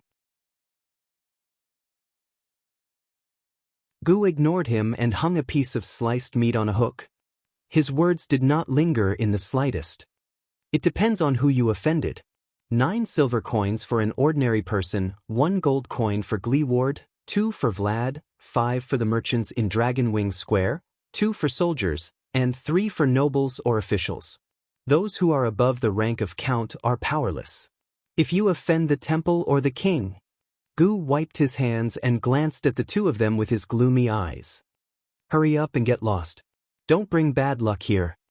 Cohen asked with a puzzled expression, Why do merchants need 5 silver coins? Even higher than the nobles? The next moment, Gu raised his right hand and stopped Cohen from speaking. Then, the butcher shop owner quietly extended his left hand and spread it horizontally upwards. Cohen was stunned again. But before Cohen could respond, Miranda reached out and took the money pouch from Cohen's waist. We want to ask about what happened in this district recently. 2 groups of swordsmen once fought here. Under Cohen's resentful gaze, Miranda happily took out a Northland gold coin, a small metal disc with Rikru's head and a dragon carved on it. That's the money I asked Caslin for, Cohen rolled his eyes. Miranda calmly released 2 fingers and the gold coin fell into Gu's hand. Looks like a generous foreign customer. Gu narrowed his eyes and raised the gold coin in his hand. He flicked the edge of the coin and whistled. If it's just information, I don't have change. Take the extra as a tip. Miranda's tone did not change, but her gaze was sharp. As long as it's worth it. Tip. Cohen stared at the gold coin, then at Miranda. His eyes were filled with disbelief. Do you know how to count, my young mistress? Gu chuckled, but his next words stunned both of them. Miranda furrowed her brows. What do you mean? The information you asked about swordsmen fighting, I've never heard of it. Gu shook his head. For the sake of the gold coin, you can change your question. Miranda turned her head and pondered. Are there any new, strange swordsmen around? Cohen recalled what he saw and muttered, Right, I think I saw a swordsman with 2 swords. Gu's gaze froze. 2 swords. Strange swordsman. He sighed in his heart. Could it be you? Gu calmly put away the gold coin and lowered his head to continue his work. All right, the quota is used. You may leave. Both of them were stunned. The police officer and the young mistress looked at each other, baffled. Miranda's eyes were filled with anger, while Cohen spread his hands. Equivalent exchange. This principle doesn't work everywhere. Miranda was about to speak, but Cohen stopped her. The blonde police officer exhaled and laughed. In the next second, Cohen punched the window frame. Asterisk thud. Asterisk Gu raised his head and looked at him with an unfriendly expression. I know that there's a rule in places where the situation is tense, such as on the battlefield, whether it's a bar or a shop. Cohen curled his lips and looked at the indifferent Gu with sincerity. It's called first lesson, right? Gu did not speak and only looked at him quietly. Newcomers and outsiders will be fooled the first time. They'll lose some money and learn a lesson. Cohen tapped the window frame lightly. At the same time, they'll test the newcomer's strength. Those who are strong and have a strong backing will come and make peace. Those who are weak, Cohen closed his eyes and nodded, suffer losses, and they'll be more polite next time. Cohen tilted his head and leaned against the window, revealing a smile. He mimicked Gu and whistled. So, as a boss, you need to have a good eye. Don't look for the wrong person. Miranda looked at Cohen's ruffian face and smiled in her heart. This idiot. I've learned a lot in the Western front line. Gu narrowed his eyes and curled his lips. So, are you strong or have a strong backing? Maybe it's both? Cohen exhaled helplessly and flashed the sword at his waist. Since you've already taken the money, Gu sneered and shook his head. I've already given you an answer. That's not an answer we're satisfied with. It's perfunctory, Miranda said coldly. We don't want to use force. Gu raised his eyebrows. From their actions, he could tell that both of them were ruthless characters. The man was probably a warrior, skilled in frontal assaults and battlefield techniques. As for the woman, strange, I can't tell. The people on the street were not blind, thieves, beggars, swindlers, they probably wouldn't dare to touch them. However, I'll say it again. We're looking for a group of strange swordsmen around superclass. Cohen smiled. They're related to the arms black market and are ruthless. Compared to the average swordsman, they might be slightly stronger. Gu took a deep breath and sighed softly. A group of strange swordsmen. Really? I almost thought they were here for you. Black sword. The next moment, the Far Easterner smiled helplessly in Miranda and Cohen's eyes. Vlad is more familiar with the black market transactions than I am, but the group you're looking for, all right. Gu smiled as he calmly pulled out the boning knife from the chopping board. Here, there are indeed a few strange people. They have bad tempers and stay away from strangers, those who hold swords and use the power of eradication.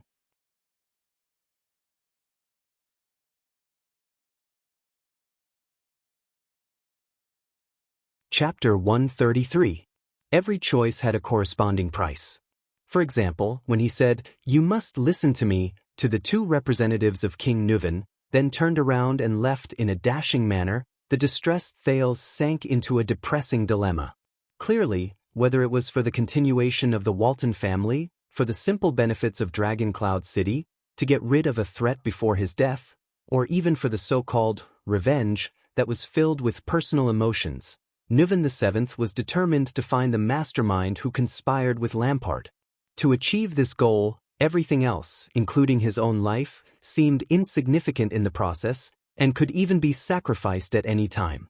Thales was almost 100% sure that he was bait in Nuvan's original plan. There were no other possibilities. But the prince gritted his teeth. Even if he used Constellation to intimidate others and seized the initiative in his own hands, how could he find Nuvan and his common enemy without endangering himself? The person who could order around the so-called traitors of the Tower of Eradication? I don't know how Nuvan would react to my performance, but if I can't help him find the enemy. Thales remembered King Nuvan's expression. He sighed. Welcome to Northland. I need help, be it from Putre's advisor, Waya's sword, Ralph's psionic ability, or Aida's strength. I have to hurry and meet up with them. Thales looked up and was suddenly stunned. He realized that he had unknowingly walked a long distance while he was deep in thought. But he did not find Merc, who had been leading the way for him. In short, Thales looked awkwardly at the unfamiliar corridor and stairs, the rugged decorations on the walls, and the stone windows on both sides. I'm lost. Thales immediately turned his head. However, after imagining the scene of him saying to Nicholas and Shiles, whom he had just met, I'm sorry, can you tell me how to go back? And the two men's expressions, he resolutely removed the option of going back the way we came. The problem is, Thales turned his head awkwardly. The layout of Heroic Spirit Palace was too consistent. Every time he turned a corner, he felt like he had returned to the same place. I can only walk forward and ask for directions when I meet a guard or servant. Thales sighed and strode forward, until he passed through a tall arched door in a daze. It was a huge room. It was not like the other places in Heroic Spirit Palace, which were lit with stoves and braziers. Instead, it had large windows that let in white light. Iron shelves hung from the ceiling, and there seemed to be some kind of sparkling and translucent silver-white gemstones on them. They reflected the light from outside the window and lit up the rows. Bookshelf? Thales was stunned. He looked at the 2 rows of large black bookshelves in front of him. Each row was 8 to 9 meters long, leaving only a gap in the middle that could fit 2 people. He frowned. He seemed to have stumbled into a library? No wonder there was no brazier. Thales looked around. Strangely, he did not see anyone. He took a step forward and poked his head between 2 rows of bookshelves, trying to see the other end of the room, but in vain. Firstly, the room seemed to be extremely large. Secondly, he noticed that the black bookshelves seemed to be arranged in an arc instead of a straight line. At least, he could not see the other end of the room. In his field of vision between the 2 rows of bookshelves, there were still countless bookshelves extending to the end of his sight. He sighed. If it's a library, there should be someone guarding it, right? Thales cautiously opened his mouth and shouted, "Is there anyone here? How do I get to the Hall of Heroes?" There was no response. Thales shook his head. These bookshelves blocked the transmission of sound to a great extent. He had no choice but to walk between 2 rows of bookshelves and walk past rows of black wooden bookshelves. There were about 10 layers of these bookshelves, and each layer was separated by thick black wooden boards. From the soles of his feet to the ceiling, they were at least 7 to 8 meters tall. There were, of course, books on the bookshelves, thin sidebound books, heavy classics with hardcover covers, and even scrolls placed vertically. Many of the books were heavy and unadorned. Some were even ancient books made of parchment. They had a long history, but were well preserved. The ancient empire's language was engraved on the side of each bookshelf, clearly marking the categories of each row: poetry, literature, history, politics, music scores, personal monographs, and even the king's decrees. Many of them were old books that could not be found in Mindy's Hall. My God! Thales leaned against a row of bookshelves and stood on tiptoe to look at a thick book with a brown cover. He was in a daze. Collection of Imperial Edicts of the Empire, Year 1, Year 200. This is Year 600 of the Calendar of Eradication, Year 1500 of the Empire Calendar. A book from nearly 2,000 years ago? No, it's a copy. Thales immediately realized how old it was from its age. But a thought flashed through Thales' mind. If it's a book from before the Battle of Eradication, then, be it the history of wizards, magic towers, or magic, it will definitely leave behind some clues. At least it will be mentioned briefly. For example, the book he found in Mindy's Hall, War of Eradication, The World's Fall, did it not mention the Alchemy Tower? Thales' eyes brightened. He had never believed that the prohibition of magic by humans could be so thorough that it was invulnerable. Otherwise, how could there be an existence like Ramon? He continued to walk forward. From time to time, he pulled out a few books that he could still hold, flipped open the first few pages, and glanced at them. There were many similar books. From the common language to the language of the ancient empire, there were even books written in rare languages that he had never seen before. Fortunately, the special training Gilbert gave him was effective. With Thales' level of proficiency in the common language, it should not be a problem for him to understand the cover and the general contents. As for the language of the ancient empire, which he was not very familiar with, its grammar and spelling were much more complicated than the common language, but many of the roots and affixes were similar. Gilbert told him that after the collapse of the ancient empire, The language of the ancient empire used by the nobles and officials slowly became a ceremonial language for rhetoric and literature. The common language of the commoners was only gradually formed at this time. Thales held his breath and suppressed the excitement in his heart. It was as if he had returned to the past in his memories. Over there, he was also walking between rows of bookshelves. Edict of Bright God. This was a history book that recorded the deeds of the once Orthodox Church of the Empire, the Church of Bright God. War of Thorns. Looking at the title page, it seemed to be a rather large expedition during the era of the ancient empire. Its target was the land of Thorns in the southwest of the Western Peninsula. Chronicles of Conquest by Great Emperor Camelot. Chronicles of the Ancient Empire's first emperor and the history of the establishment of the empire. Kings XXX Politics XXX.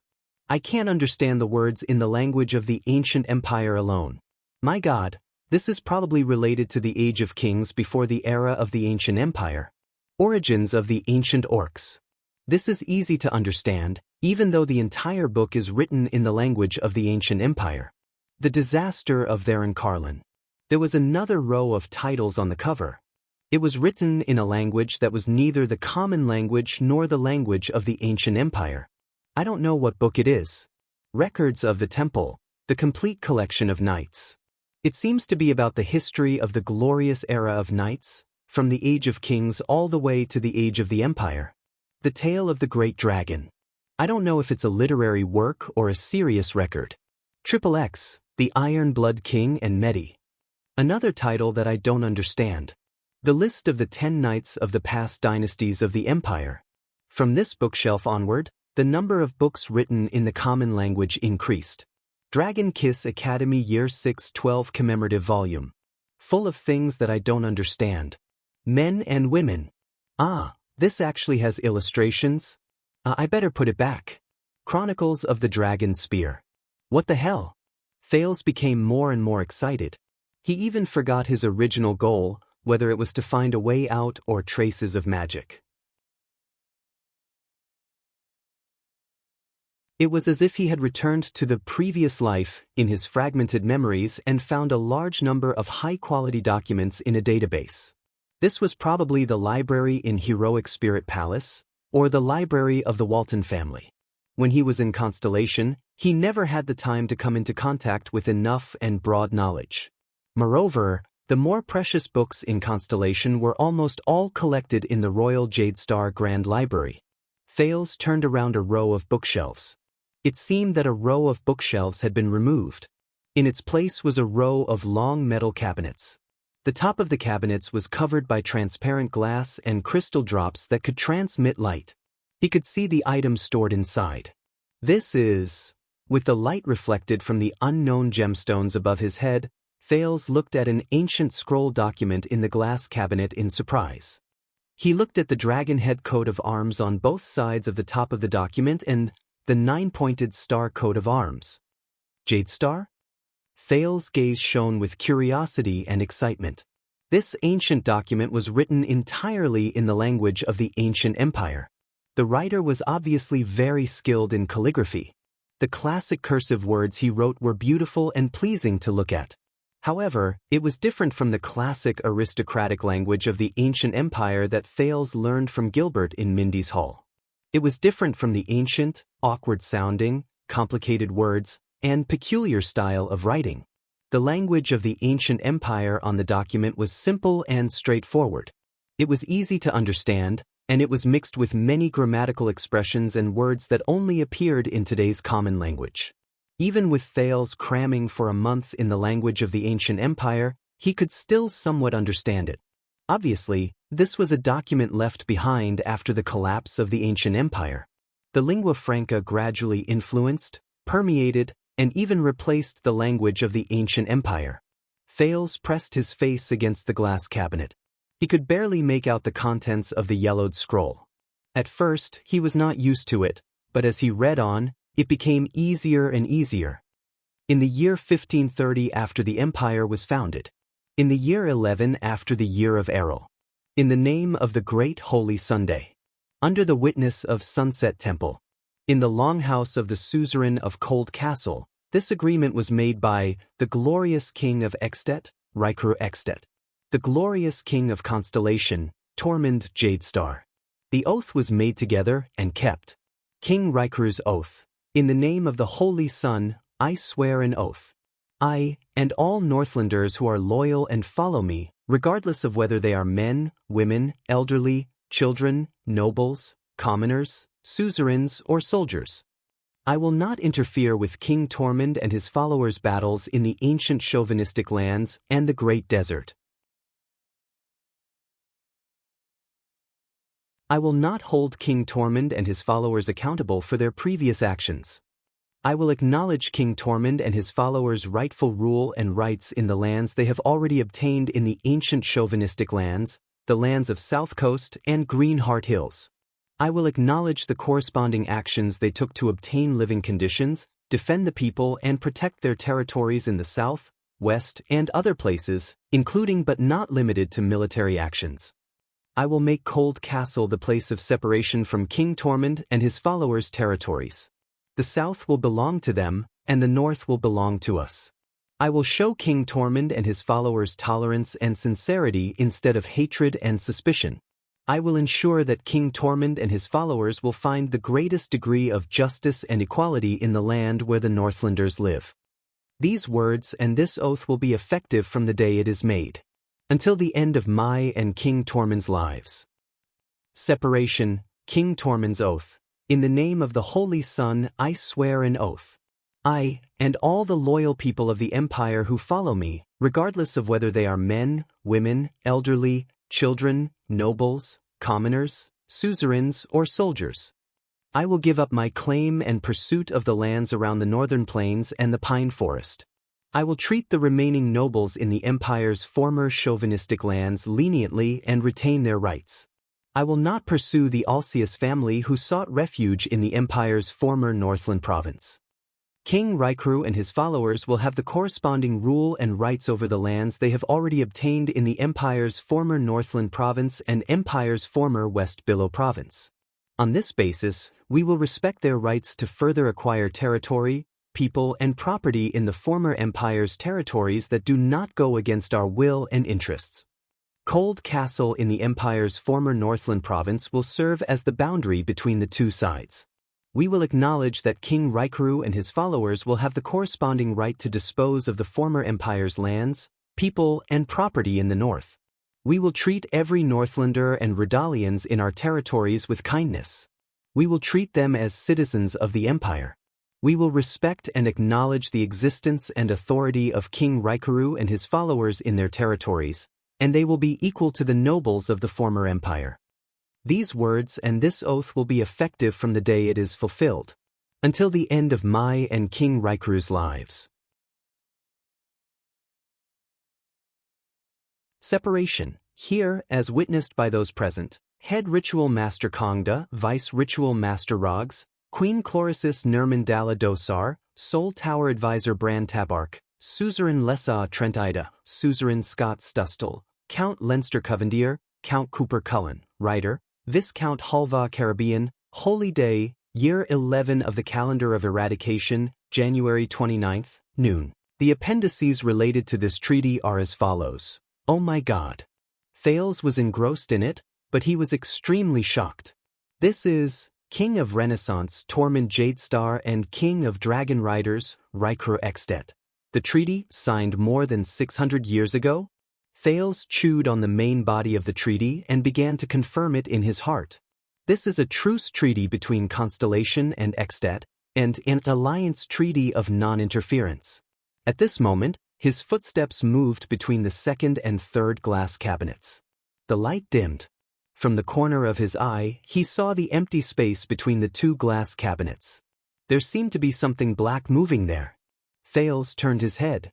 In his line of sight, on the ground one step away from him, a person suddenly appeared. A person! Ugh! Thales was so shocked that he fell backwards against the glass cabinet. Asterisk bang! Asterisk with a pale face, he took a few steps back and finally managed to grab the leg of the glass cabinet to regain his balance. The figure that suddenly appeared and was lying on the ground seemed to be shocked as well. The other party sucked in a breath and took a step back. Thales patted his wildly beating heart. When he saw that there was indeed a living person in front of him, he panted and relaxed. That? Thales asked while panting. The other party finally raised her head. Thales was stunned. That person was very thin, very short, very mini? To be precise, it was a girl with platinum curly hair, dressed in a long gray dress, and a frightened expression on her face, a little girl. She looked to be only 8 or 9 years old. Thales looked to his left and right, puzzlement rising in his heart. There's no one around, but why is there a little girl here? And why is it a little girl again? Thales first thought of the little girl he met by accident next to a coffin, and then he thought of Nicholas' supernatural legend of heroic spirit palace. He felt a little creeped out. He swallowed a mouthful of saliva and took a closer look. The other party's gray dress was covered in dust. She was lying on a thick book that was at least a meter wide. Her elbows were propped against the pages on both sides, and her face was almost pressed against the book. She's actually reading a book? The little girl raised her head. Her small face was covered in dust and dirt. Her platinum hair was stuck to her forehead, and there was a hint of confusion on her frightened face. In the next second, she looked in Thales' direction with a dazed expression. Her eyes narrowed into thin lines. Her expression was full of suspicion and wariness. Like an amphibian, she looked in Thales' direction. She turned her neck. But her eyes were lifeless, and her pupils were numb, but they were not focused on Thales. Under such bright light, she actually didn't see Thales? Didn't see him. The other party sniffed the air fiercely. It seemed like she was sniffing something. Thales' heart skipped a beat. Could it be? Strange fragments of memories surged into his mind. I haven't finished running my model. What did you drag me here to watch today? Don't worry, you won't be afraid of this. It's a story about a few people doing scientific exploration underground. Scientific exploration? What's the name? The opening title is the _descent? Descent? Oh, it's really an adventure film. But why are there a few girls? An adventure as a psychological treatment? That's right, why would I harm you? You'll know when you keep watching. Why did you turn off the lights at this time? Don't tell me you want me to see your fluorescent watch. Damn it, what the hell is this? Let me go. I don't want to see it. Thales gulped again. As if he wanted to see this place more clearly, he saw a strange girl with squinting eyes. Slit-eyed people are all monsters. This was a memory that he did not know when it entered his mind.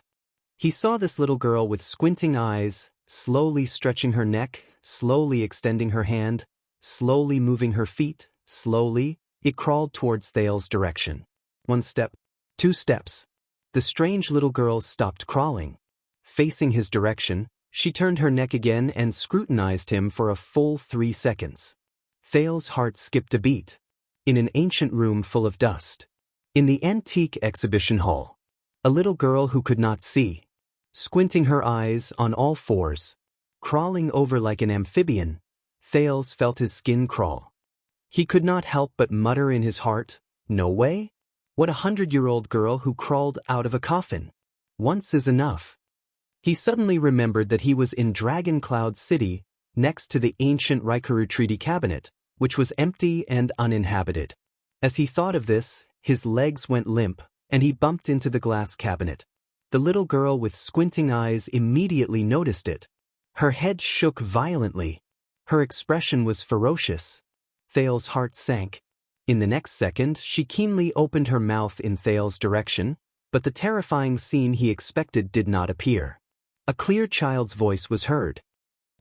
Thales was stunned. The little girl's face was full of shock, and she kept shaking her head. She's alive? As long as she's alive. Thales exhaled and patted his chest. But why can't a living person see me? Soon he knew why.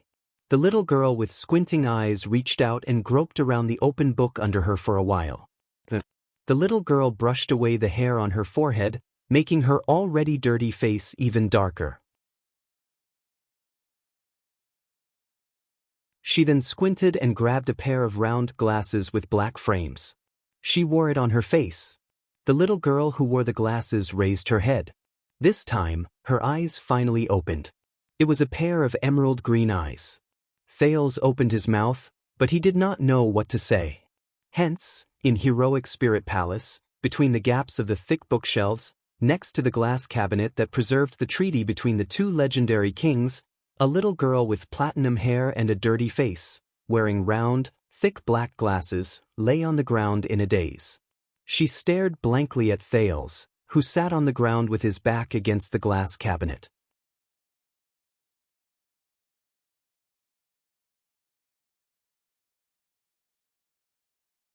Chapter 134. Cohen and Miranda stepped on the slushy ground. In winter, the streets of Dragoncloud City were messy and random compared to the meticulous and orderly streets of Eternal Star City. Sometimes they were straight, and the width of the roads varied. The houses on both sides of the streets were stacked on top of each other irregularly. Sharp icicles formed under the eaves, and the signs were piled with snow that fell from time to time. But Cohen felt that although the former was orderly, it always gave people a sense of coldness and seriousness, while the latter seemed to be random and messy, but there was a kind of harmonious order in it. This feeling was especially obvious when he saw the Northlanders walking through the streets and alleys skillfully, working and living in the twisting and turning areas. The Armor District was one of them. Loud voices with Northland accents could be heard from afar in the cold weather, accompanied by hearty laughter and curses from time to time. The Northland men, wrapped in thick winter clothes and carrying loads of goods, hurried back and forth. The women carried or hugged baskets and stopped from time to talk to the people on both sides of the street. They were as fierce and shrewd as the men when they bargained. The children on the street ran happily in groups. This seemingly chaotic yet unique Northland characteristic made Cohen feel as if he had returned to the Great Desert, to the Western front lines, to Blade Fang's Dune Camp. That chaotic land where soldiers, terrorists, criminals, scum, thugs, desperados, mercenaries, and adventurers gathered. It was just as chaotic and messy, but it did not have the darkness, violence, and brutality of the latter. Instead, it was bright, secure, and peaceful amidst the chaos. Miranda Arund, the Northlander, could only frown slightly. As someone who was used to the sternness of the Tower of Eradication and the tidiness of Constellation, the lifestyle of her fellow Northlanders made her feel particularly uncomfortable. A group of Dragoncloud City soldiers walked toward them on the street. The leader of the group greeted the civilians around him from time to time. "It's the disciplinary officer," Cohen said in a low voice. "There aren't many outsiders in the Armor District. We're already very conspicuous. Let's find a place to hide." Miranda nodded slightly and turned on her heel. She and Cohen naturally and skillfully turned into an alley between two houses. They cut into the narrow area and continued to search for their target. His short career as a police officer had given the workaholic Cohen rich experience in patrolling and searching the city. He skillfully moved along the outer walls of the houses, occasionally looking for possible hiding spots. Miranda looked at the empty alley in front of her and listened to the still, noisy street. She frowned and asked, "Where is the place that Gu mentioned?" "It should be nearby," Cohen muttered as he searched. "What we need to do is to confirm which of these houses has." Right at this moment, both of them were stunned. Then they all turned their heads. In the alley they were in, a person with light footsteps appeared. He slowly walked toward the two of them. Cohen looked puzzled, and Miranda's pupils shrank. It was a young Northland man with a gloomy face and slightly dark skin. He was dressed in a dirty and tattered robe. He was just an ordinary poor man in Dragoncloud City. The young man seemed to have encountered some kind of setback and sadness. He lowered his head and walked towards them, as if he didn't see them. In the alley, Cohen and Miranda looked at each other and moved aside to make way for the young poor man in tattered clothes. The latter passed between them. The moment he passed the two of them, "Hey you!" Under Cohen's questioning gaze, Miranda suddenly turned around and called out to the man. The young poor man was stunned and turned around in confusion. "Are you going to assassinate someone in secret?" Miranda said slowly with narrowed eyes. "What? Assassinate what?" The young man looked even more puzzled. Cohen furrowed his brows. Miranda would never do something without a reason. Miranda's eyes flashed. She gestured with her chin and raised her eyebrows. If it's not to assassinate someone in secret, then why are you so careful to hide the sword at your waist under your clothes, and you're still pretending to be walking normally? The young man's expression froze. Cohen's breath instantly stopped. He looked at the man's waist, but he couldn't find any protrusion that proved that this person had a weapon under his robe. I don't understand, what does my sword have to do with you? The young man complained with a confused and dissatisfied expression. But he was quickly interrupted by Miranda. Stop pretending. Miranda slowly placed her hand on the hilt of the sword at her waist, and her expression became serious. For the past 3 years, I've had to deal with dozens of spies, scouts, spies, and smugglers who cross the border every day. The young man's originally unfocused gaze began to focus. Cohen tacitly moved his feet and blocked the other side of the young man. In this narrow alleyway, he had nowhere to run, and was blocked from the front and back. Do you know what these people have in common with you? The Arund family's daughter shook her head mockingly. That is, they all think they're good at hiding things. The young man slowly straightened his body, his expression becoming colder and colder. Miranda sighed. And I thought that as long as their eyes were calm and their expressions were calm, no one would be able to discover their intentions. Cohen chuckled. My God, Miranda's observational skills. She's definitely more suitable for the police than I am. With a little more effort, it's not like I can't join the kingdom's secret intelligence department. When he thought of the secret intelligence department and Raphael, who was in the secret intelligence department, Cohen's heart sank again. Don't be impulsive, sir. Cohen, who was in a bad mood, placed his hand on the hilt of his sword and said in a low voice, We just want to confirm something. This alley is not suitable for drawing a sword. What a pity. The young man also sighed regretfully. If only I had another second to walk to the most appropriate position. In the next moment, the battle began. The young man's right elbow shot backward like an arrow released from a bow. With a whistling sound, it instantly attacked Cohen's head. Cohen's pupils twitched. Instead of retreating, he calmly moved forward. Raising his left hand, he used the side of his arm to parry his opponent's elbow. Asterisk thud. Asterisk it was the dull sound of elbows colliding. Both of them trembled at the same time as they felt the bones in their hands shake violently. The blonde police officer's expression did not change. He extended his right hand, ready to catch the back of his opponent's elbow. But in the next second, the young man swung his right hand and pressed it against the side of Cohen's left arm. With a forceful push, he borrowed the momentum from Cohen's forward charge to turn around and rush out. The elbow just now was a feint. Cohen's gaze sharpened. His opponent's target is Miranda. The young man's figure shot toward Miranda. At the same time, he kicked out with his right leg and attacked the black-haired swordswoman. With a cold expression, Miranda turned her body in an instant. Her back was pressed against the wall. She avoided her opponent's fierce attack. But her left leg was already suspended in midair. She lifted it up. In the next moment, Miranda seemed to move casually with the tip of her foot. His kick landed perfectly on the side of the enemy's right leg, which was whizzing towards him. The young man's expression was astonished. He instantly lost his balance. He quickly pressed his left hand against the wall to stabilize his body. But the sound of wind came from the back of his head. Cohen's heavy fist was already against his back. The young man's muscles trembled. He gritted his teeth and turned around. Asterisk bang. Asterisk Cohen's heavy fist and the young man's right palm collided in midair. But Cohen was the one who took the initiative. It was obvious that he had the upper hand. The young man who hastily received the punch trembled and took a step back. On the other side, Miranda's hand was already aimed at his neck. In the nick of time, the young man quickly turned around. Under the robe around his waist, there was a sword hilt with a brass ball on it. A surge of energy exploded in the young man's body. In an instant, he exploded with astonishing strength in his joints and dodged Miranda's swift and fierce hand knife. In the next moment, A short and nimble sword was unsheathed as the young man turned around. In the narrow alley, he slashed vertically at Cohen from top to bottom. Cohen's sword was too long. It could not be used in the alley. Left with no choice, the police could only use the half-unsheathed sword to block his opponent's vertical slash. Asterisk clang.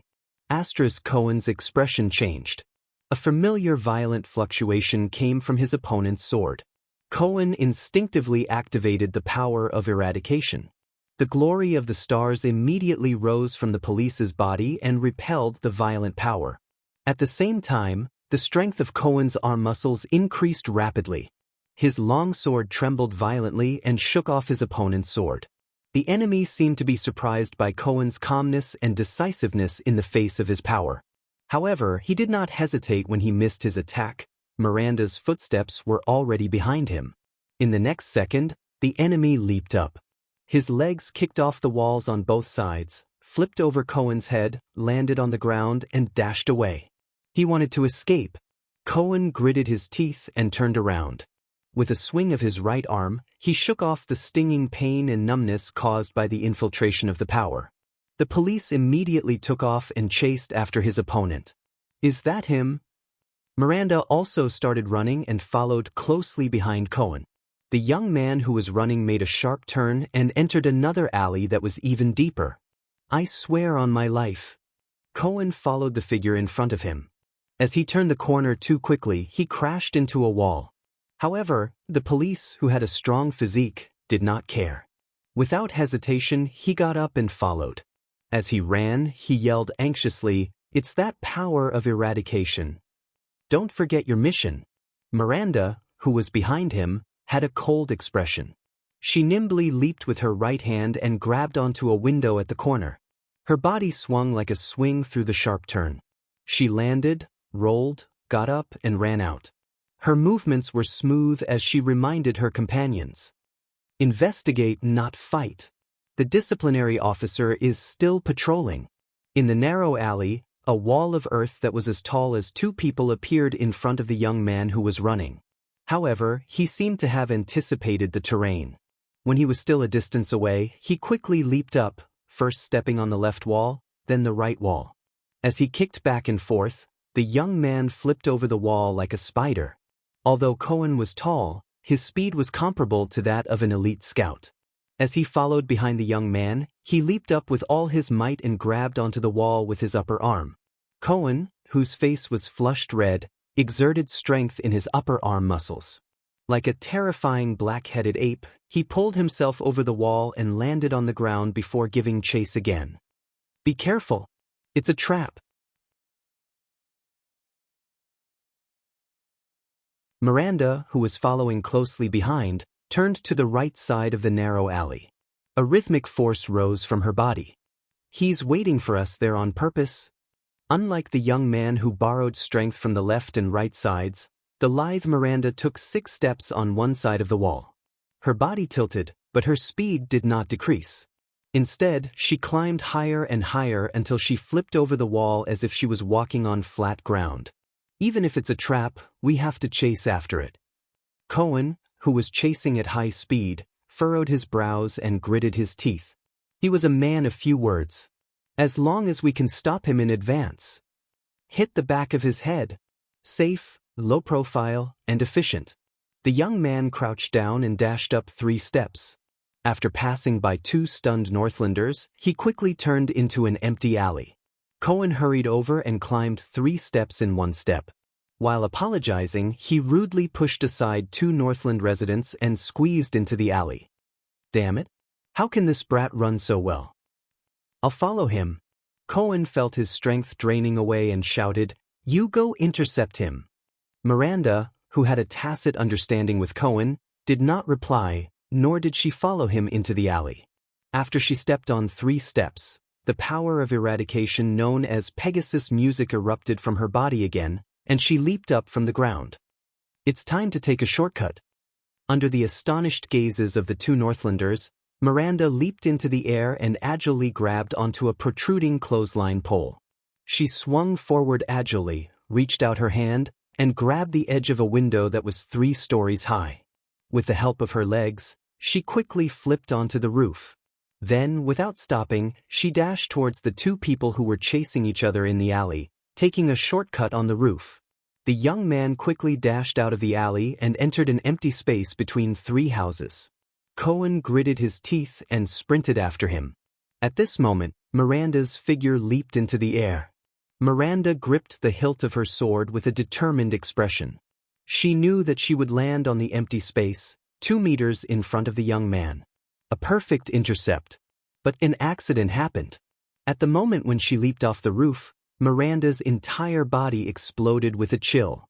An extremely ominous premonition of danger instantly enveloped her heart. Without thinking, Miranda unsheathed her sword in an instant. She turned around and thrust her hand fiercely downwards. The blade of the sword pierced the roof platform that she had just leaped off from, forcefully stopping Miranda's momentum. In the next second, the figures of the young man and Cohen both disappeared into another alley.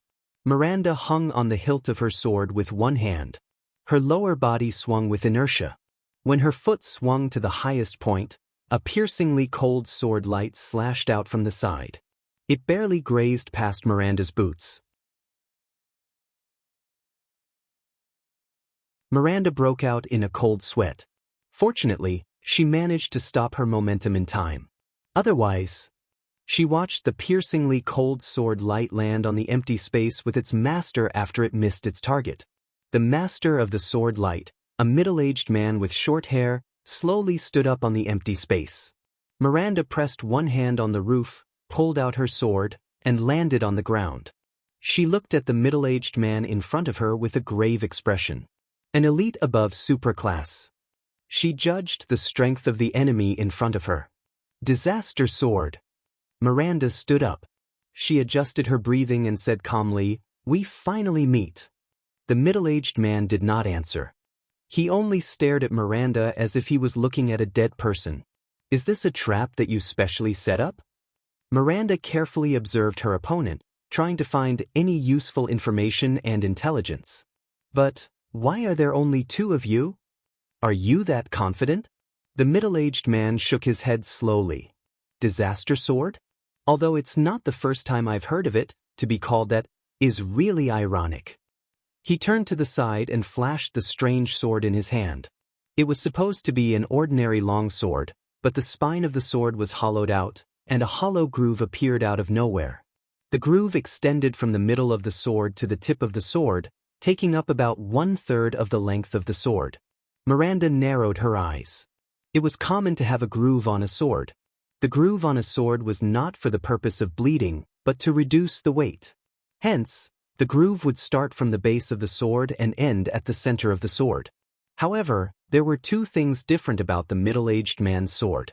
First, his sword had a hollow groove. This would undoubtedly greatly reduce the weight of the sword, but it would also cause the quality of the sword to decrease. Second, the groove started from the tip of the sword and ended at the center of the sword. This meant that it was very likely that the groove was forged for the function of bleeding. To achieve these 2 things, the swordsmiths had to have extremely high forging skills. Miranda was certain that she could only find such excellent swordsmiths in the Tower of Eradication, elves, and dwarves. "You're very good." The middle-aged man's expression was indifferent. He spoke in a hoarse voice. "You actually managed to find your way here from Constellation. It seems that the Tower of Eradication has also improved. They know that we're Constellations?" Miranda was acutely aware that something was wrong. "How did we get exposed? Is it really like what Caslin said? In the eyes of experts, there's no way for us to hide our origins? So, why did you become the lackeys of a certain Archduke of Ekstedt?" Miranda was not in a hurry to draw her sword. Instead, she tried to continue gathering information. This was what the fortress flower had told her. The most important principle as a commander: know yourself and know your enemy. You actually assassinated the Prince of Constellation for them? What benefits does this bring to you? Miranda continued to probe. Other than entering the Tower of Eradication, what is your goal? The throne of Ekstedt? The throne of Constellation? Or a war between the 2 of them? Her goal? The middle-aged man's expression was still indifferent and calm. The throne war? There was disdain and coldness in his words. Such short-sighted goals are not qualified to enter our sights. Even entering the Tower of Eradication is just a small effort that we took advantage of the situation. Miranda frowned fiercely. If it's not for the throne and not for war, then why did they hide in Black Sand region and use the mystic guns to assassinate the Prince of Constellation? It can't be for justice. It seems that you've been entrenched here for a long time. Miranda's heart sank. She decided to change her approach. You've even infiltrated Dragoncloud City's arms black market and Black Sand region's mystic gun unit. Since you've already been exposed, why didn't you use a few units to deal with us? Mystic guns? The middle-aged man raised his sword gently and paid no attention to Miranda's words. As a swordsman, you'd better focus on your own sword, no matter how powerful those weapons are. Miranda let out a long breath. Damn it. Watertight. Draw your sword. We come from the same source, but we're destined to be enemies, the middle-aged man said flatly. Before the disciplinary officer and the soldiers arrive, we have 5 minutes to settle the battle. It seems like I won't be able to get anything out of him. Miranda took a deep breath, turned her wrist, crouched down, and seriously made a starting gesture. Unless, capture him alive. Or, kill him. The two of them approached each other slowly. Miranda let go of her senses, and the Pegasus music rose slowly. To feel the rhythm of the other party's battle. Miranda told herself this time, just like in countless previous battles. However, in the next second, the sword flashed. Miranda's pupils instantly dilated.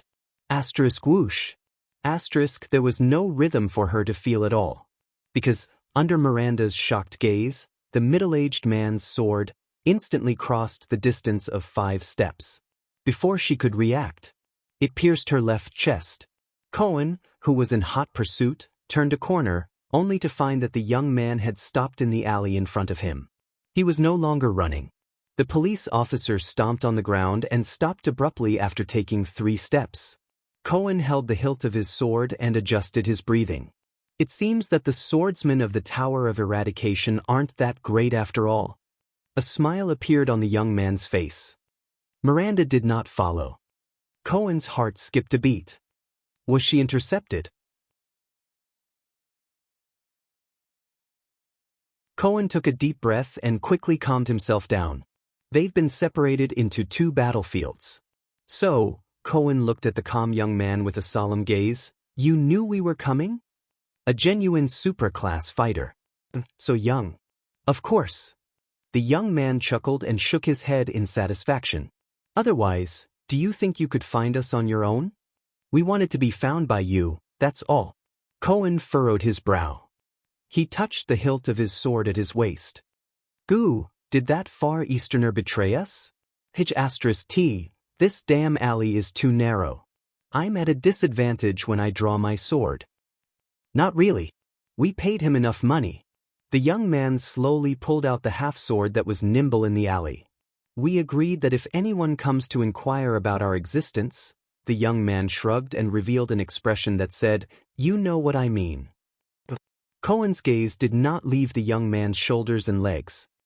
His tone was calm and his words were calm. We also paid him. Is that so? That must be the tip you gave. The young man grinned and took a step forward. He raised the half-sword horizontally. Not enough. Cohen sneered and got into a stance as well. The terrain is too narrow. Horizontal slashes and diagonal slashes will be at a disadvantage. Looks like I'll have to relive the swordsmanship taught by one of the Scions, Collator, a long time ago. I hope I haven't forgotten everything. So, we're the first contact between the Scions inside and outside the tower in the past 40 years. The young man snorted and drew closer to him. The Tower of Eradication and the Disaster Sword? Of course not. Cohen carefully recalled the previous battle and remembered the red and black swordsman in Red Street Market. He calmly replied, 1 or 2 months ago, I met one of your companions in Constellation. He and I are the ones who received this honor. The young man's gaze turned serious. His smile disappeared and he stopped moving. So, you're the one who killed Groudon, he said flatly. Not all of it. Cohen carefully moved his feet. I only took half of the credit, maybe less than half. Their gazes collided in the air. Did you know? The young man took a step to the left and said meaningfully, the Tower of Eradication is the legitimate successor of the Temple of Knights. In the Battle of Eradication, other than a few heroes, they were the most dazzling and noble existence. They fought for the survival of mankind. After the war, in order to prevent the mystics from making a comeback, they worked even harder to maintain the inheritance and development of the power of eradication for hundreds of years. You want to tell me about the history of the Tower of Eradication? Cohen sneered. Just because of you traitors of the Tower of Eradication? Traitors? The young man shook his head and sneered. Do you know how we defeated the mystics back then? His gaze on Cohen became sharper and sharper. Those legendary existences that can't die, grow old, weaken, or perish? They are immortal, but they have their biggest weakness. With this weakness, the mystics can't even withstand a light blow. Cohen gradually found the best place to attack. And the warriors with the legendary anti-mystic equipment opened a path with the power of eradication that could resist mystic energy. They carried the will to die. Cohen's expression was calm and unwavering. The commoners may not know, but we in the Tower of Eradication know very well. The legendary anti-mystic equipment? The power of eradication that can resist mystic energy? Ha! The young man laughed. Suddenly, his expression turned cold.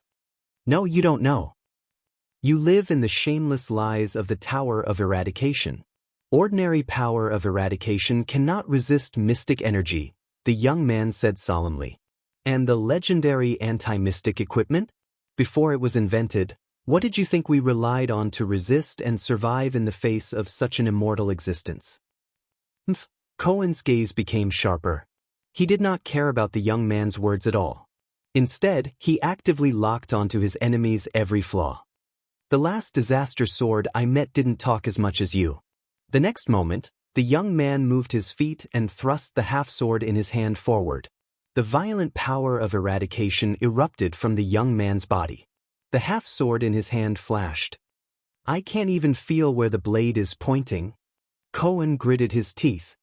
Does the other party's power of eradication change the path of the sword, obscure my senses, or speed up the sword? T. Ding.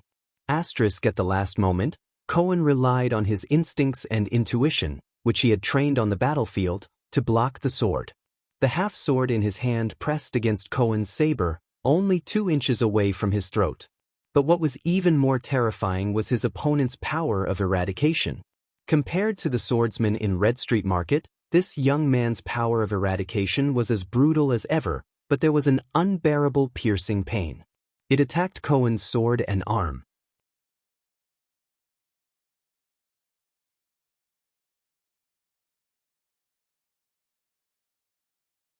Chapter 135.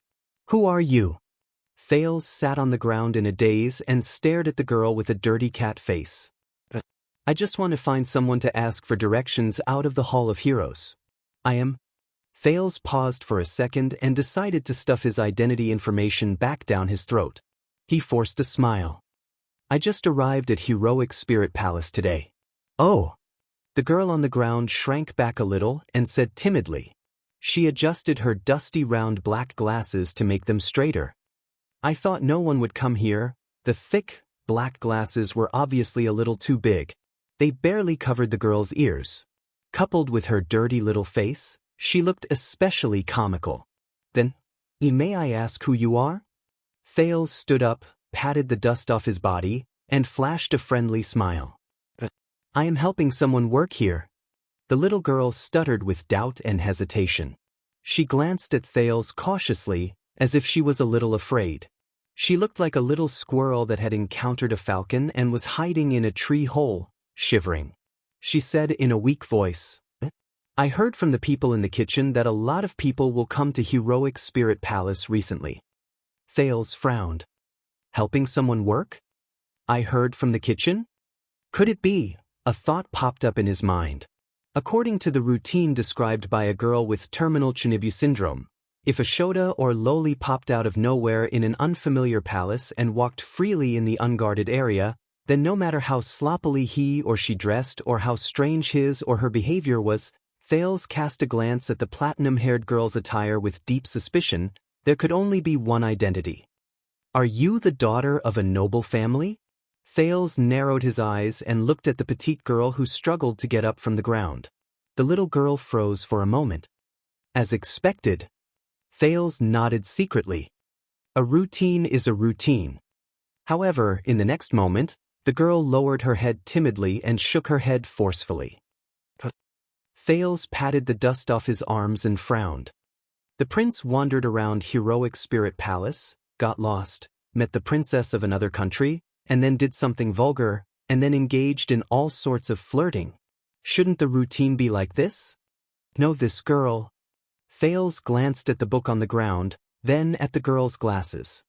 She can read, and she even knows the language of the ancient empire. If he wasn't a noble, he wouldn't have had the opportunity to learn all of this. Also will not have the opportunity to high myopia. And in Heroic Spirit Palace. Thales immediately smiled. Your surname is Walton? Is she King Nuven's granddaughter or grandniece? But to his surprise, the little girl waved her hands and shook her head desperately as if she had been frightened. No, I'm just a servant. I was ordered to look for something here. Thales frowned again. No. As the little girl shook her head, her large black glasses slid down the bridge of her nose, falling to the ground. The platinum-haired girl was clearly shocked. She squinted her eyes and tried to grab her glasses in midair, fluttering about in a flurry. Perhaps it was due to her poor eyesight or something else, but in her panic, her hand, which she had stretched out recklessly, sent her glasses flying. The wind blew. Thales was shocked. He subconsciously reached out and caught the strange object that flew into his arms, the girl's glasses. Oh. Thales curled his lips.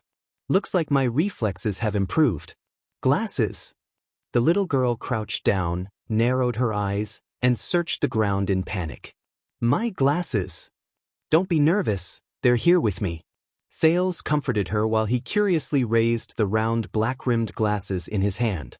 The frames of the glasses seemed to be made of metal. No wonder they were so heavy. Unfortunately, a lot of them had been damaged. The lenses were not thin, and they were covered in dust. There were even cracks. He wondered if this world had accurate optometry technology and glasses manufacturing technology. Moreover, the black-rimmed glasses were not as round as they looked from afar. Instead, they were slightly rectangular, like the glasses worn by some important person. Prophet? Thales chased away some boring memories. Excuse me. The little girl seemed to be very pessimistic about her eyesight after losing her glasses. She crouched on the ground, her eyes lifeless, and nervously groped in Thales' direction. Don't move. Thales slowly walked in front of the girl. He looked at the pitiful little fellow who was squinting her eyes and trying her best to see clearly. He sighed. He crouched down in front of the girl. In her panic, the girl's hand touched Thales' knee. She was so frightened that she quickly withdrew her hand. Don't be afraid. Thales tried to make his voice sound friendly and gentle. It's okay. Thales extended his hand and brushed aside the little girl's platinum shoulder-length hair, revealing her equally dirty left ear. His hand trembled slightly from the touch of the other party. The little girl crouched on the ground, and her breathing became heavier. The boy opened the glasses and carefully put the frame on the girl's ear. Then he pressed the frame on the bridge of her little nose. Thales let go of his hand and smiled as he saw the little girl's eyes slowly widen behind the glasses. She opened her mouth wide and stared at the unfamiliar boy in front of her in a daze. Through the dirty lenses, Thales noticed that the little girl's green eyes were crystal clear when he looked at them from a close distance. Be careful, Thales said with a smile. You'd better get a new pair of glasses. These are too big. The little girl suddenly reacted. She quickly got up from the ground and raised her hands to adjust the glasses on her nose. Then she raised her head and stared at Thales in a daze. But she was finally no longer trembling in fear. The animal-like hostility she felt just now had lessened by a lot. "So, you're really just a servant?" Thales raised his eyebrows and shrugged helplessly. He decided not to ask further. The little girl shut her mouth and nodded gently. Thales looked at the helpless little girl in front of him and sighed. "Then, can you please tell me the way to the Hall of Heroes?" The little girl raised her hand timidly. "Go out, go straight, turn right, turn left, go downstairs, turn right." Her incoherent narration made Thales feel as if his head was about to explode. "Stop." Thales helplessly stopped her and sighed. "Forget it, I'd better find it myself." The little girl lowered her head, feeling wronged. "I'm sorry. No, it's not your fault. I have no sense of direction." Wait. Thales was about to turn and leave when his gaze shifted to the little girl's lower body. "You're reading." Thales' expression became solemn. "What book is it?" But he had already seen the page that the little girl had turned. The prince's heart sank. "Ah, this?"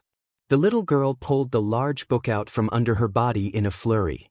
With a tense face, she lifted the cover with great difficulty and faced it towards Thales. Thales quickly extended his hand to help her. "Dawn of Heroes." At that moment, the little girl's eyes behind her glasses suddenly became lively. Her words became confident and fluent. It tells the story of a few different human leaders during the Battle of Eradication. It was written by an elf named Cahill Yellowhammer. Thales watched the girls change from timidity to fanaticism in slight astonishment. This girl— Wait, I should bring my thoughts back to the main topic. The Battle of Eradication. Thales took a deep breath. Many books talk about this. The so-called unknown monster led the traitors of the world to start a war, and we fought back with all our might. Thales' gaze became sharp. What's so different about this book?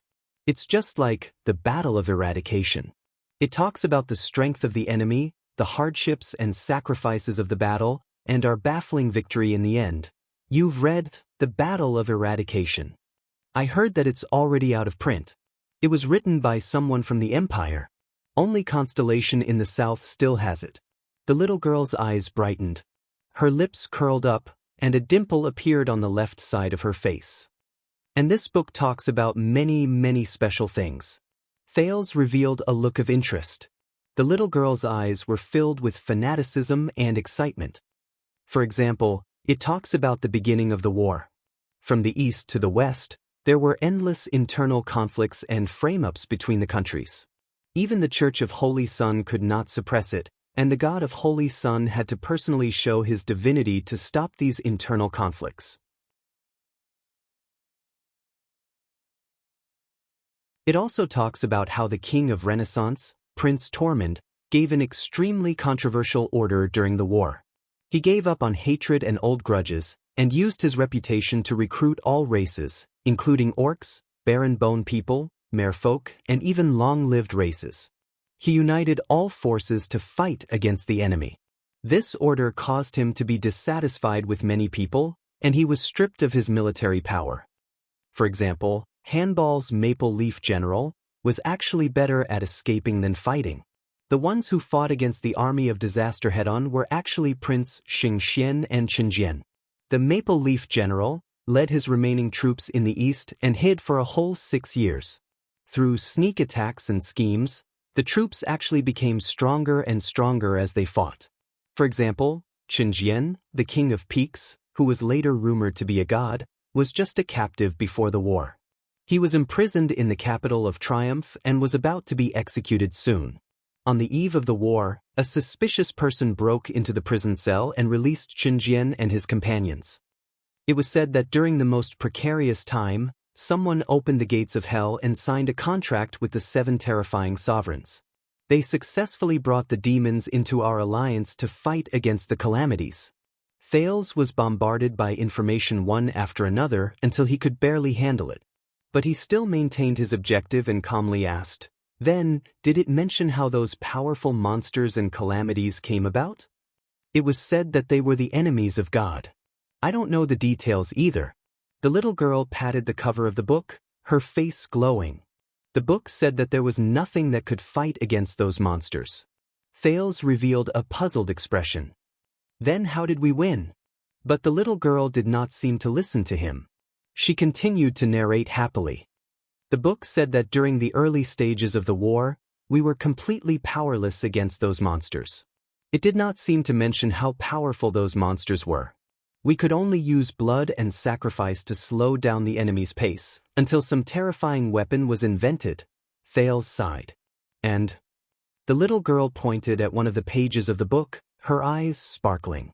Until a defector appeared among the enemies. Thales' heart instantly froze. With the same great power.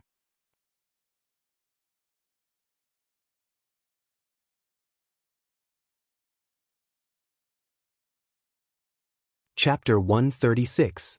Defection. Wait, with great power.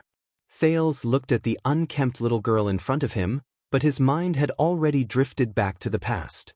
Defection from the calamity's side? The words spoken by the Heir mystic, as de Sakern, while standing on the ruins of the chess room during that thrilling night in Red Street Market rang in his ears again.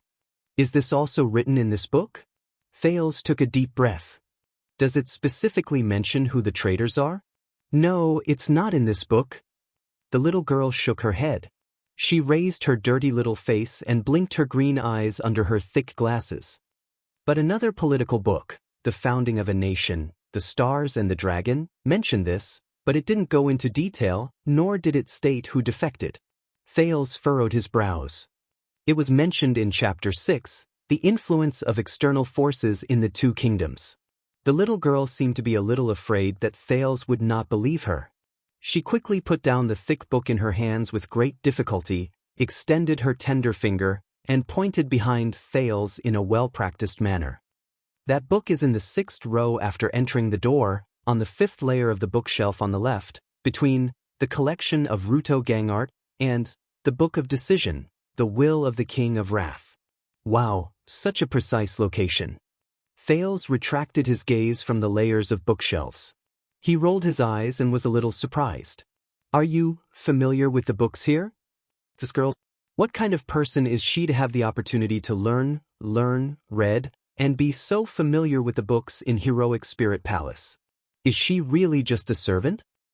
The little girl seemed to be startled. She lowered her head and was a little nervous. I read a lot of books. You have a good memory. Thales looked around the huge library and said suspiciously, Are you the librarian here? The little girl was stunned, then shook her head timidly but firmly. All right. Thales shrugged helplessly. So this is the Walton family's library? Yes, you can say that. The little girl's eyes lit up again, and the dimple on the left side of her face appeared again. Legend has it that Her Majesty Chlorosis loves to read. So, after the war, King Heir gathered all the books that could be found in the entire region, the country, and even the entire continent for her. It is recorded in the collection of the Archduke's Tokens of Dragon Cloud City, Heir Ecclesiastes. He remembered the majestic statue of the warrior on the stone bridge at the top of Heroic Spirit Palace that led to the Cliff of the Sky. Hence, many of the books were collected after the Battle of Eradication, before the various countries began to eliminate traces of magic on a large scale. No wonder there were so many books in the language of the ancient empire. There might even be books in other languages, or even languages of the non-human world. So, even though there had been a large-scale purge, there were still more clues about calamities and magic in these books than in other places. I wonder how Constellation's famous Jade Star Grand Library compares to this place? The little girl seemed especially happy when she talked about these things. She also forgot her nervousness and fear. She continued to chatter on. Until Archduke Shalon was in power, Dragon Cloud City stopped collecting books and filling up the library because no one had seen Her Majesty for many years. This place was originally a corner of Heroic Spirit Palace, so it became more and more desolate. Wait a minute, Chlorosis? Thales finally reacted. He looked surprised. You mean Riker's Queen of the Sky? The female great dragon who married a human? Hearing Thales' way of addressing her, The little girl seemed to become nervous again. Do not be disrespectful to Her Majesty the First Queen. She shook her head, and her glasses looked like they were about to fall off again. The little girl was so frightened that she quickly raised her small hands to protect her cheeks and held the frame of her glasses tightly. Use the honorific Your Majesty, and call her by her first name. Thales was stunned. Don't worry. That queen can't hear you anyway. Thales looked at the funny girl who was protecting her small face with amusement. He said indifferently, "It's not too late to talk about it when I see her with my own eyes." No, if it's your first time seeing Her Majesty, it will be a different set of etiquette. The little girl shook her head and pouted. Great dragons are noble and sacred. They naturally hate rudeness and disrespect. If mortals are lucky enough to meet her, they must kneel down on one knee, bow their head, and respectfully report their full name. They can only get up after the other party agrees. Thales was amused. Or else the great dragon will hate you. The little girl with platinum hair and glasses stared straight at Thales. There was a serious expression on her small face that resembled a tabby cat. Thales burst out laughing. Under the little girl's angry and aggrieved gaze, Thales tried his best to restrain his smile. All right. If I really meet her, I will definitely follow your instructions. But Chlorosis? Queen, hasn't no one seen her for more than 600 years? How do you know if the legend of the great dragon is true? The little girl showed a displeased expression but did not say anything. Thales narrowed his eyes. But Raikaru and his queen really fought that earth-shattering battle of eradication. There should at least be some evidence. For example, what kind of enemies did she defeat? Enemies? Asda? It's not like that. Her Majesty the Queen is real. The little girl who was covering her face seemed a little angry. The evidence is behind you, in that glass cabinet. Thales turned his head and looked at the glass cabinet he had just seen, the agreement between Tormund and Raikaru. This is year 11 of the calendar of eradication. Raikaru and Tormund, Extet and Constellation's agreement on dealing with border issues. The little girl propped up her glasses and moved closer. It was signed by the two kings in the suzerain's longhouse in Cold Castle. It is the earliest agreement between Extet and Constellation in history. The two kings agreed not to interfere with each other and expand their territories separately. Year 11 of the calendar of eradication, Raikaru and Tormund. Thales finally gave up on repeating the awkward-sounding title. He frowned. Such a long name? The appendix to the treaty is even longer. The little girl pouted and pointed at the long glass cabinet. The paper is 3 feet long. Her Majesty Chloris's signature is right before the two kings. Thales walked past the appendices to the first formal agreement in the history of the two countries, which were contained in 3 glass cabinets.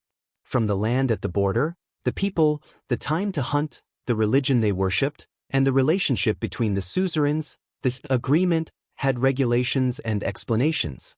Just as Thales' eyes were about to blur, he finally came to the last glass cabinet and found a few names with different handwriting. It was obvious that they were personally signed. Witness, Chlorosis Nerman Dalla Dos Sal from the other side of the sea. The little girl pressed her face against the glass cabinet. This is the first queen's signature. It was a thick and powerful signature. The connection between each letter was natural and smooth. But the signature of another witness next to it attracted all of Thales' attention.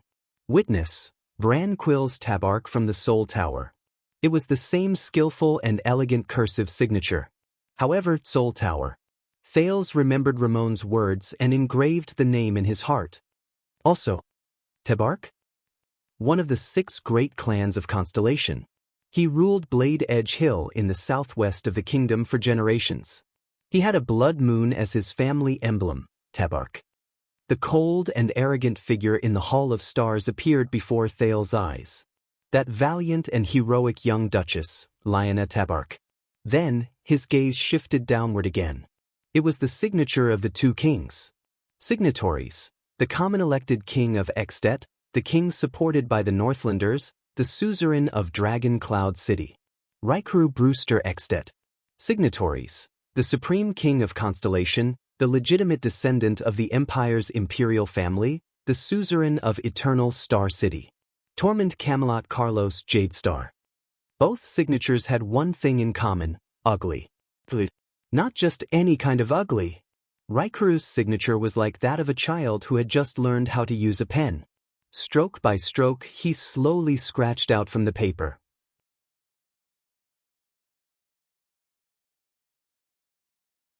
It was childish and stiff, as if he was afraid that he would make a mistake if he wrote too fast. Tormund's signature was a series of rapid handwriting. It was so sloppy that the spelling was almost indistinguishable. It was like a person who was self-aware of his own handwriting and used rapid handwriting to cover it up. Thales looked at his ancestor's sloppy signature, which was like an octopus tentacle. He suddenly felt that the handwriting he learned in a month was at least legible. King Raikuru's background is mysterious, but many people think that he is a commoner, so he did not have the opportunity to receive education. His handwriting. The little girl noticed Thales' gaze and said sheepishly, "And King Tormund is just an illegitimate child of the imperial family. It is said that he was ostracized when he was young, probably." Thales could not help but laugh. It seemed that the founding monarchs of the two kingdoms were boorish people who could not even write their own names properly. Compared to the neat and beautiful signatures of the witnesses on the first row, Thales could even imagine the hesitation and embarrassment of the two kings when they signed their names, as well as the affection and appreciation they felt for each other after they saw each other's signatures. But at this moment, Thales was slightly stunned. Tormund Camelot Carlos Jadestar. Tormund's full name. Even though Tormund's handwriting was sloppy, Thales could still make out the initial letters of each name. T. Tormund. Carlos S. Jadestar. Thales shuddered violently. The little girl noticed Thales's abnormality. She reached out to wipe off the stain on the glass that was smeared by her own face. Then she raised her head curiously. "What's wrong?" At this moment, another voice came from afar. "Little rascal! Little rascal!" Hearing this voice, the bespectacled little girl's face trembled. Like a mouse that had encountered a cat, she could not stop herself from trembling. Thales raised his head in surprise. It was an extremely impatient, childish voice that came from behind the bookshelf. "Why are you dawdling? Are you done?" As the voice got closer, its owner appeared in front of Thales and the little girl. It was another teenage girl. She looked to be a head taller than the sloppy, bespectacled little girl. This new girl had brown hair and blue eyes. Her face was exquisite, and she wore a gorgeous handmade dress. The sleeves and collar were exquisitely decorated. She even had a beautiful hair accessory in her hair. If it was not for the angry expression on her face, she would have looked like a perfect doll from his previous life.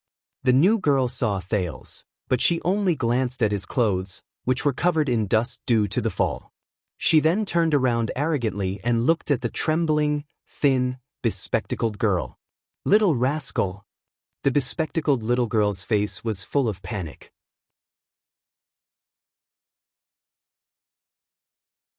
"Miss, the homework that the teacher gave me for etiquette is due tomorrow. Why aren't you done yet? If I find out that you're secretly reading..." The new girl's dissatisfied voice paused. Her eyes drifted to the stack of books behind the two of them. She first showed an expression that said, "I knew it." Then she frowned and glared at the bespectacled girl whom she called Little Rascal. Little Rascal trembled and cast a pleading look at Thales, who did not know what was going on. But the new girl tugged at her neat dress and walked forward with a furious expression. "You're really reading? You little rascal!" The next second, under Thales' surprised gaze, the new girl raised her hand high. She hit the bespectacled girl named Little Rascal on the head. "Ah!" Little Rascal cried out in pain. Her lips trembled, she closed her eyes and crouched down with her hands on her head in fear. "You should be good and finish my homework for tomorrow." Thales stared in shock at the new girl's disgusted expression. She took a step forward and raised her hand again. Instead of ignoring Master's homework, slacking off and reading, this time she hit Little Rascal's face. Asterisk thud. Asterisk the little girl's black glasses fell to the ground. "I didn't..." "Miss Alex." Little rascal seemed to be used to this kind of treatment. She did not resist at all, but sniffled and cried. I didn't have homework for etiquette class. To find the topic, you have to look up the founding of Constellation and Extet. You're still talking back. The new pretty girl pouted angrily. You're just my maid. How dare you? But Thales grabbed her hand tightly when she raised it again. Wait.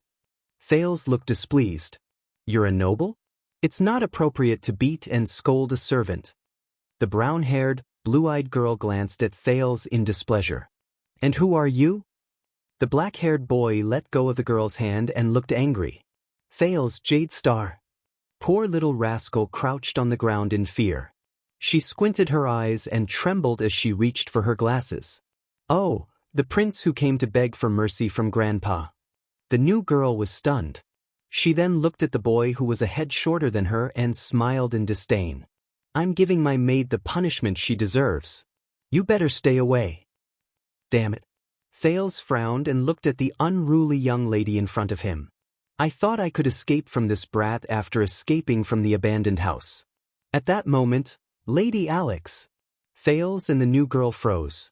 The administrator of Heroic Spirit Palace, Lord Merk, who brought Thales into the Hall of Heroes, appeared before them. With a cold expression, he stopped the children from getting into a fight. Your Highness. Lord Merk bowed to Thales and said slowly, You've gone too far. Merk's presence seemed to have caused the girl some misgivings. She pouted and turned her head to the other side. Your Grace. Thales nodded.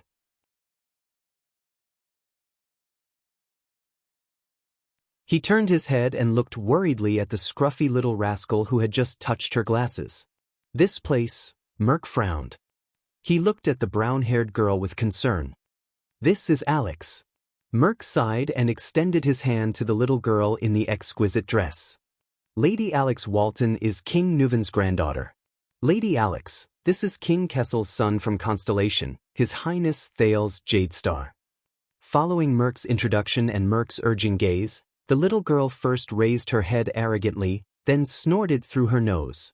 Then she reluctantly pulled up her skirt and bowed to Thales. Thales nodded and frowned. Alex Walton?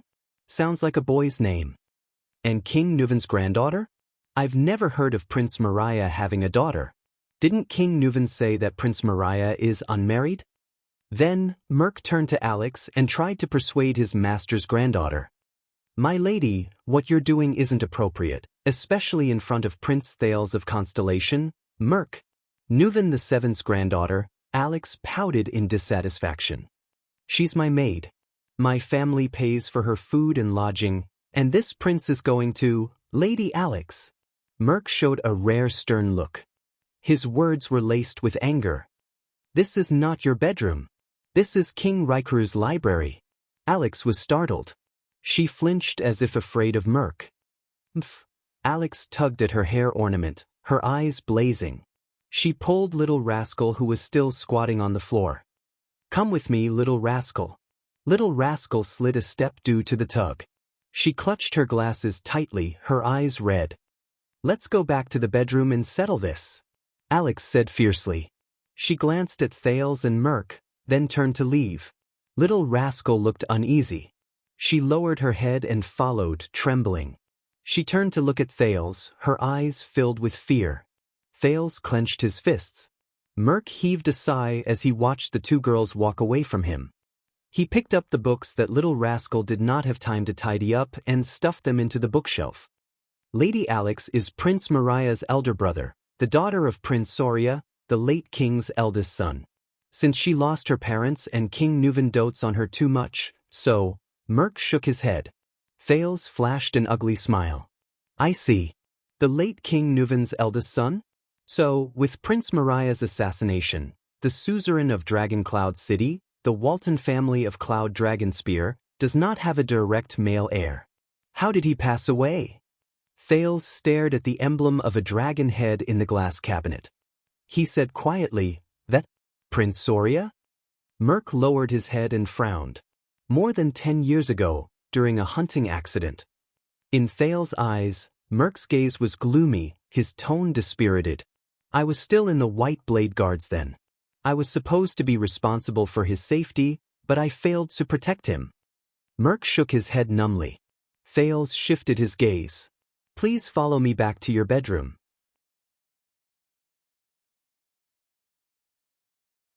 Merk seemed reluctant to talk more.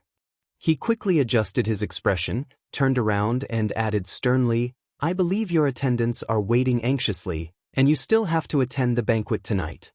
Thales was shocked. He looked up. Right, I have to find Putre. Tell him exactly what happened here, and ask for his wisdom and help.